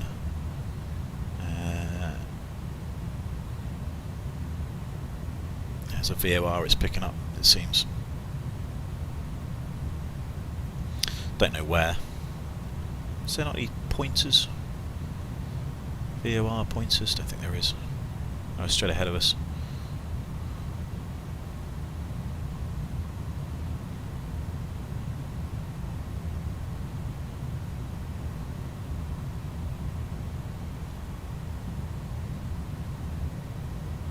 Connemara? Oh, I don't know, somewhere.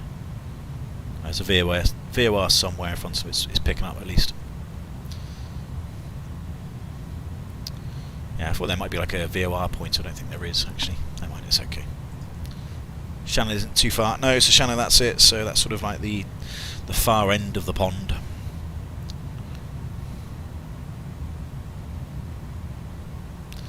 So let's have a quick brief and get it done out the way. We've done everything. We've discussed the weather, discussed the aircraft, discussed the NOTAMs, discussed the threats. So the threats really for Manchester. A few here for us. Relatively unfamiliar with the airport, but that's pretty straightforward. MSA sort of 3,500 feet out, within 25 miles. Outside of that, we're looking at what Gridmore is a little bit higher, sort of over the Wales, sort of Snowdonia. So yeah, sort of maybe 4,000, 5,000, probably be safe outside 25 miles, and 4,000 is safe within 25 miles. It's very, very windy. That's going to be a big threat today, so it's looking like it should be within wind limits of the max crosswinds. But obviously it's going to be the first time landing this, probably in those sort of heavy winds, so it's going to be interesting sort of getting the feel for it, decrabbing the aircraft. It might be very, very squirrely on the runway as well, because I think the nose wheel steering is attached with the rudder, which is a bit frustrating. I wonder if I can actually turn that off. I wonder if that might help me. If I just turn nose wheel steering off, I'm just worried we're going to go screaming off the side of the runway. So I might just turn that off. It might be a bit better. So that's going to be a big threat of just actually landing. It's 2-3 right, so we've got the humps. So I'm not going to be worried too much about that one. The flare's a little bit different, so I don't think anybody's really touched on this, but we used to sort of joke that, you know, I still do. I still joke, to be honest. You know, when guys are landing with me and they start the flare at sort of, you know, 40 feet or 50 feet, I'm like, it's a 300 flare, because, you know, that's how the guys that used to fly the 300 that came across to the 320s that I was on. In one of my airlines, you know, they sometimes started flaring a little bit too early because they were so used to it from the larger aircraft. So I think the flare height on this is a little bit higher, so, you know, 40 to 50 feet may start looking at that flare and introducing that back pressure, just to make sure it's not too late. So just making sure my flare is timed correctly as well. That's the other big threat. We've got plenty of fuel anyway, so we've got loads of time. Well, supposedly got loads of time, so at least give it another go. Where's he going? The RLS is tuned 109.5, that's 23 right. That's the course. Pretty standard sort of radar vectors, if not self-position, approach for 23 right. Platform, what we got, 3.5? Yeah, 3,500 feet from the platform. 3 degree slope, pretty straightforward on that. Minimums of 449, so it should be Cat 1. Weather should be good enough to do that. Missed approach climb, 3,500 feet, then a right-hand turn off to the north. Then it's directed. Try and do that as best I can. I think you've got to press this button to initiate the go around. I think that's what it does, because I did that before and it started giving me funny FMAs doing all sorts of things. What are you laughing at, Dan?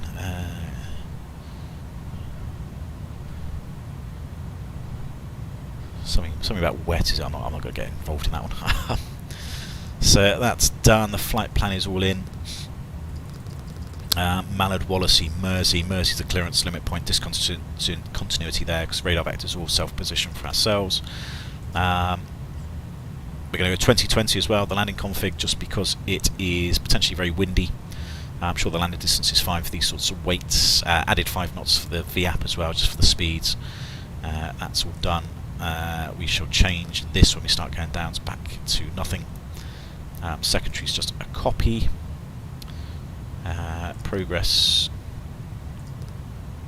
There we go. Things about 8.8 and CNR is about 5 tons. Which I think it did say in there at some point. So I think it's about 20 minutes to give it another go. Obviously 20 minutes on a 320 is about 800 kilograms, so yeah. A ton is about 15 minutes in this thing. So yeah, maybe not a lot of time to go somewhere else. And then we'll look at either Gatwick, Heathrow or Edinburgh as the next best options. So I found flying in the 320 right at the 40 feet, call out quite good. Flaring. Yeah, I think that sounds about right, Christian. So it is just a little bit higher because it's obviously a larger aircraft. The wheels are a bit further back. You're a bit higher up, and I think the elevators maybe, it's just a bit more, not of a delay, but it's maybe not quite as responsive as what the 320 is with the same sort of flare law. I think it's just that ever so slightly earlier flare is needed. So yeah, we'll give that a go. Sort of flare about 30 feet. And try our best. And was it 238 minus 238? We've got to beat Gav, but I'm not assuming anything for that one. Since it's Manchester on 23 right. So that's done. Approach checks. I don't really know when to do this. Probably when we set the altimeters. Usual sort of approach checks. We'll do that once we set to a QNH, which will be quite late on in the approach. Because Mersey is still a flight level restriction, 70, so it's probably going to be some point after Mersey for the approach checks.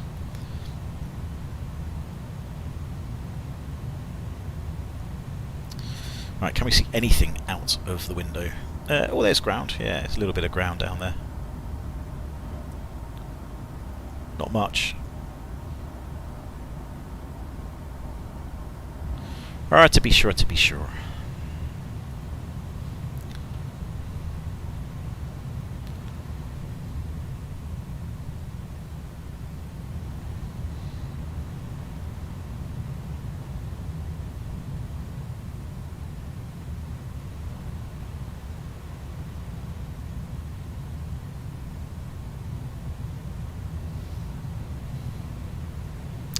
Right, last minute paranoia on the weather.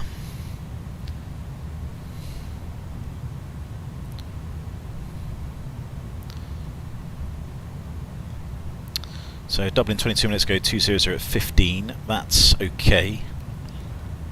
Forecasts is still looking good. Gusting 30 up to about 6 local, with some CBs around as well, potentially. So it doesn't seem to be gusty at the minute in Dublin, but there's potential there. So look at Gatwick. Gatwick's 190 at 13 at the minute. Okay. So it doesn't look like it's quite materialised. So yeah, Gatwick's still not a bad option. So we possibly go down there if we really needed to. Just later on at the 3 o'clock locals. So what's that in? Yeah, in a little over 40 minutes, it's potentially going to get worse. Which would be the sort of time we would get there if we diverted. So maybe not the best place to go to. Similar for Heathrow. That's not changed. But again, 190 at 17. Gusting 30 in Heathrow though, so yeah, definitely winds picked up in Heathrow. It's not particularly brilliant. Let's have a look at Edinburgh. 130 at 10. Sorry, 150 at 10. So yeah, Edinburgh's still pretty good actually. So Edinburgh's maybe still not a bad option to go to if Manchester was completely unusable. Manchester 210 at 12, so Manchester isn't too bad at the minute. 995 hectopascals, and that's going up, so yeah, good sign. So the question is it frowned upon by your airline to land at an additional airport en route? Usually land at Shannon to refuel, and I thought the landing costs. What's the word? I probably need you to rephrase that question, Dan, or what's the words? Make it more specific. What do you mean? Is it frowned upon? I mean, if you've got to divert en route because of an emergency or something like that, then no, it's not frowned upon at all. You've got to do what you got to do. Is it frowned upon by your airline to land at an additional airport because you don't have enough fuel to get to your original destination? Yes, that is frowned upon, because if you haven't taken the right amount of fuel, you're going to get some serious bloody questions asked. How are you doing? If you can't get enough fuel, on board to get to your destination, which can happen on some of the really long flights, depending on the aircraft you're on. Then you've got to coordinate with operations and say, look, I don't think we can get all the fuel on. Do you want us to do a tech stop somewhere? But the chances are, if you're doing a really, really long flight, there's a very good chance you're probably going to go out of hours. So if you're going to tech stop, there's probably a very good chance that you're going to need a replacement crew as well. So if you've got operational things like that going on when you coordinate with ops, there's a few other things that's usually going on in the background as well. So that's not necessarily frowned upon, but that might cause additional problems, let's say. But there might not be anything you can do about it. You might just have to go with that. So yeah, it's the reason why you've gone to an en route airport will really that will dictate what the airline's response is. If you've just made a complete cock up, then yeah, they probably will frown at you.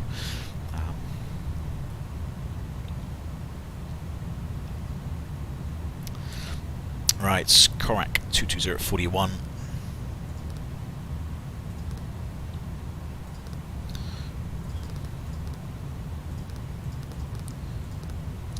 I could put some descent winds in, can I? How do I do that quickly?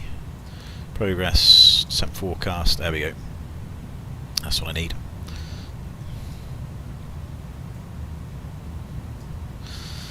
Descent, right, so what have we got? 1 through 3, let's go 227,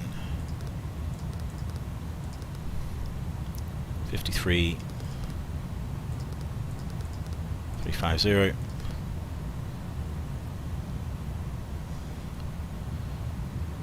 Let's go 200, 224,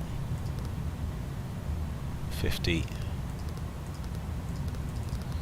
This might help the descent planning a little bit. And 221 at 50 at 100. 221.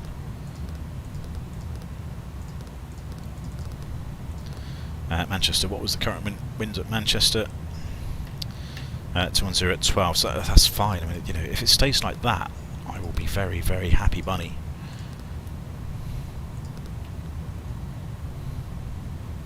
So where's Dublin? Guys, too many bloody airports on here. I'd love it if we could filter this out just to the relevant airports. I just think because obviously it's going to cost them money for you to land at the airport, but yeah, the second one you said, just said.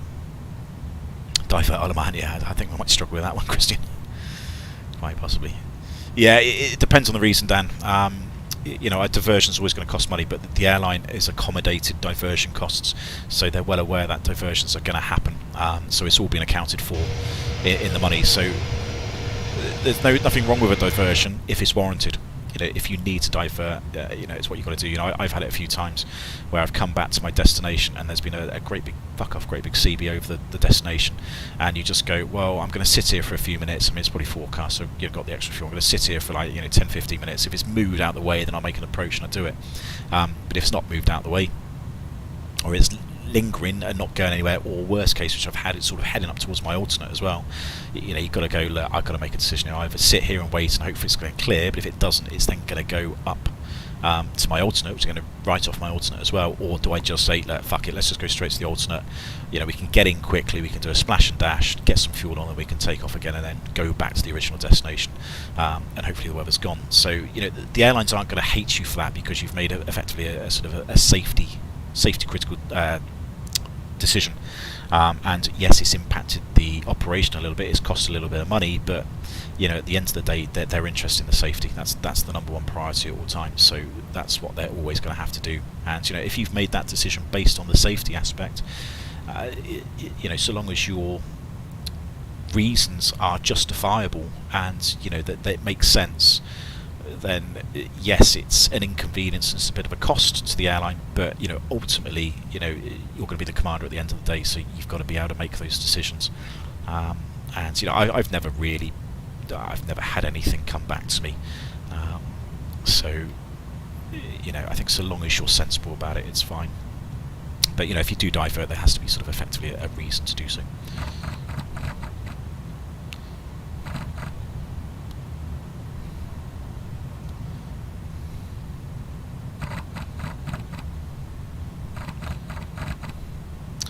Right, it's turning everything up now. Do we need the dome light? Probably don't even need this on anymore, do we? That's all on.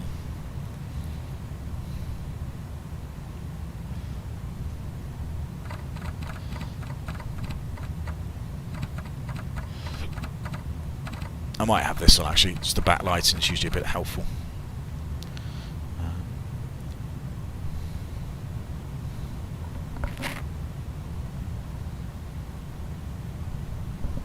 236 ton, I think. 236 reloaded on this one. So yeah, not a huge amount of passengers. You know, can take up to 238, was it? Oh, bollocks. Did I just change that? No, I didn't. Oh, that's good. I thought I just pressed apply for my planning. No, good, 10 tons. God, that made me panic. I thought I just pressed apply and it just, you know, put the weight in. But yeah. So 236 is what we had. Now, if I just put 30 tons on then and applied that, that would have, we would have been all over the place.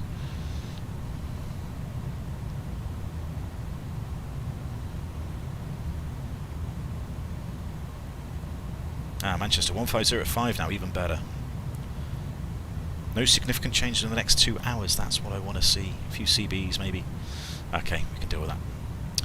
Flying a 320 in the dark is scary. Well, no, it's not. You just don't look outside. You don't need to look outside.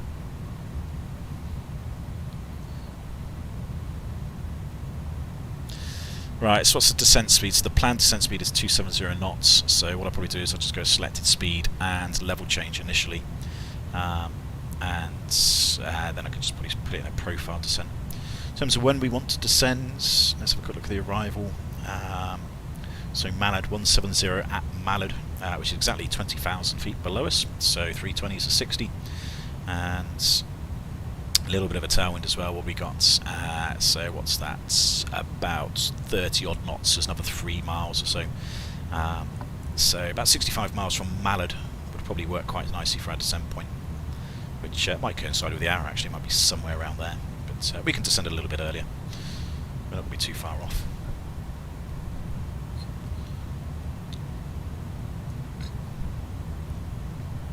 Get into the exciting bit now, aren't we? After all that time, all that way across the pond.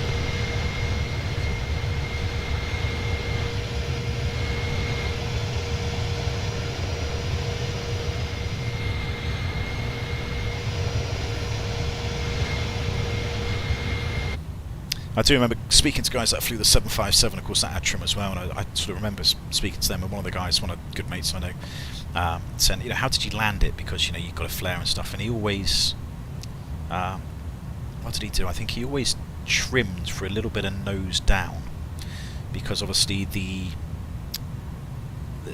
yoke, which, you know, the same with the 757, exactly the same sort of setup, the yoke had this sort of centering, you know, where it didn't really do anything, had this sort of, you know, half an inch of just sort of moving around, where it didn't really actually do anything, and it was just sort of loose. And he said he always just trimmed a little bit of nose down for the landing, because that way he was always just sort of fighting against the sort of nose down movement, you know, similar to what the Airbus is doing, I suppose, and that's kind of how he flew the 757. So I wonder if this sort of similar sort of principle works for the Airbus, where if you just sort of have it a little bit of nose down trim, and then you just sort of hold him back all that time, you know, versus the other way where if you've got trimmed nose up, you know, you're having to push forward, which is sort of counterintuitive to what you need to do in the flares. So yeah, I'm not going to say I'm going to try that and deliberately try and do it on the approach, but I'm going to try my best, that's for sure. Right, the other thing with this system is I don't think it has the approach phase actually activated. It just sort of activates itself after a point when the speed goes into a certain mode. Sense tank feeding. Okay, is that doing it? Finally. Is it finally doing it? Oh, there we go. So the trim tanks are now going back into the sense tanks. Sense tanks are back, supplying the fuel galleries. So the CRG is starting to go forward, so to compensate that, the trim is going forward as well, because it's now, yeah, is it going forward? So the aircraft's now getting a bit no more nose down, so the trim is going to have to start coming back, isn't it? It should do, because the CRG is effectively going forward now. So it's going to have to trim nose up. Yeah, so it's slowly starting to come back, which I think the flight controls will probably show it as well. Yeah, this stab is going to have to come down a little bit more to a nose up position, which is sort of slowly doing actually. So it's a nice little modelled effect.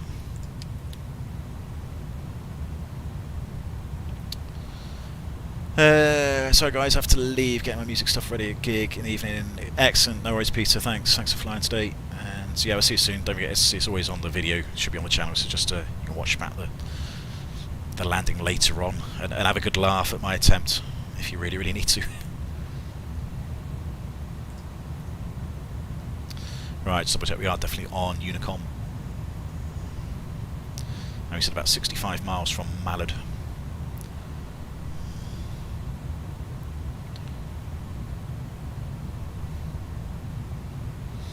Now we've got traffic ahead of us.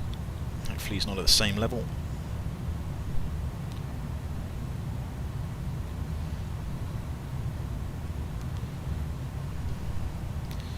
So I need to keep an eye out now for other traffic. Hopefully he's at the right level. Oh, we've got London control on. Excellent. 127825. Good. Right, I have to get prepared for all of this. Let's just make sure that traffic's not getting in the way. So I'm going to have to call him in a second. So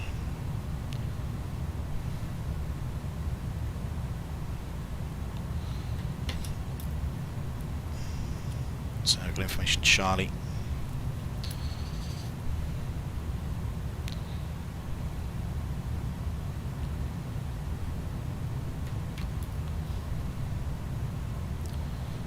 At 5. That's all good. 7 degrees. 994. How's the taxiway at your destination? In what sense, Tom? I mean, hopefully it's okay.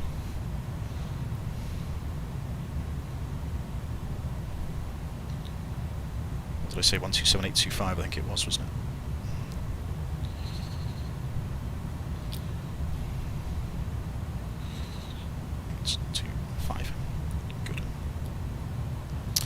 I can try my Canadian accent as well. I'm not going to try my Canadian accent, that would be terrible. They just say hey a lot, don't they? The Canadians say hey.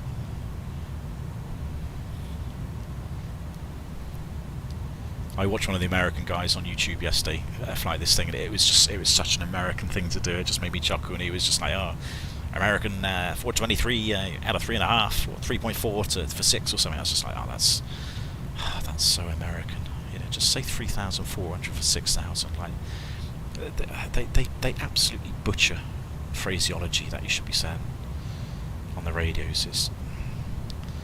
I suppose it's what they do, but yes, good old Americans.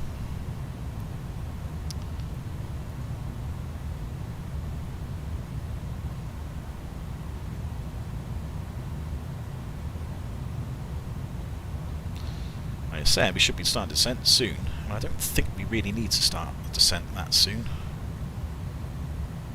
Maybe, yeah, we're actually not too far off. So, I think, let's speak to him. 127825. There we go.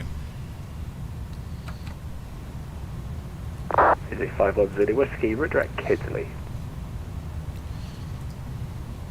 Direct Kidley, please, is 510 Whiskey. Controller, very good afternoon to you, Air Transat 182. We're onto the west. Approach in Backox, flight level 370, request descent. Transat 182 London, thank you. Squawk 7504, descend flight level 150. Thank you very much. 7504 coming up for you, descent flight level 150, Air Transat 182. Good, so 150. I'm going to go level change. 66 Yankee London, hello. 82, to Rennes, go 1 80, November, arrival for Luton. that's fine. Flight level Retail speed out 180. blue, 115,000 blue. And squawk is 7504. Emirates 1212, descend flight level 90. Flight level 90, Emirates 1212. Easy 82 Victor November, redirect to Nidjet. That's blue. Good. Done. Route direct to... Right, well, here's the weather. Easy 82 Victor November. There's Mersey. That's the clearance limit points. Transat 182 and then Mallard 1 Mike arrival from Manchester, 23 right. Thank you, Mallard 1 Mike, 23 right, Transat 182. And Easy 5 Victor Kilo ready for taxi. As expected.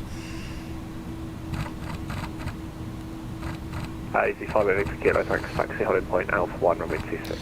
Right, so we're Mallard 1 Mike, that's what we've been briefed. Easy 82 Victor November, contact London. Mersey's the whole clearance clearance we need. We're going to get radar vectors probably to London 23 right. 19425, cheers, Easy 82 Victor November. And hopefully, if I go profile now, 1x53, contact London at 129, deletes 4425. this. Well, that's been deleted anyway. 12945, 1x53, CM. Give it 641, Unicom 1228, good day. Should be able to go profile. 122 decimal 80. There you go, retard, and PDES. Thank you. Thinks we're high. I don't think we're high. I think we're pretty much bang on the 31 profile. Quebec, Tango, you on? Go on speed, sort yourself out.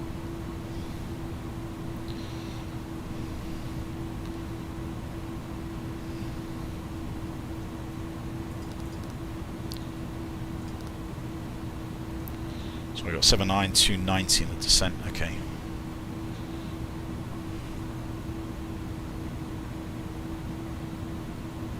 Easy 21 November Quebec, just reporting back. Use a little bit of Easy speed 2 November, brake. correct, thank you.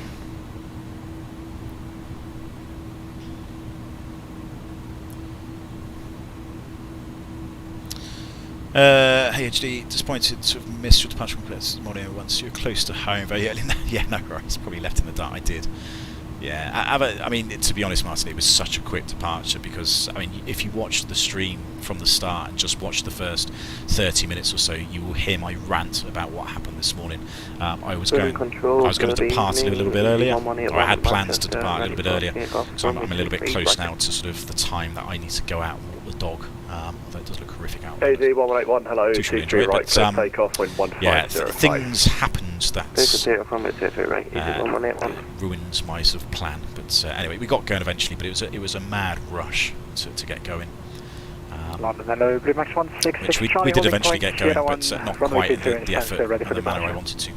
Blue Max 166, Charlie. Right, so a little bit of the London, outer, a little bit of the sensors, that's wind feeding 17016. 9.2. Careful take off runway 22, Blue Max 166, Charlie. Easy 21 November Progress 8.5 on arrival. 350. Is it 2 November, So, Quebec, Roger, climb flight 700 or so 350. kilograms, that might make sense. 350, Easy 21 November Quebec. Here's Ryanair 66 Echo Yankee, first shortcut, route now direct Barkway, Bravo Kilo Yankee. Bravo Quebec, 66 Echo Quebec. Emirates 1212, contact London on 129.4425.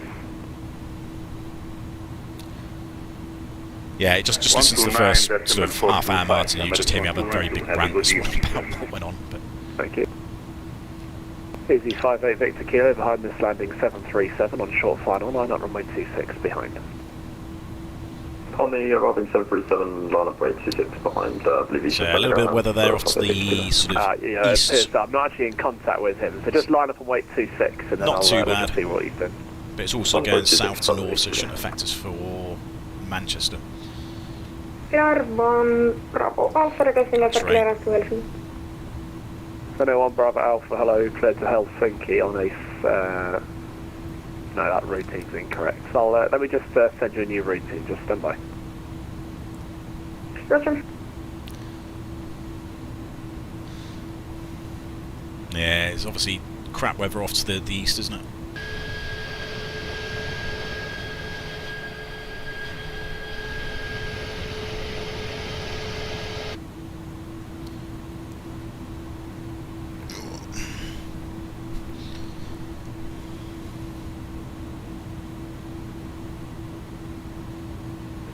I don't know, part of me, I don't know, I need to look at these settings. Maybe I'll put the nose wheel steering. I don't want the nose wheel steering off and then me to go off the runway, but equally I don't want the nose wheel steering on and to be over controlling. So yeah, I need to have a look at the control sensitivities to see if that I can Izzy 1181, climb flight take level the... Well, noticeable steering is 1900. usually on the rudders, isn't it? But it Flight seems a level bit too 190, sensitive for Easy me. 1181.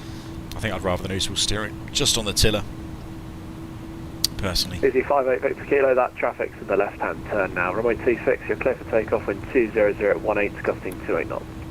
Clear for takeoff 26, Easy 58 Victor. What's the minus... So apparently this is decision height, so you put Minus this... 66 Echo Yankee, descend flight level If you're doing like an 110. auto land, you'd put it on 0. 110, But when you're not doing an auto land, apparently you put it on Turns out minus 182, 5 descend because flight level 120. it disables Redirect something on Mersey. the GPWS or something which we don't really need to do because we'd be landing manually. So yeah, apparently you put that to minus 5 on takeoff and departure. Transat 182, descend flight level 120, redirect Mersey. Descend flight level 120 direct to Mersey, Transat 182.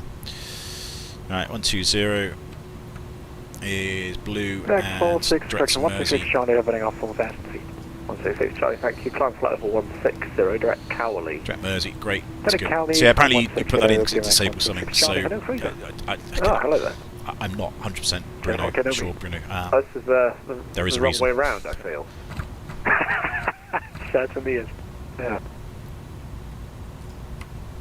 Under control, runner. So yeah, definitely horrible. So this is where the weather radar I think is good because it's painting a lot of crap weather here, you know, sort of rain, which, you know, if you're in cruise, it's like, well, you disregard it, you know, you might not be flying through it. Squawk 2, But when you're on approach, you know, you want to know this, you want to know that it's there because you want to avoid weather if, you know, if this was this side, if there was a big blob like here or here, you know, you get radar vectors around it. So, you know, I actually think the weather radar is actually now providing really useful information. Me personally, but I, you know, some other people may agree, may not agree. Right, past 20,000 feet, let's strap them all in. So, Cathay 216, London Control, thank you. Push and start approved. QNH 9094 hectopascal. Start approved. Cathay 216, QNH 9094, Cathay 216. London, hello, Ryanair 4 Charlie Tango with you, flight level 270 inbound Donax. Right, 4 Charlie Tango, London Control, good afternoon. It's runway 14 at Leeds. Descend when you're ready to flight level 150. yeah, looking a bit crap, isn't Runway it? 14 at Leeds and descending when ready to flight level 150. It's not a nice Ryanair 4 summer's day, Charlie that's for Tango. sure.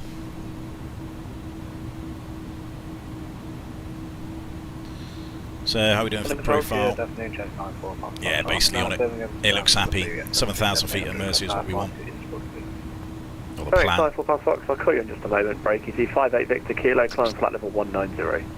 Climb flight level 190, easy 58 Victor Kilo. Easy 21 November, Quebec, monitor Unicom 1228, bye-bye. Easy 21 November, Quebec, monitor Unicom 122.8, goodbye. 122.8, easy 21 November, Quebec, thanks to the ATC, bye-bye. Goodbye, minus 66 Echo Yankee, descend flight level 90. Additional 90, around 36 And sorry, Challex 94 Papa Foxtrot London, cleared Innsbruck, Cowley to Yankee departure, squawk 7503. Cleared Innsbruck, Cowley to Yankee, squawk 7503, Challex 94 Papa Foxtrot. 94 Papa Foxtrot's all correct. Easy 1181, just to confirm it is an unrestricted climb to 190. Oh, apologies, just realised I haven't been moving. I'm not with it today. I'll climb 190, easy 1181. No problem. Cathay 2 is quite a conflict of where, what direction should I push back to? It doesn't really matter, but you can face to the east. Face east, Cathay 2. That's not helpful. I'll show right, push and start. Sorry guys, my dog's just being really weird. Thanks, 94 Papa Fox, thanks. What's up? Push start approved, the QNH Birmingham It's behaving as 995. if somebody's downstairs. I don't think there is, but... Push start approved, QNH 995, Challex 94. Transat 182, descend flight level 70. Descend flight level 70 is Transat 182. Right, 70 is blue, and that's where we should be at Mersey. Right, a 66 Echo Yankee. We'll be vectors for a straight-in approach, runway 25 at Luton. Fly heading 270 degrees. Heading 270 and training, approach control Ryanair 66, correct.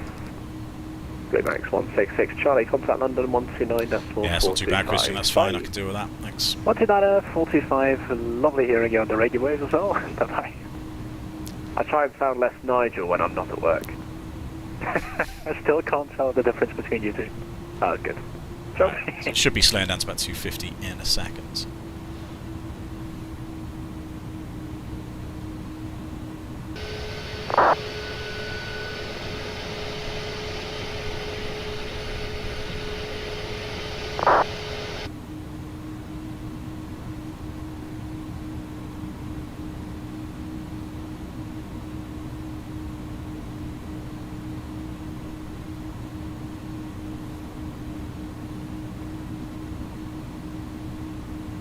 Right, temperature is definitely in the icing range. We're starting to go into that sort of moisture now, so anti-ice can come on. Izzy 58 Victor Kilo, redirect to Orist.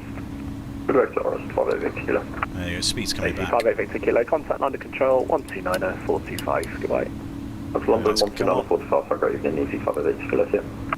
Right. Transat 182, flight heading 090 degrees.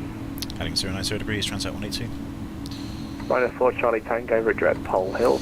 Right, so heading select Redirect Pole Hill 190, for Charlie 090. Tango.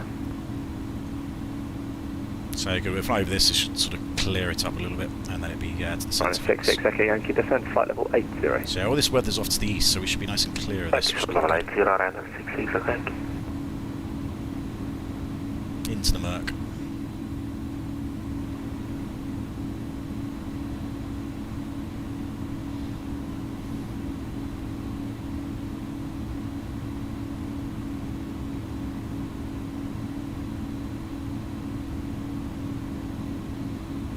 He did once us at 70 at Mersey. He didn't really say that, but still a little bit high. Probably got, yeah, about 30 odd track miles.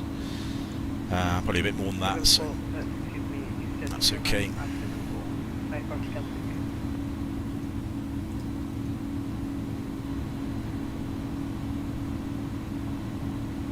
Easy 309 London, clear to Gatwick on a Nancy 250. Tango departure from runway 27, squawk 3517.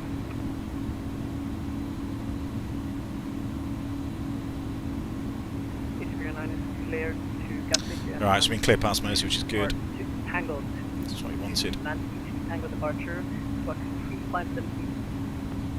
Easy 309, that's all correct. Report when ready for pushback. The QNH at Liverpool is 993 hectopascal. QNH 993, thank you. Rhino 66 Echo Yankee, descent altitude 5,000 feet. How's the the weather up there? QNH Not at looking very good, Tom. 1,000 hectopascals. Report established on the localizer. Right, descent 5,000 by 1,000 QNH and corridor established. Yeah, pretty crap. 66, I think. So Manchester's down here somewhere, I don't know where, but... Joe 4 Papa Foxtrot, roger, taxi via Delta and Alpha, hold Alpha 1. Delta, Alpha, hold Alpha. Right, 3,000 to go. Control, Easy 1181, I'm going to have to disconnect my throttle, stopped working. Easy 181, no problem, bye.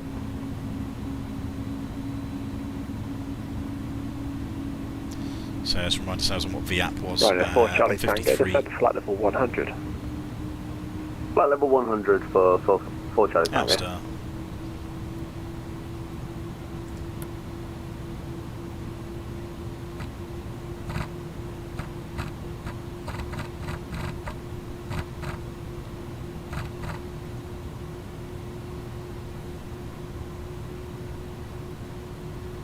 I'm interested to see if we can get any speed control on this. Cathay 216, river taxi. Cathay 216, roger, taxi right on Juliet Foxtrot. Juliet, hold at Juliet 1. Taxi via Juliet Foxtrot, Juliet, and hold at Juliet 1, Cathay 216.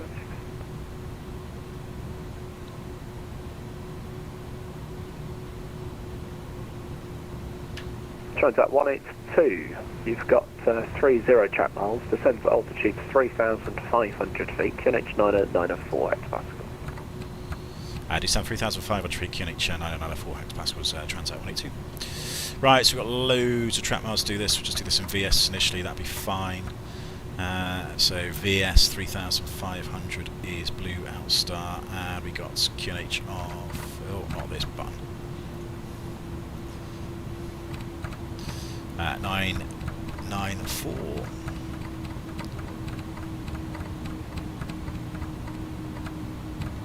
So 994 is set. We do the approach checks. Signs are on and also. I can go to ignition. Briefing is confirmed. Decam status is, just double check it, normal. Altimeters 994 hectopascals is set. Minimums is 450 feet is set. Ignition is continuous ignition, and the landing elevation is also set 250 feet. Approach checks are complete.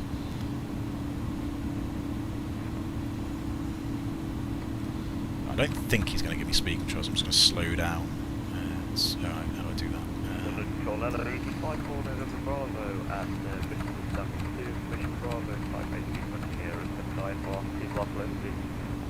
AZ54 November Bravo, London. Hello, cleared to Barcelona on an Exmoor 1X-ray departure. The score code 4461. Just need to be aware of the speed limitations. So 244 is VFE for 15-0. AZ54 November Bravo, that's all correct. Right at 8 Papa Romeo Monitor Unicom 122.8, goodbye. There's no DME yet. Unicom 122.8, runway 8 Papa Romeo, have a nice day, bye bye. Thank you. Right at 4 Charlie Tango, descend flight level 70. So 15-0 set. Right at 4 Charlie Tango, descend flight level 70.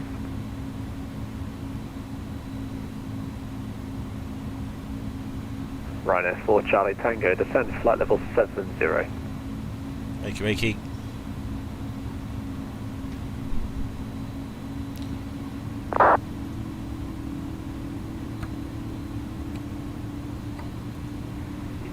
Push back.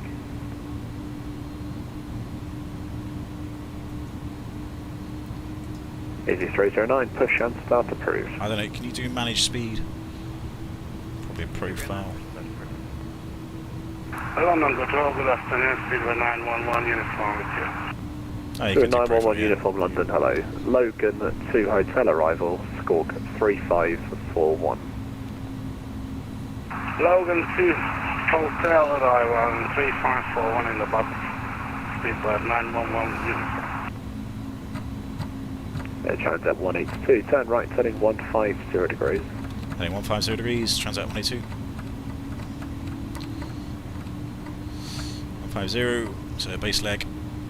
Shamrock 39 Alpha, descend when you're ready. So level off a little bit, yeah, it's fine. level 5 panel. When ready, down Not quite the CDA. level panel for Shamrock 39 Alpha. God, it's getting really dark. Rider 66 Echo Yankee, well established on the localizer, descend with the glide path. And now established for Kelly Backman of LF66 and Get the dome on. Roger. 2 at 911 uniform, descend when ready, flight level 250, level by Logan. Alright, let's go Speed on 15-15. conversion, 250 knots. Extending 250 when ready over Logan, speed copy 911 uniform.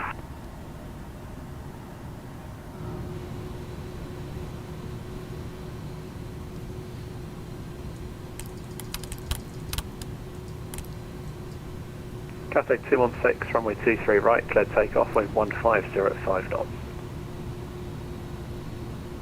Runway 23 right, cleared to take off, Transat 182, turn right, heading 1905, descend altitude 3,000 feet, cleared RLS 23 right. Right, turn 195, turn 3,000 feet, clear for LS 23 right, Transat 182. Right, 4 Charlie Tango, fly heading 050 degrees. 050 degrees, right now, 4 Charlie Tango.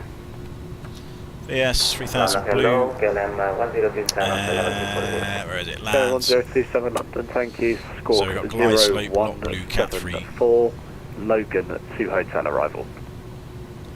0174, Logan to hotel arrival, KLM 107. So ready, some says alive. Papa Foxtrot, Roger. Runway 15, clear for takeoff, wind 16018, 12 28 knots. miles. Just take off runway 15, okay. Rider 4 Charlie Tango, descent to altitude 4,000 feet. The leads QNH 90903 hectares. Doing well for the scheduled times. I said one will be on the ground before 3:30. That's looking like it's possible. We're going Descend to go to around. 4,000 feet for Ryanair 4 Charlie Tango. Stay firm, QNH 993. Yep, QNH 9 and 93 heads Pascals for right now, 4 Charlie Tango. KLM 1027, speed 270 knots or greater. 270 greater, KLM 1027. Rhino 66 Echo Yankee, runway 25 clear to land, the surface wind 180 at 14. Right, lock start.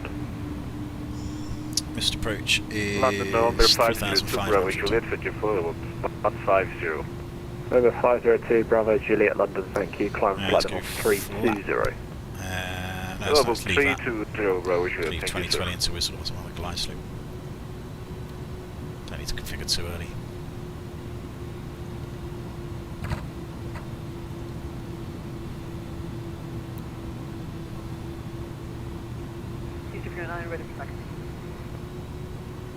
Easy 309, taxi holding point Alpha 1, runway 27. Taxi Alpha 1, Alpha and hold 27. Tomjet 856, monitor Unicom 1228, good day. Settle down, buddy. Tomjet 856, monitor Unicom, bye-bye. Fuel is still fine, a couple of amber pumps. Rivers 34 Yankee, London, hello, squawk 2046. Squawk 2046. Right, low slope start. 34 Yankee. Mr. Pritchard, Tomjet 856, monitor Unicom 1228, goodbye.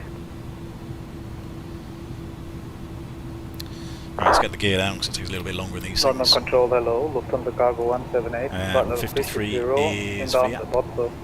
Lufthansa Cargo 178 London, thank you, squawk 3545. Squawk 3545, Lufthansa Cargo 178. Channel 49 Papa Foxtrot, climb flight level 190. So landing checklist, landing gear is down. And Auto brake is right, clear to land, 1505. medium, anti-skid. Let me just cross there, Transat 182, 23 right, clear to land, 1505. Good land, 23 right, Transat 182. Lovely, there's landing clearance. That's 1 Bravo Alpha. Anti-skid is checked, it's on normal. Stats and flaps, 2020. And spoilers, thank you, push and start there you go, approved, spoilers are face arms. south. Push yourself this floor facing south, Finnair 1 Bravo Alpha. Lufthansa Cargo 178, route direct Pendle.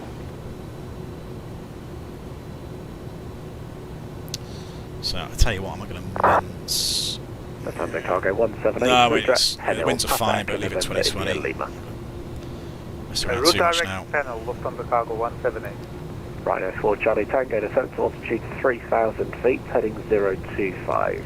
Could have done 30, 40 the Descending flaps. to 3,000 feet, heading 25. So a little bit of a higher pitch here, but 5 5 degrees. Cathay 216, climb flight level 190. Flight level 190, come in, James. Flight 4 November, rather and start. So what's the wind minute? 232, so he's going to drop down quite a bit. Hang on, next. AZ51 November Bravo, push down approved, face east. Next few thousand feet.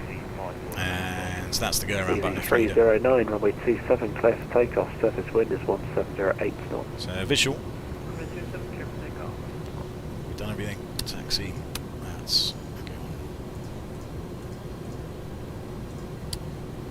It's all done. It's all done. Super 34 Yankee, it's a OC-10-1 Mike arrival. Route direct OC-10. Option 1 mark arrival, route direct Octon. Speedbird 34 Yankee. Right, so what I'm interested in seeing is the sort of the thrust.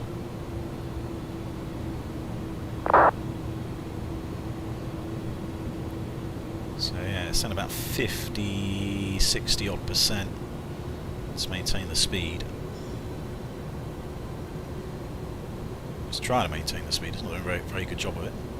Rhino 4 Charlie 70% Tango, in turn one. right, heading 110 degrees, cleared ILS runway 14. Right, heading 110 degrees and 3000s. cleared ILS 24 for right. 14, sorry, for right. Alright, let's disconnect there. Try and keep it trimmed.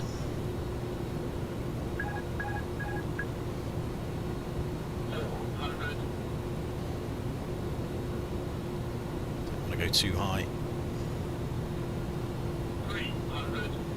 Rhino 66 Echo Yankee, welcome to Luton, taxi via Bravo, stand 9. Right, Bravo, stand 9, approach, around 66, thank you. Ready for descent, LM 1027. Okay, 1027, descent flight level 160, level Sabre.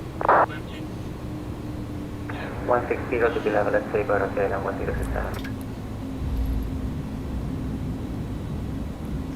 Good afternoon, Shamrock 155. Spoilers. 140 for 150. First green. Sharp 15 Mike, London, Peace hello. out. Climb now, flight level 3. Anyway, slowing down enough. Manual brakes.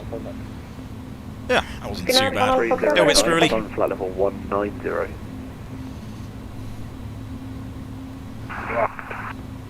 BZ 309, climb flight level 190. 39, climb flight level 190. Thanks, and the other aircraft checking in. Cathay 216. Cathay 216, yep. Yeah, very squirrely, but it worked. Just one question. I'm having now sandbar and height. The height limitation is 5,000 feet, and it tells me to flight level 190. So I just neglect the limitation, or I need to in manage mode. No, you can disregard the restrictions. You can climb now to 190, no restriction. So just neglect the restriction, right? That's Brakes, correct. yeah. Deal with those in a second. Thank you very much. Cathay 216. Speedbird 911 uniform, reaching Falcon. Oh, one uniform, thank you. Descent flight level 160. So what are we allowed with the fuel? Interesting to see. Channel 94 Papa Foxtrot, contact London on 129. Right, let's turn these off. 129.425, good. And transit 182, taxi stands 31 via Alpha, Bravo, Delta, and November Charlie. Thank you very much, stand 31 via Alpha Bravo, Delta, and November Charlie, Transats 180. Good, so he's going to be an Alpha, Bravo, Delta, right, I'm pretty happy where I'm going with that. 31 Bravo Alpha, taxi So Lima, that's done, Papa, Kilo, and Juliet to Juliet 1. Turn-offs don't really need those anyway. Lima, Papa, Kilo, Juliet 1, Finnair 1 Bravo. Shamrock 39 Alpha, descend flight level 200. Down to flight level 200, Shamrock 39 Alpha. Right, there 4 Charlie Tango, runway 14, clear to land, the surface wind 23010. Flaps. Let's land runway 14, Ryanair 4 Charlie Tango. Where the radar is off. KLM 1027, descend flight level 90, speed 250 or greater. 90, 250. So straight here, next left. We say Alpha Bravo Delta. 54 November Bravo, Bristol, ready for taxi. Busy 54 November Bravo, taxi holding point Alpha X-ray. Get the brake fans on. X-ray onshore, 54 November Bravo. Seabird 1, that's gone. I think all that's done. That can go to... Stand by. I'm fairly sure this is Delta. Yeah, there's Delta. Find a straight book, do the after landing checklist. I think that's coming on. November 502 Bravo Juliet, route direct to Vat. So what's the fuel out of interest? 7.2, okay, yeah, so it's a little bit less than what was originally planned. It's about 9 tonnes on a start flight, went down to about 7. But to be fair, we did go a bit faster, so maybe that was why. Control, this is Channel AQ's coming 94 on. Papa Kilo in Birmingham, stand 1, requesting clearance for Leeds. The after landings, slats and flaps. Channel 94 Papa Kilo, roger. retracted. Clear to Jersey. Transponder Compton is to Yankee set. departure. Squawk 05. Weather radar is off. Spoilers. Clear to Jersey disarms. via Charlie Papa Tango 2 And Yankee AQ departure, is squawk 0536, Channel 94 Papa Kilo. Temperature still, yeah, it's 94 Papa Kilo, that's all correct.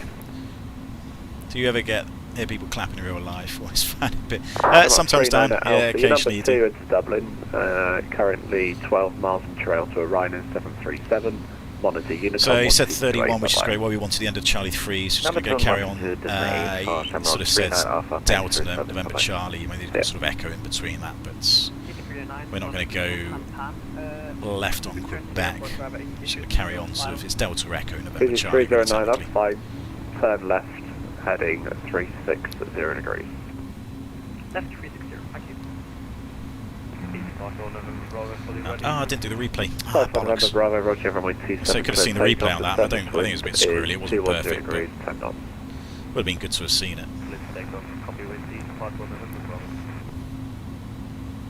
Oh well, never mind. Give it 911 uniform, descend to flight level 100. 100, 911 uniform. So 31's going to be one of these right London Center, turns. It's California 15 29. Charlie, So it's this Delta next one. 190, heading So 320. taxi light can go London off. 15 Charlie, hello, climb flight level 220. Is that your requested level? There we go, brake pressure accumulator's looking good. Climb 220, Caledonia 15 Charlie. Are you looking for a higher level or is 220 your final? 220 final, Caledonia 15 Charlie, thank you. With a tight Copy, easy turn, this one. 309, descend to 2,000 feet, the QNH is 993 hectopascal. Down to 2,000, finish 993.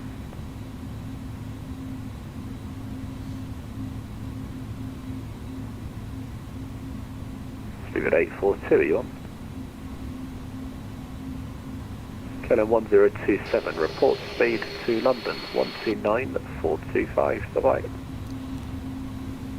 129,425 with the speed scale and 1027, thank you, bye-bye. Right, no guidance on these stands, sadly.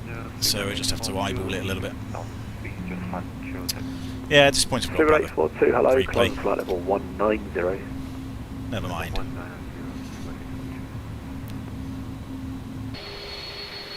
Easy 309, would you like a visual approach into Liverpool? Good luck with that.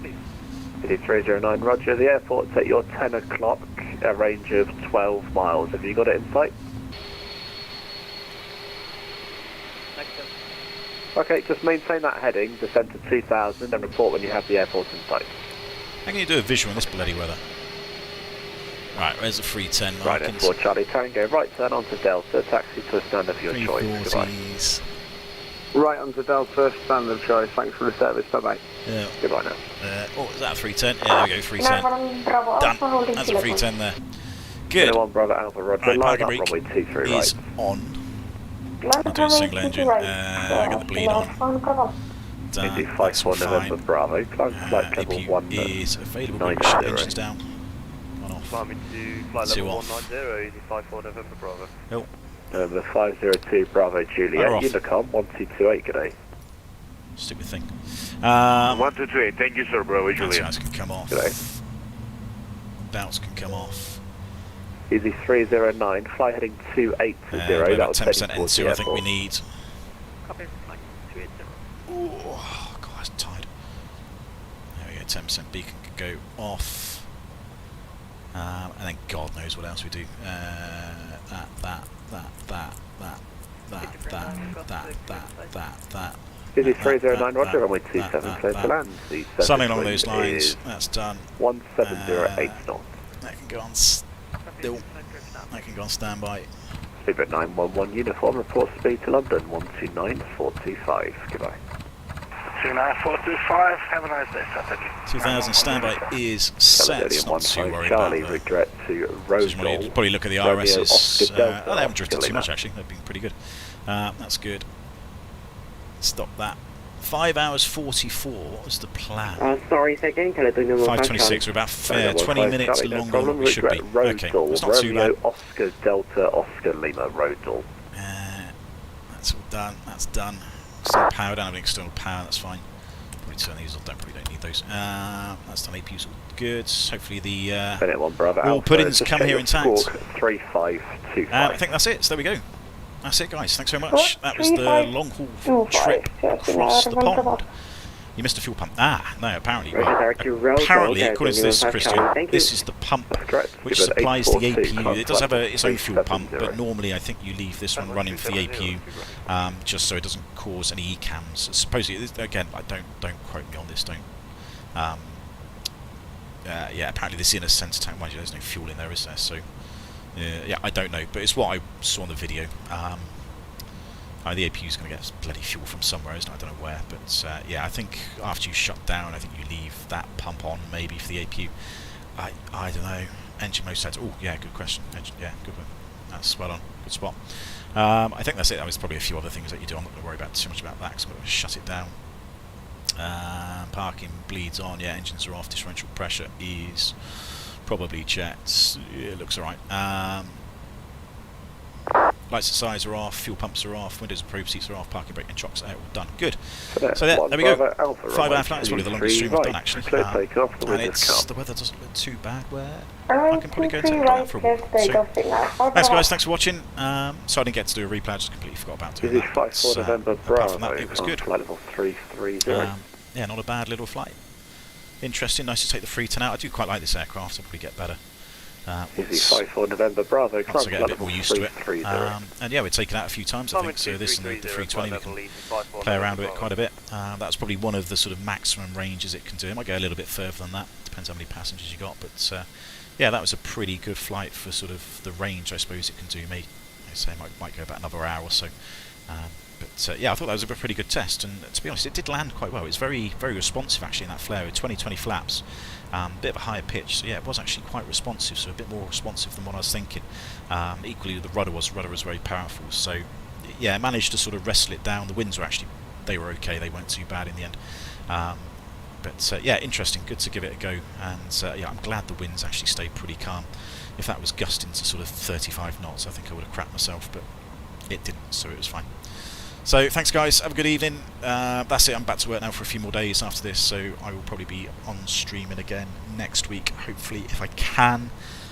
Depends on what I'm doing. I mean, this is going to be off for Christmas soon, so invariably I'll be bloody doing all sorts of things with her for the next few weeks over Christmas, but I'll try and get on what I can. So yeah, hopefully I'll be on next week, and have a good evening, and we'll see you all later. Cheerio.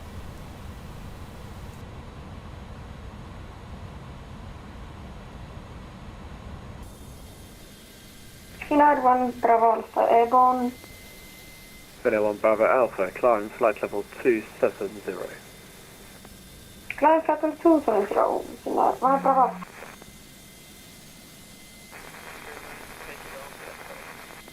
Easy 309, Roger, taxi to a stand of your choice. Goodbye now.